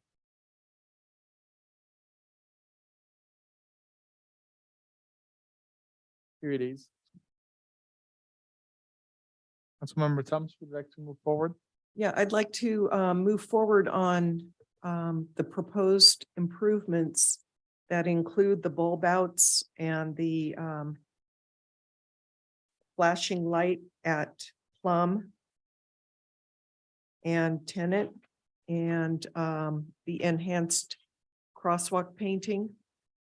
And I don't know if that's, and then a recommendation to come forward with a revision of the CIP in February to cover the cost.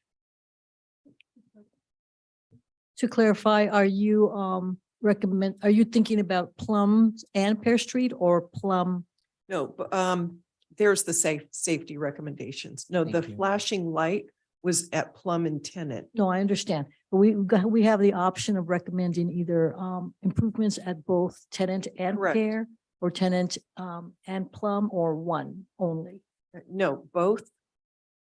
Bulb outs at both intersections.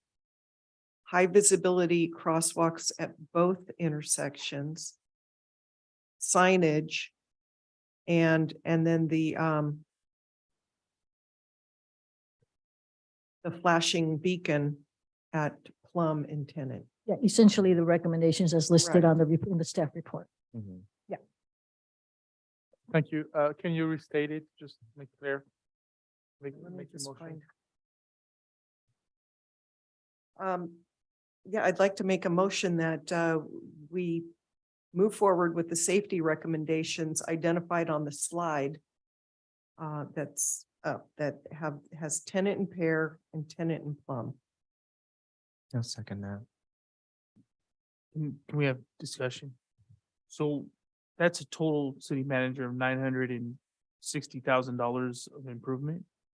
That's the estimate I believe that Director Mishra provided. So I think I earlier heard a suggestion that the direction from staff be to come back with the quarterly report and potential modifications to the CIP to include this item. So what really, to move this forward, what the city council needs to do is appropriate the funding. Then appropriate opportunity to appropriate that funding would be as part of the quarterly update on the CIP.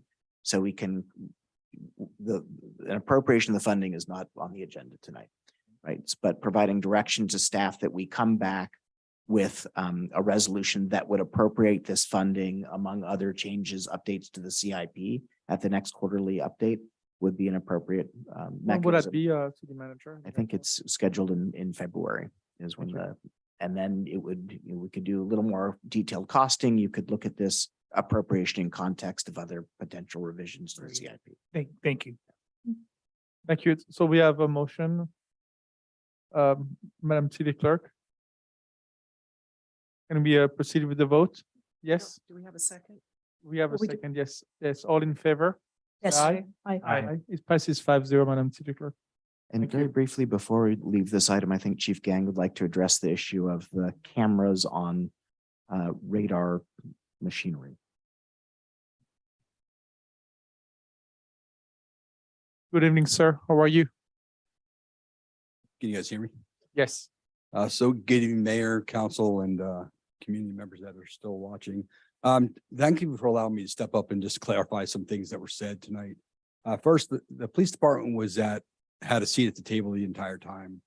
It was a total collaborative approach. In fact, I'm very proud of the approach that city manager took here with talking with the residents, the school board people, the school at St. Joe's, city staff, as well as the police department. So there we were at the seat at the table and we provided input, and it was a very collaborative approach. So I just want to clarify that. The other thing that we have to talk about is something that we call the hurry up culture now. It seemed like after COVID, AB got into this hurry up culture. It's increased poor driving behavior nationally. It's not just in Pinole. It's a national phenomenon. States from all over are talking about increased numbers in just poor behavior and poor traffic. So again, it's not just here.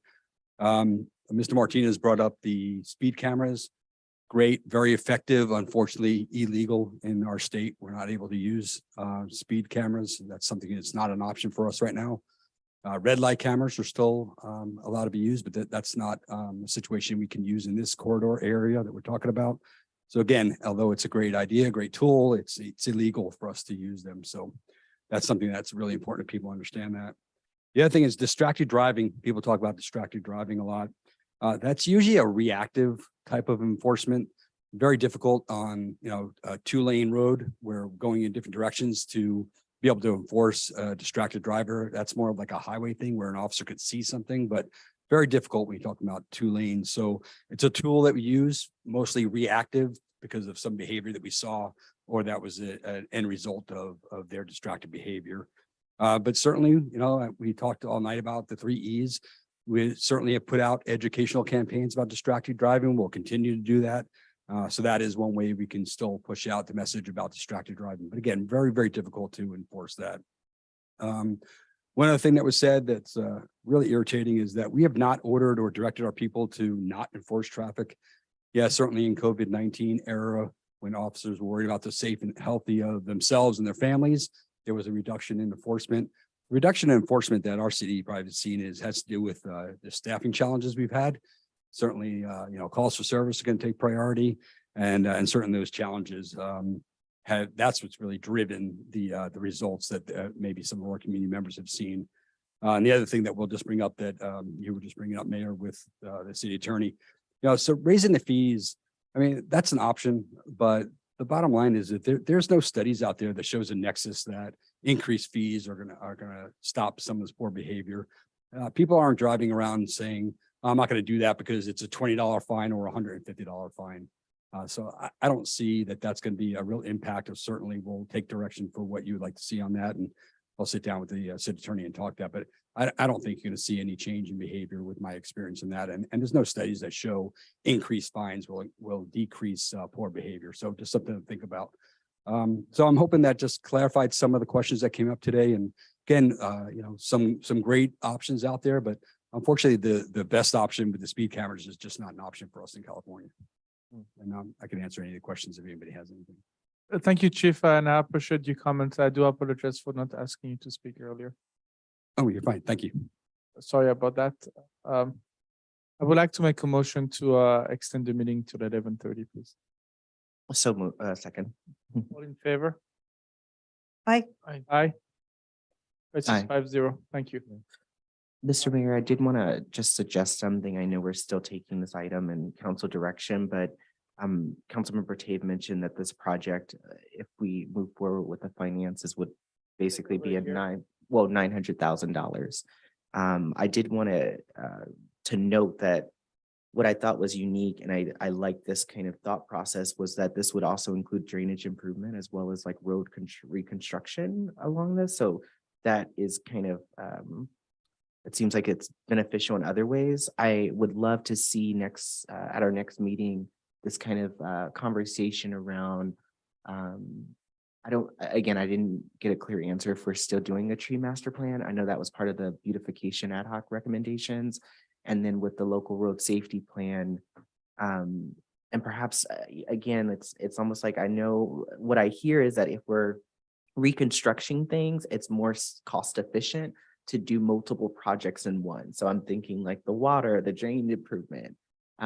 I would really love city staff to really help us as a council identify these traffic safety improvements in line with other infrastructure plans that we have, so that it doesn't just appear that we're spending $900,000, for example, on 7 recommendations. And in all honesty, it seems like we're also setting the tone on infrastructure in our city, which is, I think, a huge priority for many of us as a council. So I just wanted to say that because Councilmember Tate mentioned it. So, If I may, and I think Misha or Sanjay, you can weigh in. The reference to the drainage improvements and street repaving is really just localized to that intersection where we would install the bulb outs. It's not on the corridor, so it wouldn't have the same efficiencies of doing multiple types of infrastructure. Certainly if we're doing a full road reconstruction, then putting in some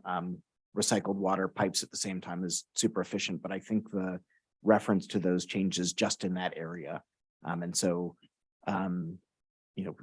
we probably wouldn't install, and Director Misha, Ms. Carr, you can confirm that, we wouldn't probably install recycled water or be dramatically expanding the stormwater drainage. We're really just changing the location of those utilities. okay. Can you guys please comment on that? Yes, that is correct. As Mr. Murray explained, so the drainage improvements would be necessary because we are going to be changing the drainage lines, because the bulb outs really basically what it does is it obstructs the drainage how it flows currently. So the drainage improvements would address catching the rainwater or the stormwater from one side and directing it to the next point where it can be, drained to an inlet or something. So those are the drainage improvements we have to do when we do a bulb out. So that is what is being added to the cost, and why that's the reason why the cost is a little higher. And because we'll be demoing a portion of the road to construct these concrete curb bulb out structures, so we would like at the same time to repave just the intersection. It is definitely not the entire corridor there. It's just for those intersections. And there is adding any recycled water pipe would have been feasible if we actually had a plan there is no point in just actually providing just the pipes if we don't know where it is going to lead to. And these intersections are only smaller extent. But if any future projects comes along for the sidewalk, those would be the areas where we can think through and provide pipes and all, recycled water pipes and other improvements. Thank you. Answer your question, sir. I think you're explaining it in a way that makes sense, perhaps to the honesty of the moment. I honestly will have to say I don't truly understand the complexity of the issue. And I would venture to say that many residents struggle sometimes with some of these engineering frameworks, I guess. We have so many of these plans. So I just want to speak to, I think what I'm speaking to in value is cost efficiency, as well as I'm speaking to integration of what we really know is coming and here, which we see in other cities. So we've talked about bike lanes. If we're repaving, why don't we add bike lanes? We've talked about reconstruction of streets. If we're doing that and we have these water issues, I know that this is not my work. So I want to say as a council member, I am here to reiterate some of the things I hear us talk about as a council and integrating those things together. So I don't think, Director Mishra, I don't think you did not answer my question. I would like us to continue to have these conversations and efforts to make this conversation more connected, because that's what I'm missing the mark on, I feel like. So I don't want to get that. Thank you. I think we've heard you. And I think in the interest of time, given the other agenda items, perhaps you might want to consider narrowing what your interest is and suggest an agenda item. So we do have that full conversation. I think it's the comprehensive approach, because we don't understand all the different plans that exist. And we want to anticipate, make the best use of staff's time, make the best use of the funds that we may have available, and then also identify what still is going to be needed to create that beautiful city that we want. But tonight's not the night to really, as you know, to talk about all of that. But I think we've heard you about the interest in wanting to be, to have a comprehensive approach with the plans that we have in now and into the future. And or maybe perhaps the meeting in January, when you review the strategic plan as a council, that would be also a time to talk about this approach. Sure. Thank you.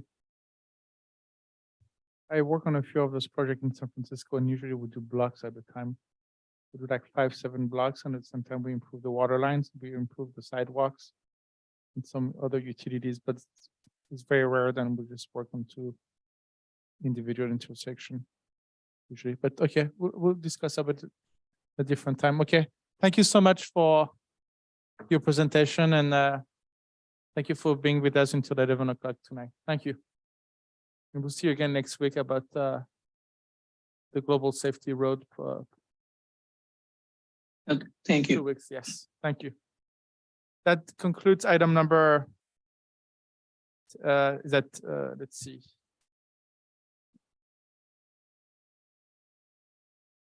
12, thank you. And then I'll move on to item number 7, which is report and communication 7A, mayor's announcement. I did receive a few requests from some people from the art department that reached out to me from the Iranian community that they wanted to do some tree decoration and some murals. And I forwarded those requests to our city manager. That would be nice if we can, they want to do it for free. They don't want the city to pay anything, but they just want to decorate the city with trees and some murals and paint it for us. And if they want it to be removed, they will remove it. It can even be a temporary, but I would appreciate if we can have the council approval on moving with something. It's with art, and that'll be nice if it can be done within the next 2 or 3 months since of the situation in Iran. I don't know what it will be in a year from now. So that's one of the requests. One of people approached me for that. And another thing, following our proclamation last 2 weeks ago, I've received about 300 comments about people thanking us for everything that we are doing, and people just thanking us for being the voice of the people who cannot talk. And that press release that was actually sent out, and the audience was about 180 million people. That's what I've had. So it was worldwide, even all around the world. So thank you again. That concludes my comments, and then I'll move on to item 7B, mayoral and council appointment. I don't see any. City Council committee report and communication. Mayor Pro Tem, please go ahead.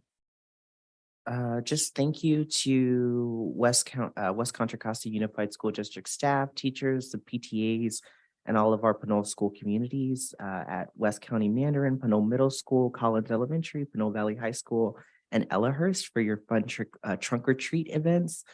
Great way to reduce crime around Halloween and get folks excited.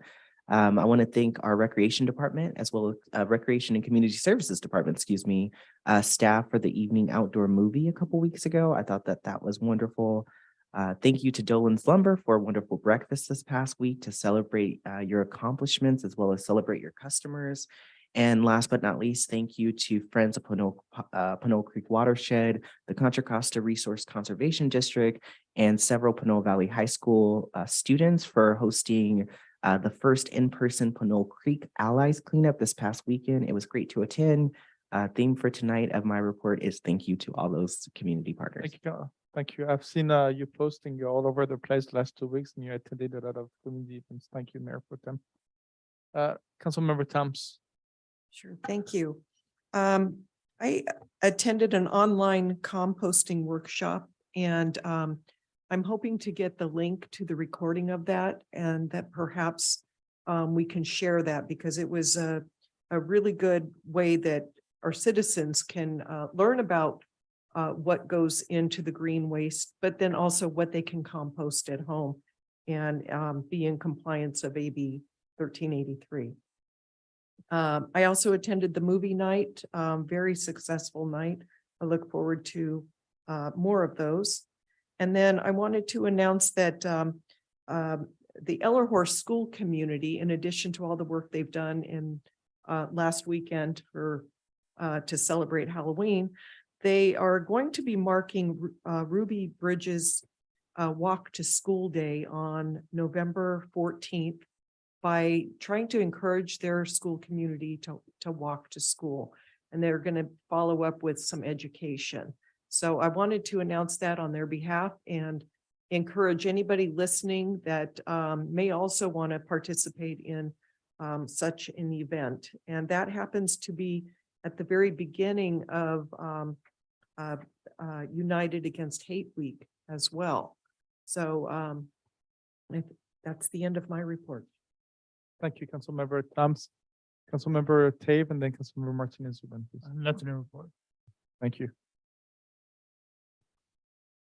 Thank you. Two meetings I attended. One of them was the Director Lisa McIntosh Ward 1 briefing for EB Mud, the East Bay Municipal Utility District, met on October 27th. And the short of it is that EB Mud offers a number of different programs available to our residents that have to do with assisting them with regard to water conservation.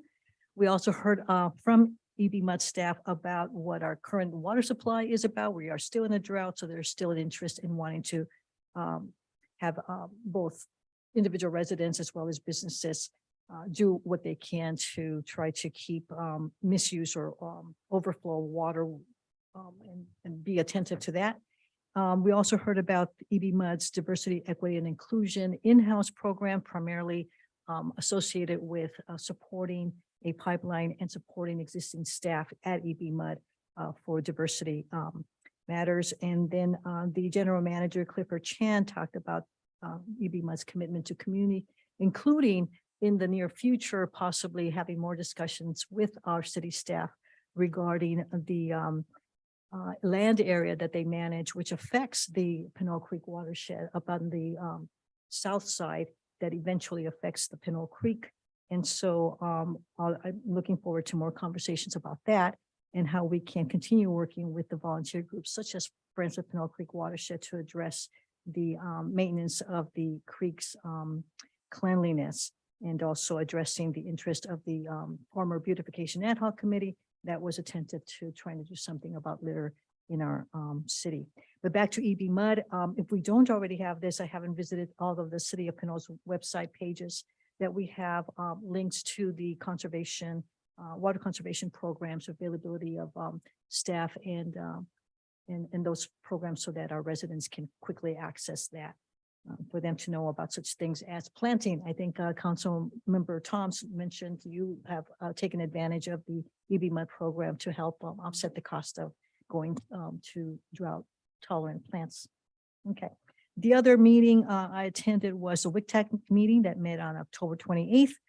Primarily heard about the multimodal corridor study phase 2. It is not a design project, and the importance of mentioning that is because those of us in attendance had a number of questions related to what could be done in our cities. That part of the arterial San Pablo and Appian, for example, that we would like enhanced with alternative ways to transport or to walk, perhaps even have bicycle lanes. However, we're not part of that project. So there is a gap between the funding that is now available and the organizations or agencies that are part of that project, namely Richmond, San Pablo, El Cerrito, AC Transit, that are actively involved with that.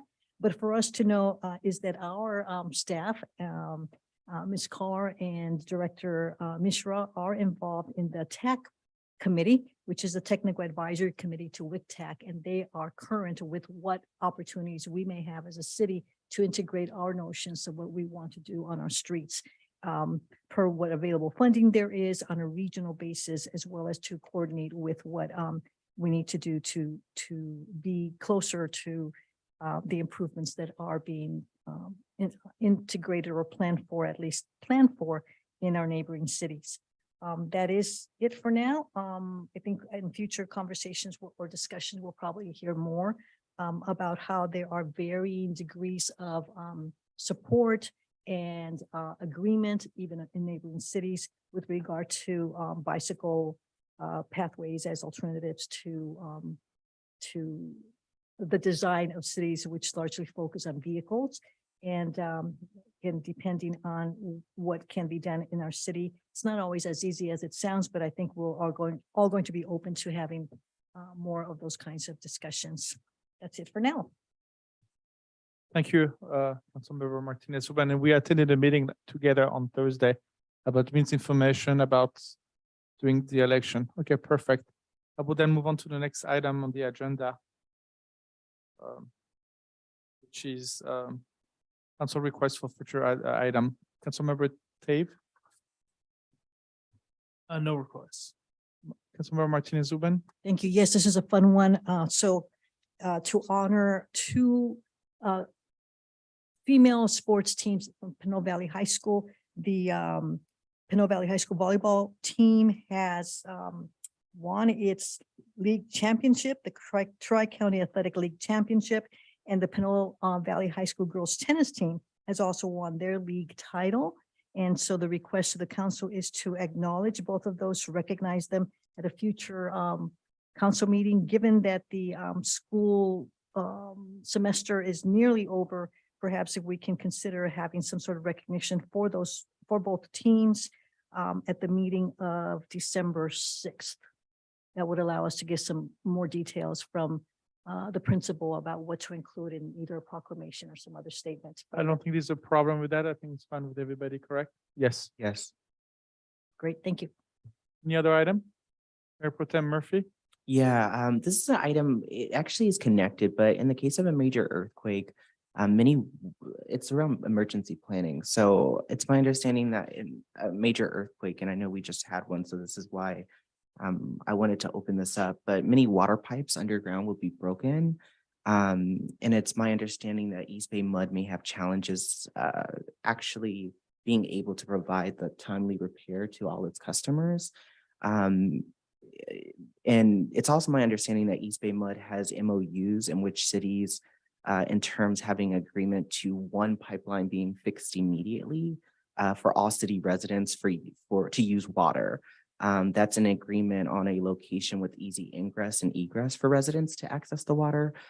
It brought me to remember that I think East Bay Mud may have presented to our council maybe 2 years ago when I first was elected, and I don't think we had enough time. I vaguely remember Councilmember Dave like asking questions and I feel like we didn't have enough time. So it brought me to think perhaps we can have another presentation by East Bay Mud because it's been 2 years, maybe even early next year. But also I would like to discuss outside of a presentation or in addition to a presentation, it's my understanding that cities like Orinda and San Ramon have an agreement in place to really have that kind of MOU and an agreement on one pipeline being fixed immediately. I'd like to see if we can have something like that established for the city of Pinole. So it would be number one, a presentation by East Bay Mud, perhaps for us to just ask questions. It doesn't have to be with regards to only this issue, but a second agenda item would be a consideration of an MOU or an agreement where we would actually just have one pipeline to be fixed immediately for all city residents to use for water in the case of a major earthquake or another emergency. Okay, let's presentation. I think everybody's fine with the presentation. Yes. Yes. Yes. And then the next one is about emergency in the pipeline. I don't really know the East Bay Mud utility system. I know but the SFPUC. And how they have a big water reservoir in Pinole that protects them in case of an earthquake that provides enough water for 2-3 days to the population of San Francisco. But I'm not very familiar with the East Bay Mud system. I don't know what to say about this one. I have no clue if somebody can help us here. So I understand that it's a request for a future agenda item to find out what the, whether the city has or could enact a agreement with East Bay Mud. So we're happy to, I think you're asking, does such a thing exist? What are East Bay Mud's capacities? We don't know, but if you'd like to have a Yes. future agenda item. I guess That's my it's what the intent. emergency plan in case of an earthquake and providing us water. Mhm. Where is the water stocked and how is the water going to be provided to us? Right. Yes. And having an MOU and a signed agreement with East Bay Mud. I think that's fine with Yeah, everybody. yeah, that's fine. Thank you. Yeah, if I may add, also during that meeting, just taking advantage that EB Meta will be here, just exploring partnerships. They're very interested in exploring partnerships. I'm considering that as a possible one, an MOU, but there might be others. So I'm happy to ask if you would like, as part of the presentation, for them to, provide information about what they identify as potential partnerships, and perhaps we can have a conversation as part of that presentation item on East Bay Mud, which is separate from the emergency repair MOU. That's fine. Right, thank you. I'm sorry, the water comes from San Pablo Reservoir, which is not that far away, but anyway, it's also from other sources. But we'll find out exactly where it's coming from. Okay, thank you. Any other item? No, that's good? it, Mayor. Okay. Thank you. Thank you. Councilmember No Towns? items. Okay. My only item is about the arts and what is being brought up to us. If I can have council approval on having Yes. those murals and tree decoration. I'm sorry, what murals, what kinds of murals, what kinds of tree decorations, where? Wouldn't that be part of the presentation? I don't know if it's going to be a presentation. City Manager Murray, do you remember that email that I forwarded you and how much information that had? And I believe you may have, yes, must have sir. contacted people. I remember.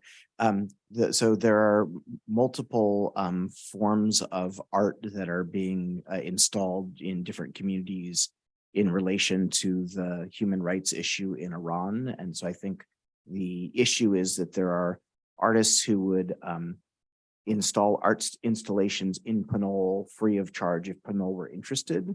I don't know all the details about the art installations. One of them is items hanging from a tree. The other is a mural. And so I think we could have a agenda item, which is a discussion and understanding of what those would present so that the council can decide whether it wants to have one of those installed in Pinole. Thank you. I'm getting tired and I appreciate you helping me here. So does council want to Yes. consider that? Sure, we can Yes, see absolutely. Thank you. what else there is. And if we could reach out to those artists and ask them to make a presentation sooner than later, I would appreciate it. Just because of the situation, we never know what will happen. Thank you. That concludes my item. The next item on the agenda on the report is the city manager report. Yeah, thank you. So very briefly, we have a lot of events and activities lined up for United Against Hate Week, which is coming up in a couple weeks. So please look at our social media feeds and the website for information on those. A preview of our agenda items for our next meeting. We have a very full agenda, including a number of consent items. One of those, of course, is the proclamation for United Against Hate Week. Another is the contract agreement for our Parks and Recreation Master Plan, hire a firm to work on that. We'll have first quarter, our standard slate of first quarter reports, financial investment, etc. We'll get an update on the housing element, and then there'll be the first read of a couple of ordinances. One is the Code of Ethics, and another is the FBI fingerprinting ordinance. There also, as Director Mishra mentioned, be a presentation on the local road safety plan, as well as a discussion of potential sister city arrangements with Ukraine and France. So that's all coming up at our next council meeting. Thank you. I'll be with the Ukrainian General Council on Friday and the French one tomorrow night. Okay, thank you. Let's move on to the next item on the agenda, which is 7F. Mr. City Attorney, thank you for waiting until midnight. Nothing to report. Thank you. You have to say something. No, I'm just kidding. Okay, thank you. Do you have any comments from the public here? Item 22, I would have to excuse myself because the next item on the agenda, it's something that I do have a conflict of interest, and I hand this back to you, Mayor Pro Tem. Were there no public comments? No public comments. Righty. The last item. Oh, gotcha. I will wait for the city attorney. I will wait. Is it fine to proceed, City Attorney Casher? Yeah, it's okay. Great, thank you. Of course, I will entertain a motion to extend the meeting beyond 11:30 because we have 8 minutes if you all would like to do that. Second. I didn't make a motion. I didn't know the time. So. Yes. I'll make a motion that Councilmember- we extend it till midnight, and I won't be able to go past that. All right. Is there a second? A second. Great. City Clerk, the vote. Sure. Councilmember Martinez Rubin, Yes. Councilmember Toms. Yes. Councilmember Tave is, I'm gonna note for the record, is abstaining or is recusing himself for this item. Mayor Pro Tem is the same. Aye. I'm sorry. Gotcha. I'm tired as well. Same for the mayor and then Mayor Pro Tem. Aye. Thank you. All right, our meeting's extended to 12 a.m. and the next item on our agenda is 10A, a public hearing on ordinance adding chapter 17.28 historic preservation overlay to the municipal code and review related design guidelines. This is an action item, introduced and waive the first reading of an ordinance, added chapter 17.28 historic preservation overlay to the municipal code per staff recommendation. City Attorney Casher. Thank you, Mayor Pro Tem. I have with me our Assistant City Attorney, Alex Mogg. I appreciate your patience, Alex, and waiting until late in the evening. He's going to zoom through the presentation, but this is important. He was the staff lead on this, led the effort with the review committee and was the drafter of the ordinance. So feel free to take it away, Alex. Thank you, Eric. Good evening. And like Eric said, I'll go quick since it's late and I think some of this background is familiar to everyone. But about 2 years ago, the council directed the municipal code subcommittee to consider options for historic preservation. That subcommittee considered a wide range from very strict regimes that you see in some communities to very loose regimes, for lack of better words. And that committee decided that what they wanted to do was just something that caused people to pause and consider the historic nature of Old Town Pinole without being overly prescriptive. So there was a draft ordinance prepared that essentially had special design guidelines apply to areas in Old Town Pinole. As we'll talk about later, turns out that there were Old Town design guidelines adopted in 1997. For some reason that's unbeknown to anyone currently, on staff. They stopped being enforced, but the proposed ordinance will sort of re-adopt those and reutilize them. So that ordinance went to the planning commission. The planning commission recommended approval of the ordinance with some changes to the ordinance and design guidelines. That then went to the city council. The city council considered it and referred it to a special committee of 3 planning commissioners and 2 council members to provide feedback to the council on the design guidelines specifically, but also on the ordinance generally. That committee met a few times to consider the ordinance and design guides and recommend some changes that we'll talk about in a little bit. And then after the committee met and finished its work, the state passed a bunch of housing laws, including SB 9. And SB 9 creates a streamlined ministerial review process for single-family homes. And there were some exceptions and special provisions in that law for properties located within historic districts. And so there was some analysis needed to be done of whether that law, how that law interacted with the proposed ordinance. Among other things, the Attorney General had sent Santa Monica and I think 1 or 2 other cities letters telling them that their historic preservation ordinance violated SB 9. So we had to sort of take a pause to review whether that our ordinance complied, and it does. So just as sort of setting the stage, how design review works in Pinole is all projects are required to go through the design review process. Essentially, big projects go through comprehensive design review that's reviewed by the Planning Commission. Smaller projects go through administrative design review, so small additions, for example. And administrative design review is handled by the zoning administrator.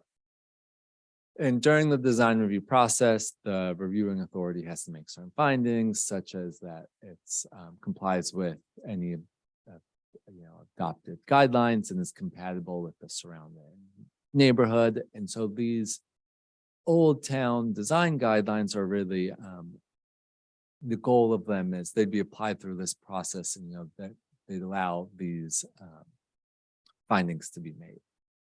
So the ordinance does a couple things. The first thing is it creates a historic preservation overlay zone. And the overlay zone is just the type of supplemental zoning that goes over the existing zoning. So it doesn't change the permitted use. It just adds a certain extra requirement. So for example, the city's current zoning has a high density residential overlay that the city adopted last housing element cycle as part of that to change the density.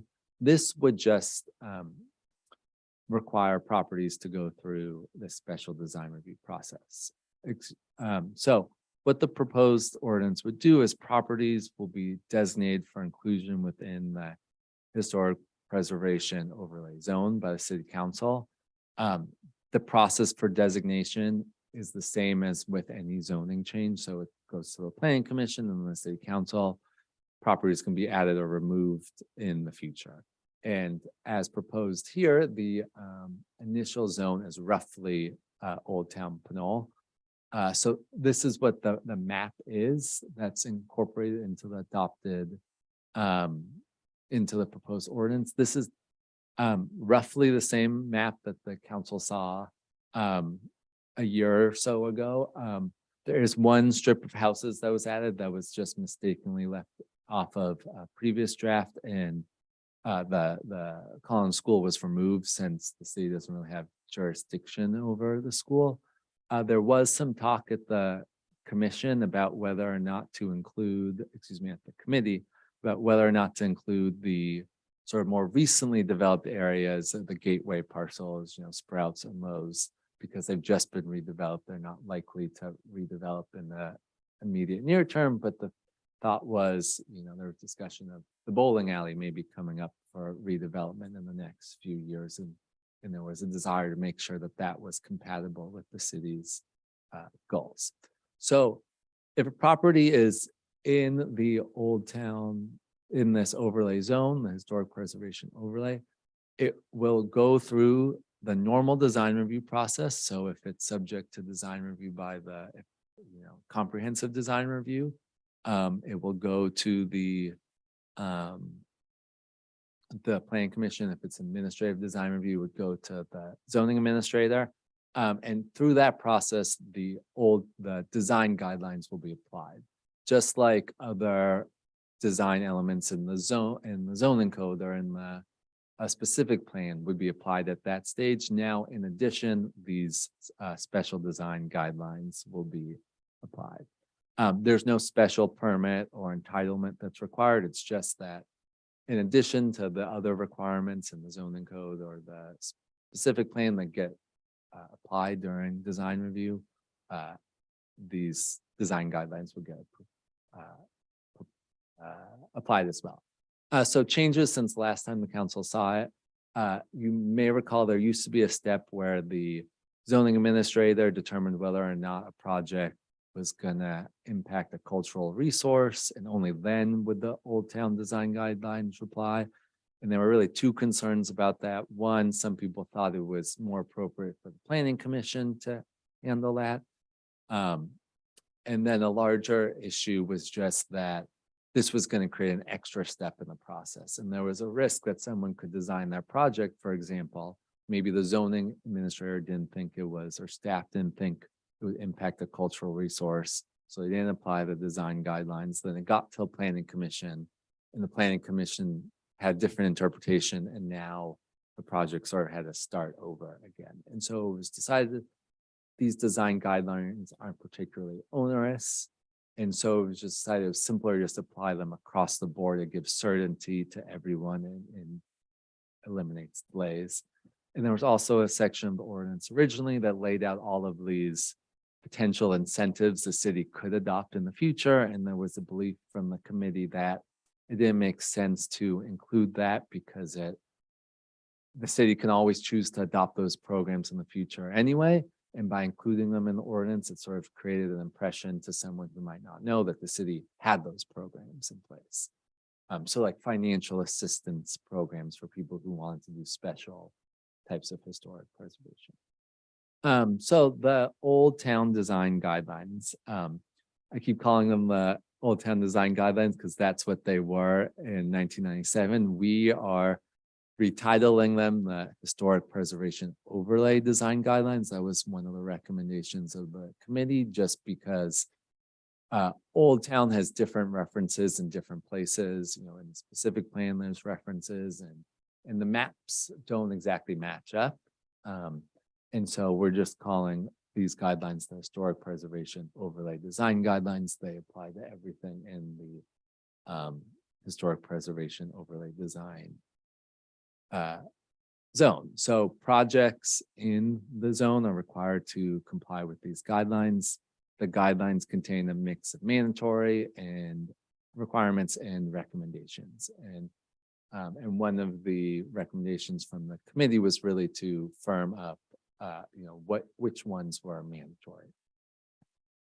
So like I mentioned at the beginning, the design guidelines really just intended to ensure that special attention is paid to these,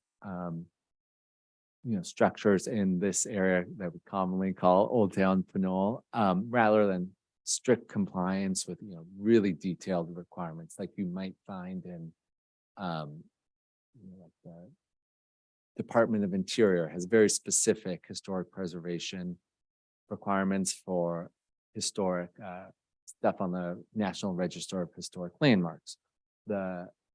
These guidelines are not that strict. In fact, many of them correspond to things that are already in the zoning code, but there's also some additional ones. But it's really, the goal was to sort of just have the developers, have applicants pause, have staff also pause and think about this as they're reviewing project.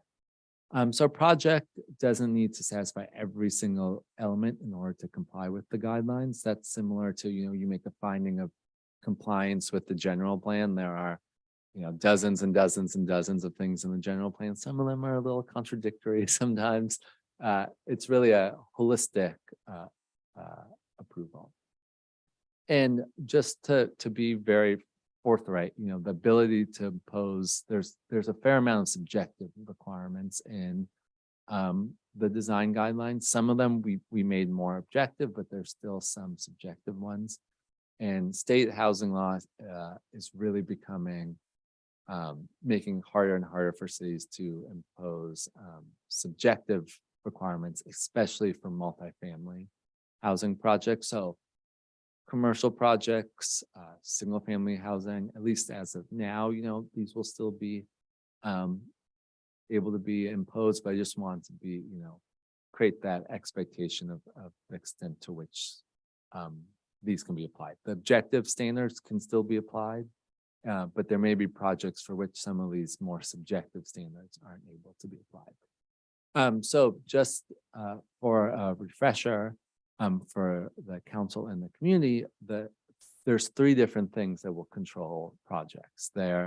It's the general plan and 3/4 specific plan, and that's the supreme document. So that controls. And then there's the zoning code, and then there's these design review guidelines. And if there's inconsistencies within them, then the higher ranking thing controls. So if the specific plan says a building can only be 10 feet high, and the design review guidelines say a building can be 20 feet high, you have to comply with the 10-foot height limit in the general plan. But if there are, you know, perhaps the general plan says that buildings can be, you know, up to 50 feet tall, and the design review guideline says buildings should be between 40 and 50 feet tall, you know, that's consistent. And so then the design review guidelines would still apply. So whenever there's an inconsistency, the higher rated document controls. So the design review committee, the committee spent a lot of time looking at the design review guidelines. All of the committee's specific recommendations have been incorporated. The committee also asked staff to look through to make sure there was consistency with the 3/4 specific plan, and that has been done, you know, with height limits and setback limits in the document. There were a few topics the committee asked staff to look at and include additional changes if necessary.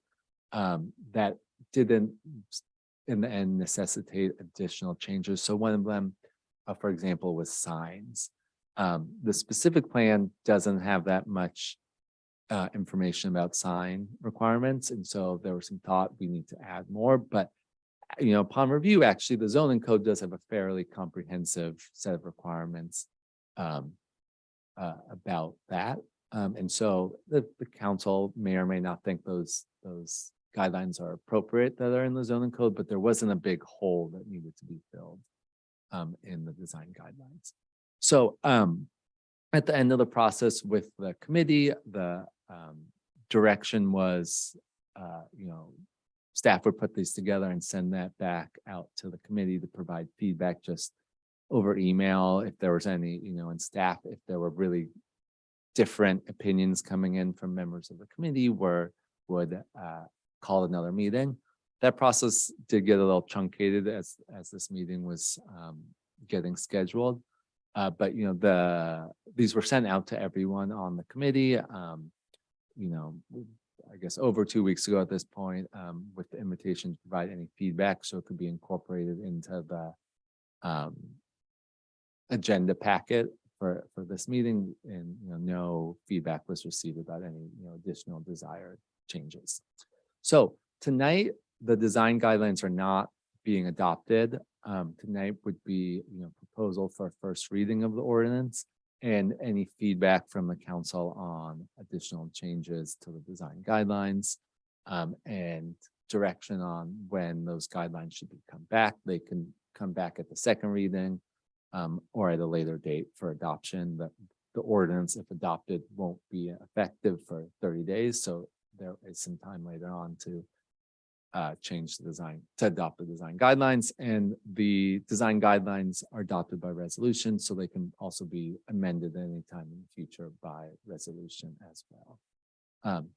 So the recommendation is to introduce and waive the first reading of the ordinance and then provide feedback on the design guidelines. The hour is late, so there may not be much time for feedback. That could also be something that occurs at the second reading if the council desires. It's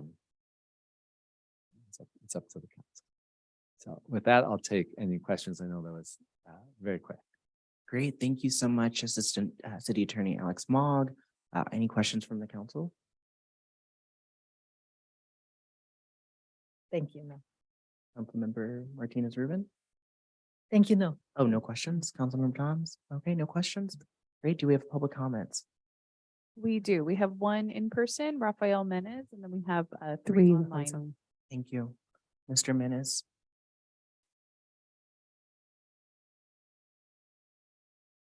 Oh, I was just saying. Sorry.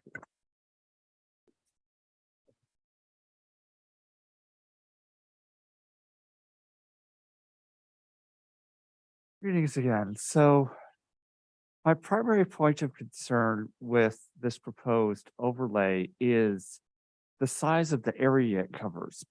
If you look at the specific plan, the San Pablo Avenue subframework figure 6.1 on page 227 of the specific plan, and I have it on my phone here. I don't know how visible that really is, but it basically shows the area that's covered in the Old Town sub area. And it's much, much smaller than the area that's highlighted in orange. It's maybe a small chunk of the area that's right around San Pablo between, I want to say Alvarez Avenue and going out towards Hercules, but basically all of the area to the north and the south of San Pablo Avenue isn't included in that sub area. So basically the magnitude of the area that's going to be covered by the overlay is far larger than the Old Town sub area, and in fact intrudes into the mixed use sub area between Alvarez and Appian Way in particular. And that also ties into the extension of the kinds of architecture that fall under the purview of the design review guidelines. I forget the exact page number for that one, but it talked about basically adding in 1960s style architecture as falling under architecture that is culturally valuable and worthy of preservation. And that seems to go beyond the sort of original scope of the Old Town design guidelines as being more preserving sort of the nature of the downtown area. It's sort of the historical and cultural area that's within that. But when you have it expanding to go almost out to the wastewater treatment plant and the sort of apartment complexes and other things that are out there, then you're having sort of the historic preservation overlay. Well, it's going to need to expand to include 1960s and later architecture, but at the same time, it becomes less, I guess I would say, coherent as sort of a set of goals when you're not just covering, say, Victorian style and 1940s style architecture, but when you're going forward to the 1950s, 60s, maybe even 70s in the future, when you're talking about apartment buildings and blocks, rather than just sort of the nature of the Old Town corridor itself. So I'm worried that maybe this is too broad. Thank you. Thank you, Mr. Menes. City Clerk, do we have any other public comments? Yes, we do have a few online. We'll start with Frankie Martinez.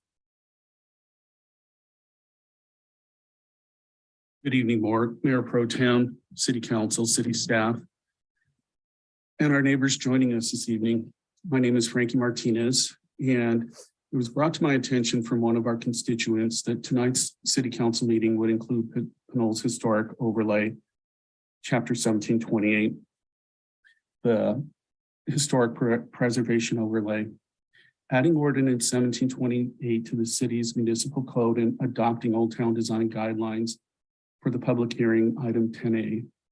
Last year, during the joint City Council Planning Commission Historic Overlay Subcommittee meetings, we made numerous changes to the documents, which is now hundreds of pages long. Last fall, the Joint Leadership Committee asked our city staff to finalize the many changes and bring them back to the Joint City Planning Commission meeting subcommittee for review. Upon learning from this constituent, I contacted our mayor, the mayor pro tem, and city leadership to help us understand how we got to this, help me understand how the Joint City Council Planning Commission Subcommittee was not given the opportunity to review the historic overlay document.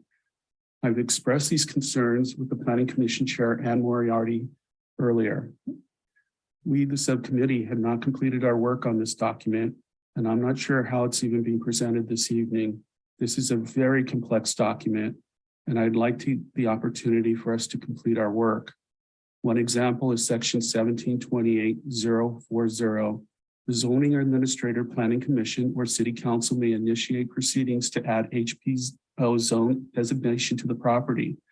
After the process is initiated, the zoning administrator shall prepare information regarding the cultural resources on the property as appropriate and present such information to the Planning Commission for consideration. B, planning administration design review or comprehensive design review shall not be approved for any project that does not comply with Old Town guidelines if the project is subject to said guidelines. My concern is the language reads as this is now a mandatory process. I would hope we'd take on the additional work to ask our neighbors if they would like to opt into this historical overlay. There's many examples that are not correct in this document. A second example, per my notes with another planning commissioner, we had asked to remove this section, which was referred to earlier, the homes that are passed on Tennant Avenue, past BNSF, going out toward the water on Tennant. One of the other planning commissioners had asked to remove Orleans Drive, Calais Drive, Tennant Court, LaSalle Drive, et cetera, to be removed from the HPO. And review the documents, the HPO still has these streets included in that HPO. We welcome the feedback from City Council and our constituents, and we propose that we set up a joint workshop, again, to present the documents with these changes that were asked for by the subcommittee. As you can see, there's more work to be done on this document. We welcome and solicit input from our city leadership and friends and neighbors. My ask is simple. Refer the public hearing item 10A ordinance 1728 back to the Joint City Council Planning Commission Subcommittee. This will allow us the opportunity to review and complete the work on this very complex document. Thank you for your time and consideration this evening. Thank you, Mr. Martinez. Next public comment. David Ruport.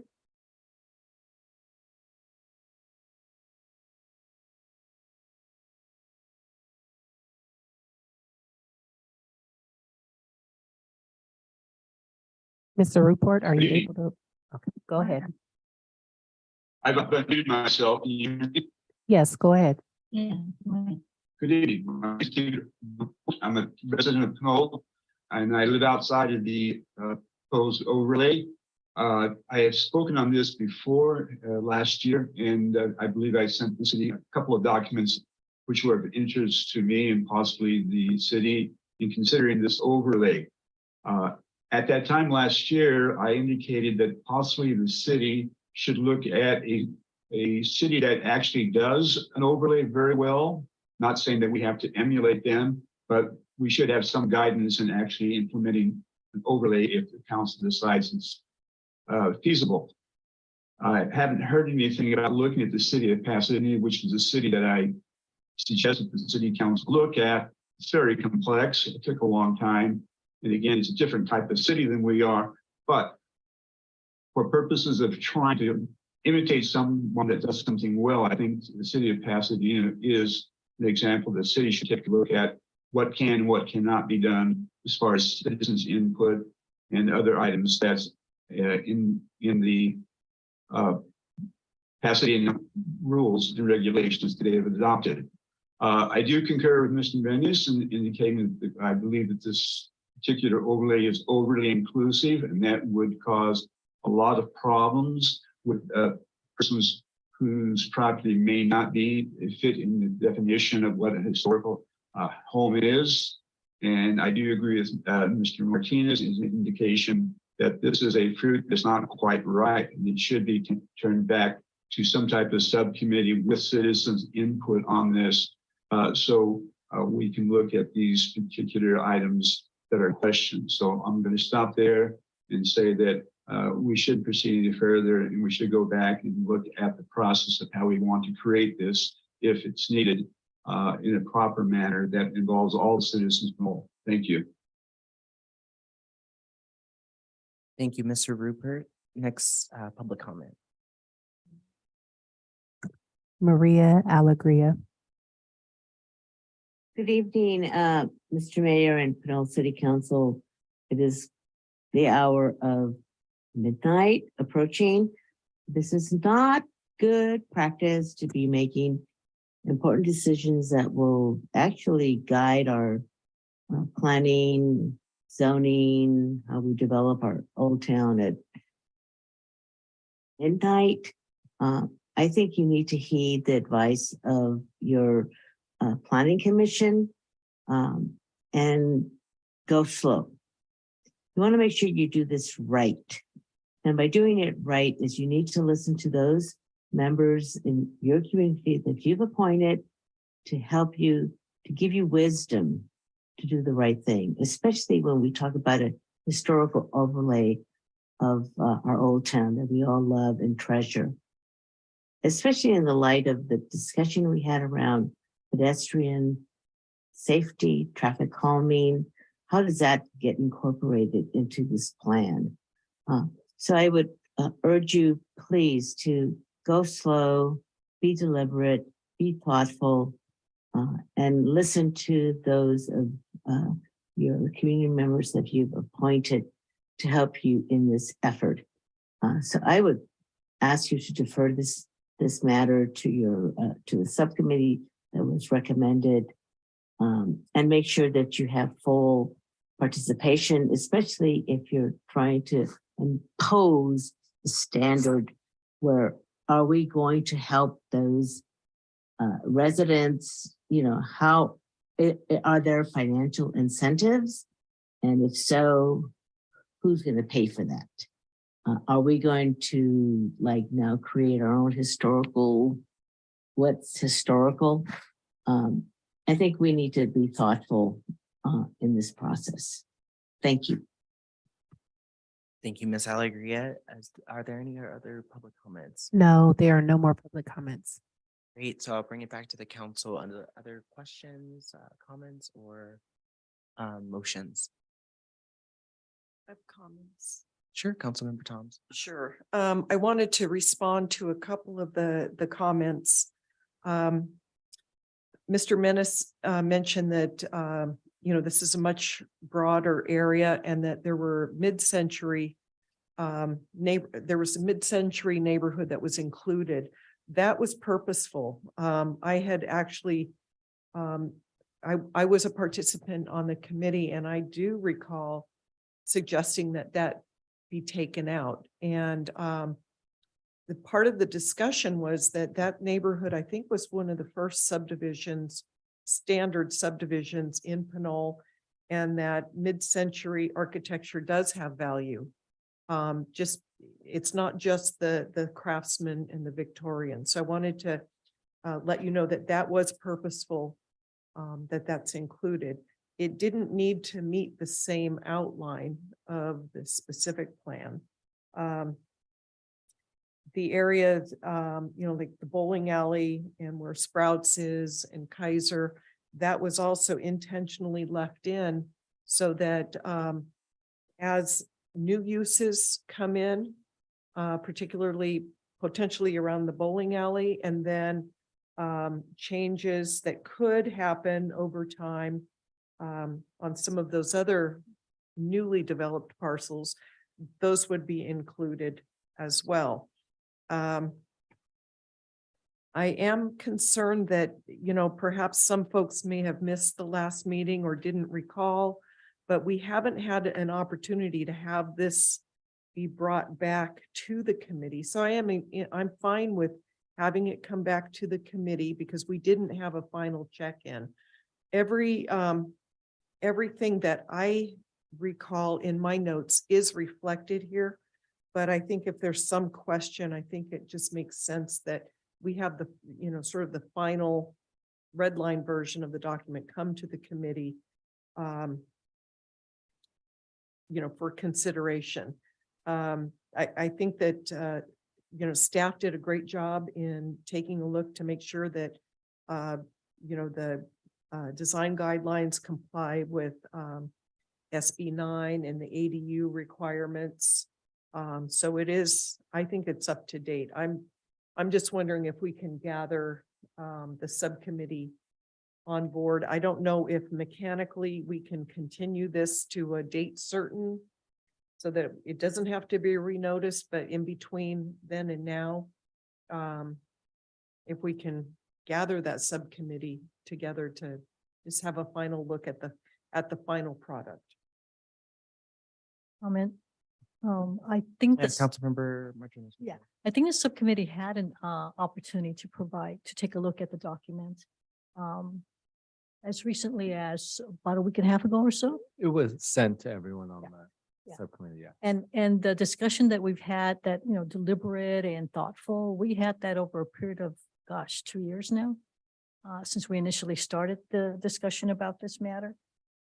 So I think that any concerns or comments that people may have, including, some of the commenters were on the committee.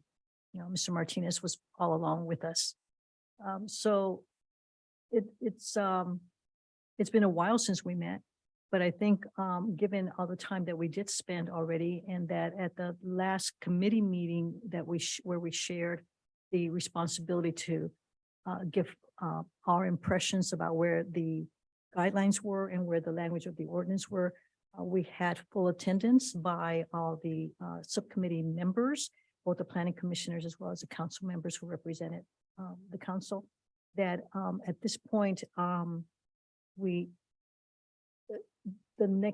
at the second reading, it would be by the time when there's yet another opportunity for comment then. But I think we've done extensive work on this already and have waited long enough to get to this point. So those are my comments. Mayor Pro Tem, I'll just note the time. It's 11:58. Thank you. So either we continue on this item to the next meeting, or we cast a vote in two minutes. I know, Councilmember Thomas, you said there's no movement towards midnight. I'm not Sorry, I've pressuring got a anyone. 4:45. I have early morning meetings as well. So I am happy to continue this item to the next meeting. And what that means is that would be our first reading, to my understanding. Is that correct?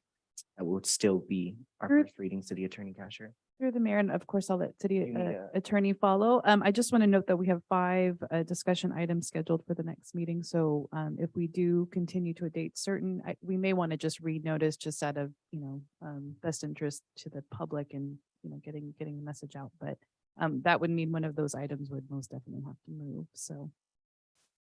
Yeah, and I'm happy to make a motion to, as the staff go by the staff recommendation, the introduction, waiving the first reading of this ordinance. Is there a second? Okay, there's no second. So if you can just give me 5 minutes, Councilmember Thomas, I know I'm pushing it. I know our democratic process is pushing it, but we do need to close out with the citizens to be heard. So if I can move to extend the meeting to 12:08 a.m. Is there a second? No second to extend the meeting. Okay, well, that being said, it looks like there's no second to extend the meeting. City Attorney Casher, can you just describe or at least explain to what that means in terms of this item? So there's just no action on the item. So we'll have to renotice the first read because we didn't take action on the first read. So that Right. would be, If I can, in the next minute, can I make a motion that we continue this item to the next meeting? that's a motion that can be considered by the council. A second. All right, those in favor, Aye. no. Aye. Okay. So what does that mean for our next steps? I know we're at 12 a.m. So motion does not. Motion does not carry. We need 3 yes votes to move it forward. okay. So It's a majority of the entire council, not a majority of the voting council. okay. So what does that mean for the current agenda as it stands? It's 12 a.m. Do we need an extension or do we just close out? I'll make a motion. We extend the meeting for 10 minutes. Okay. Is there a second? Second. All right. Those in favor? Aye. Aye. Okay, aye. All right, so we have an extension to the meeting. We're back at, I think, square one. Forgive me because it's 12 a.m. So we have 10 minutes of this meeting. We're still on item 10A and comments, motions, from council members. I would like to make a motion that we return this to the committee. We try to get a meeting in the next, say, 2-3 weeks. And close the loop on, some of the concerns that the committee has. I mean, the committee hasn't seen this as a whole and had an opportunity to discuss. Now, the committee, I'm satisfied that it meets all of our discussion points, but we haven't had the conversation with the committee. It's only been one way where they've had 3 minutes to comment. Okay. They had an opportunity to provide written comments. Independent. Right, but that's not the same as having a discussion in a committee forum. So I want to make a motion that we return this to the committee, hopefully in the next couple of weeks. And I'm not sure if I can make a motion that we also continue the public hearing to a date certain, whether that's December 6th. December 6th is the council reorganization, so that would not be ideal, but I'll defer to the city manager in terms of agenda planning. It's really up to the city council, as was noted. December 6th is traditionally kind of a ceremonial meeting. I recall 2 years ago, there was a lot of unfinished business Up to the city that the council. previous council Sure. did. Yeah, and I'd like to have the members of the committee who have been on this topic for at least 2 years be part of that discussion. Otherwise, if we have a new member, we start all over. It appeared to me that we continue to use term committee. Are we referring to the Historic Preservation Overlay Subcommittee and not the Planning Commission? Because my Correct. understanding is that the entire Planning Commission wants to review this. They reviewed it long ago and they were satisfied with Okay. the base document. Okay, well, there was an email communication around this, so I just wanted to be clear about if we're sending it somewhere else. They reviewed the document. They had some minor changes. Okay. That went to the city council. The city council then appointed a committee to look at it further. Okay, There happened to be planning commissioners on it, but it wasn't sent back to to the Planning Commission, and that was the concern that someone had, or at least 2 commissioners had via email. Those 2 commissioners were both on the committee. So I think that might have been, they wanted it back to the committee is my understanding. Okay, so here's the thing, a couple of things. Number one, we have 6 minutes. I want to be cognizant of that. And then I also want to both explain where I feel like I stand on this. I've heard a lot of residents talk about it. Unfortunately, I see 4 major issues that really haven't been discussed per the last conversation we had. One of those issues actually has been discussed, which is now an elimination of the incentives. I'm pretty sure I spoke to a need for incentives last time. We spoke about the specific item.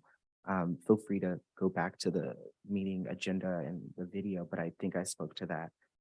If those incentives are now eliminated, it does, of course, provide some concern in next steps as to why folks would actually want this in our city. I think residents have spoken to the concern they already have around additional and supplemental permitting. I am concerned about the erasure of what I see indigenous communities. We've talked about this as a city. We really jumped ship in the ordinance from indigenous people were here, and we go straight to new communities who bought out the city. So that is a concern. There is concern around extra red tape in particular the district, as well as a limit of support for small businesses in that overlay. I said at the district, I meant the overlay. So I want to bring those two because those are 4 grave concerns that I see, which limit my support tonight, as well as if it moved forward. So my other concern overall is the use of staff time. We have a lot of different issues. I want to make sure that, granted to what the city manager and city clerk has stated, this does not become an issue for all of the things we have coming up ahead. So I want to list those out as hopefully helpful tips, but I also want to be very clear where I stand on this issue, given where I see our vote count going. So I don't know if that's helpful, hurtful, but I wanted to be honest where I am and really, if we need to move this to another council and have that conversation next year, I'm happy to do that. But right now, I don't see a pathway forward. So I just wanted to be very clear and transparent about that, given concerns I've had Well, from residents in the I city. can tell you that if this item is continued, that several of those issues that you have brought up can be addressed. Okay. You just can't do it in 3 minutes. Absolutely. Well, and my thing was most of those issues, or at least 2 out of 3 of those issues were brought up 2 years ago when we first discussed this, and they haven't been brought to change as well. I'll I give mean, you- one has been eliminated instead of Yeah. progressed I forward. can give you a quick, in 1997, when this was adopted, we had redevelopment that helped finance and provide financing and assistance for design. We don't have that any longer. Mhm. And the other piece of information is that we actually streamlined this a little bit more than what it was recommended. To eliminate some of the red tape. Okay, So, and I can point that out to you as well. sure. And I'd like to add that given all the discussion that even the commenters make, or tonight's commenters have made elsewhere, the interest in maintaining the historic character of Pinole, one of the main thrusts for this ordinance is to do that very thing. And I just keep hearing comments that seem to detract us from that and an extension of the discussion around this ordinance. And so if people are as interested as they claim to state, then I think that they also need to acknowledge that they are coming way late into this and that we have been having this ordinance again, as this in discussion and involving staff's time for the past 2 years. And we even made the took the extra step to send out notices, mailed notices to everyone in the area who could possibly have something to say and be affected by this. And I understand we had perhaps no one respond to that. So the comments that I hear tonight are from the same individuals who have continually provided some sort of input to defer this again and again. And I have to make that very, it really is quite interesting to me. And that's a euphemism. I can't find the exact word to describe that. Rather than helping us to try to have something that enhances the character of, and maintains that we are continually being detracted and deferring on this particular ordinance. So I made a motion. I don't recall if there was a second. What was the motion, Councilmember Thomas? The please motion let me- was to send this back to the committee and to continue the public hearing until December 6th. Second. Okay. City Clerk. Councilmember Toms, Yes. Councilmember Martinez Rubin, Yes. Mayor Pro Tem Murphy. No. Motion dies. Okay. Is there another Was a motion? motion fail? Motion fails. You want to make a motion? I don't, I don't want to, I explained that I don't want to support this moving forward. And I also don't want more staff time on this.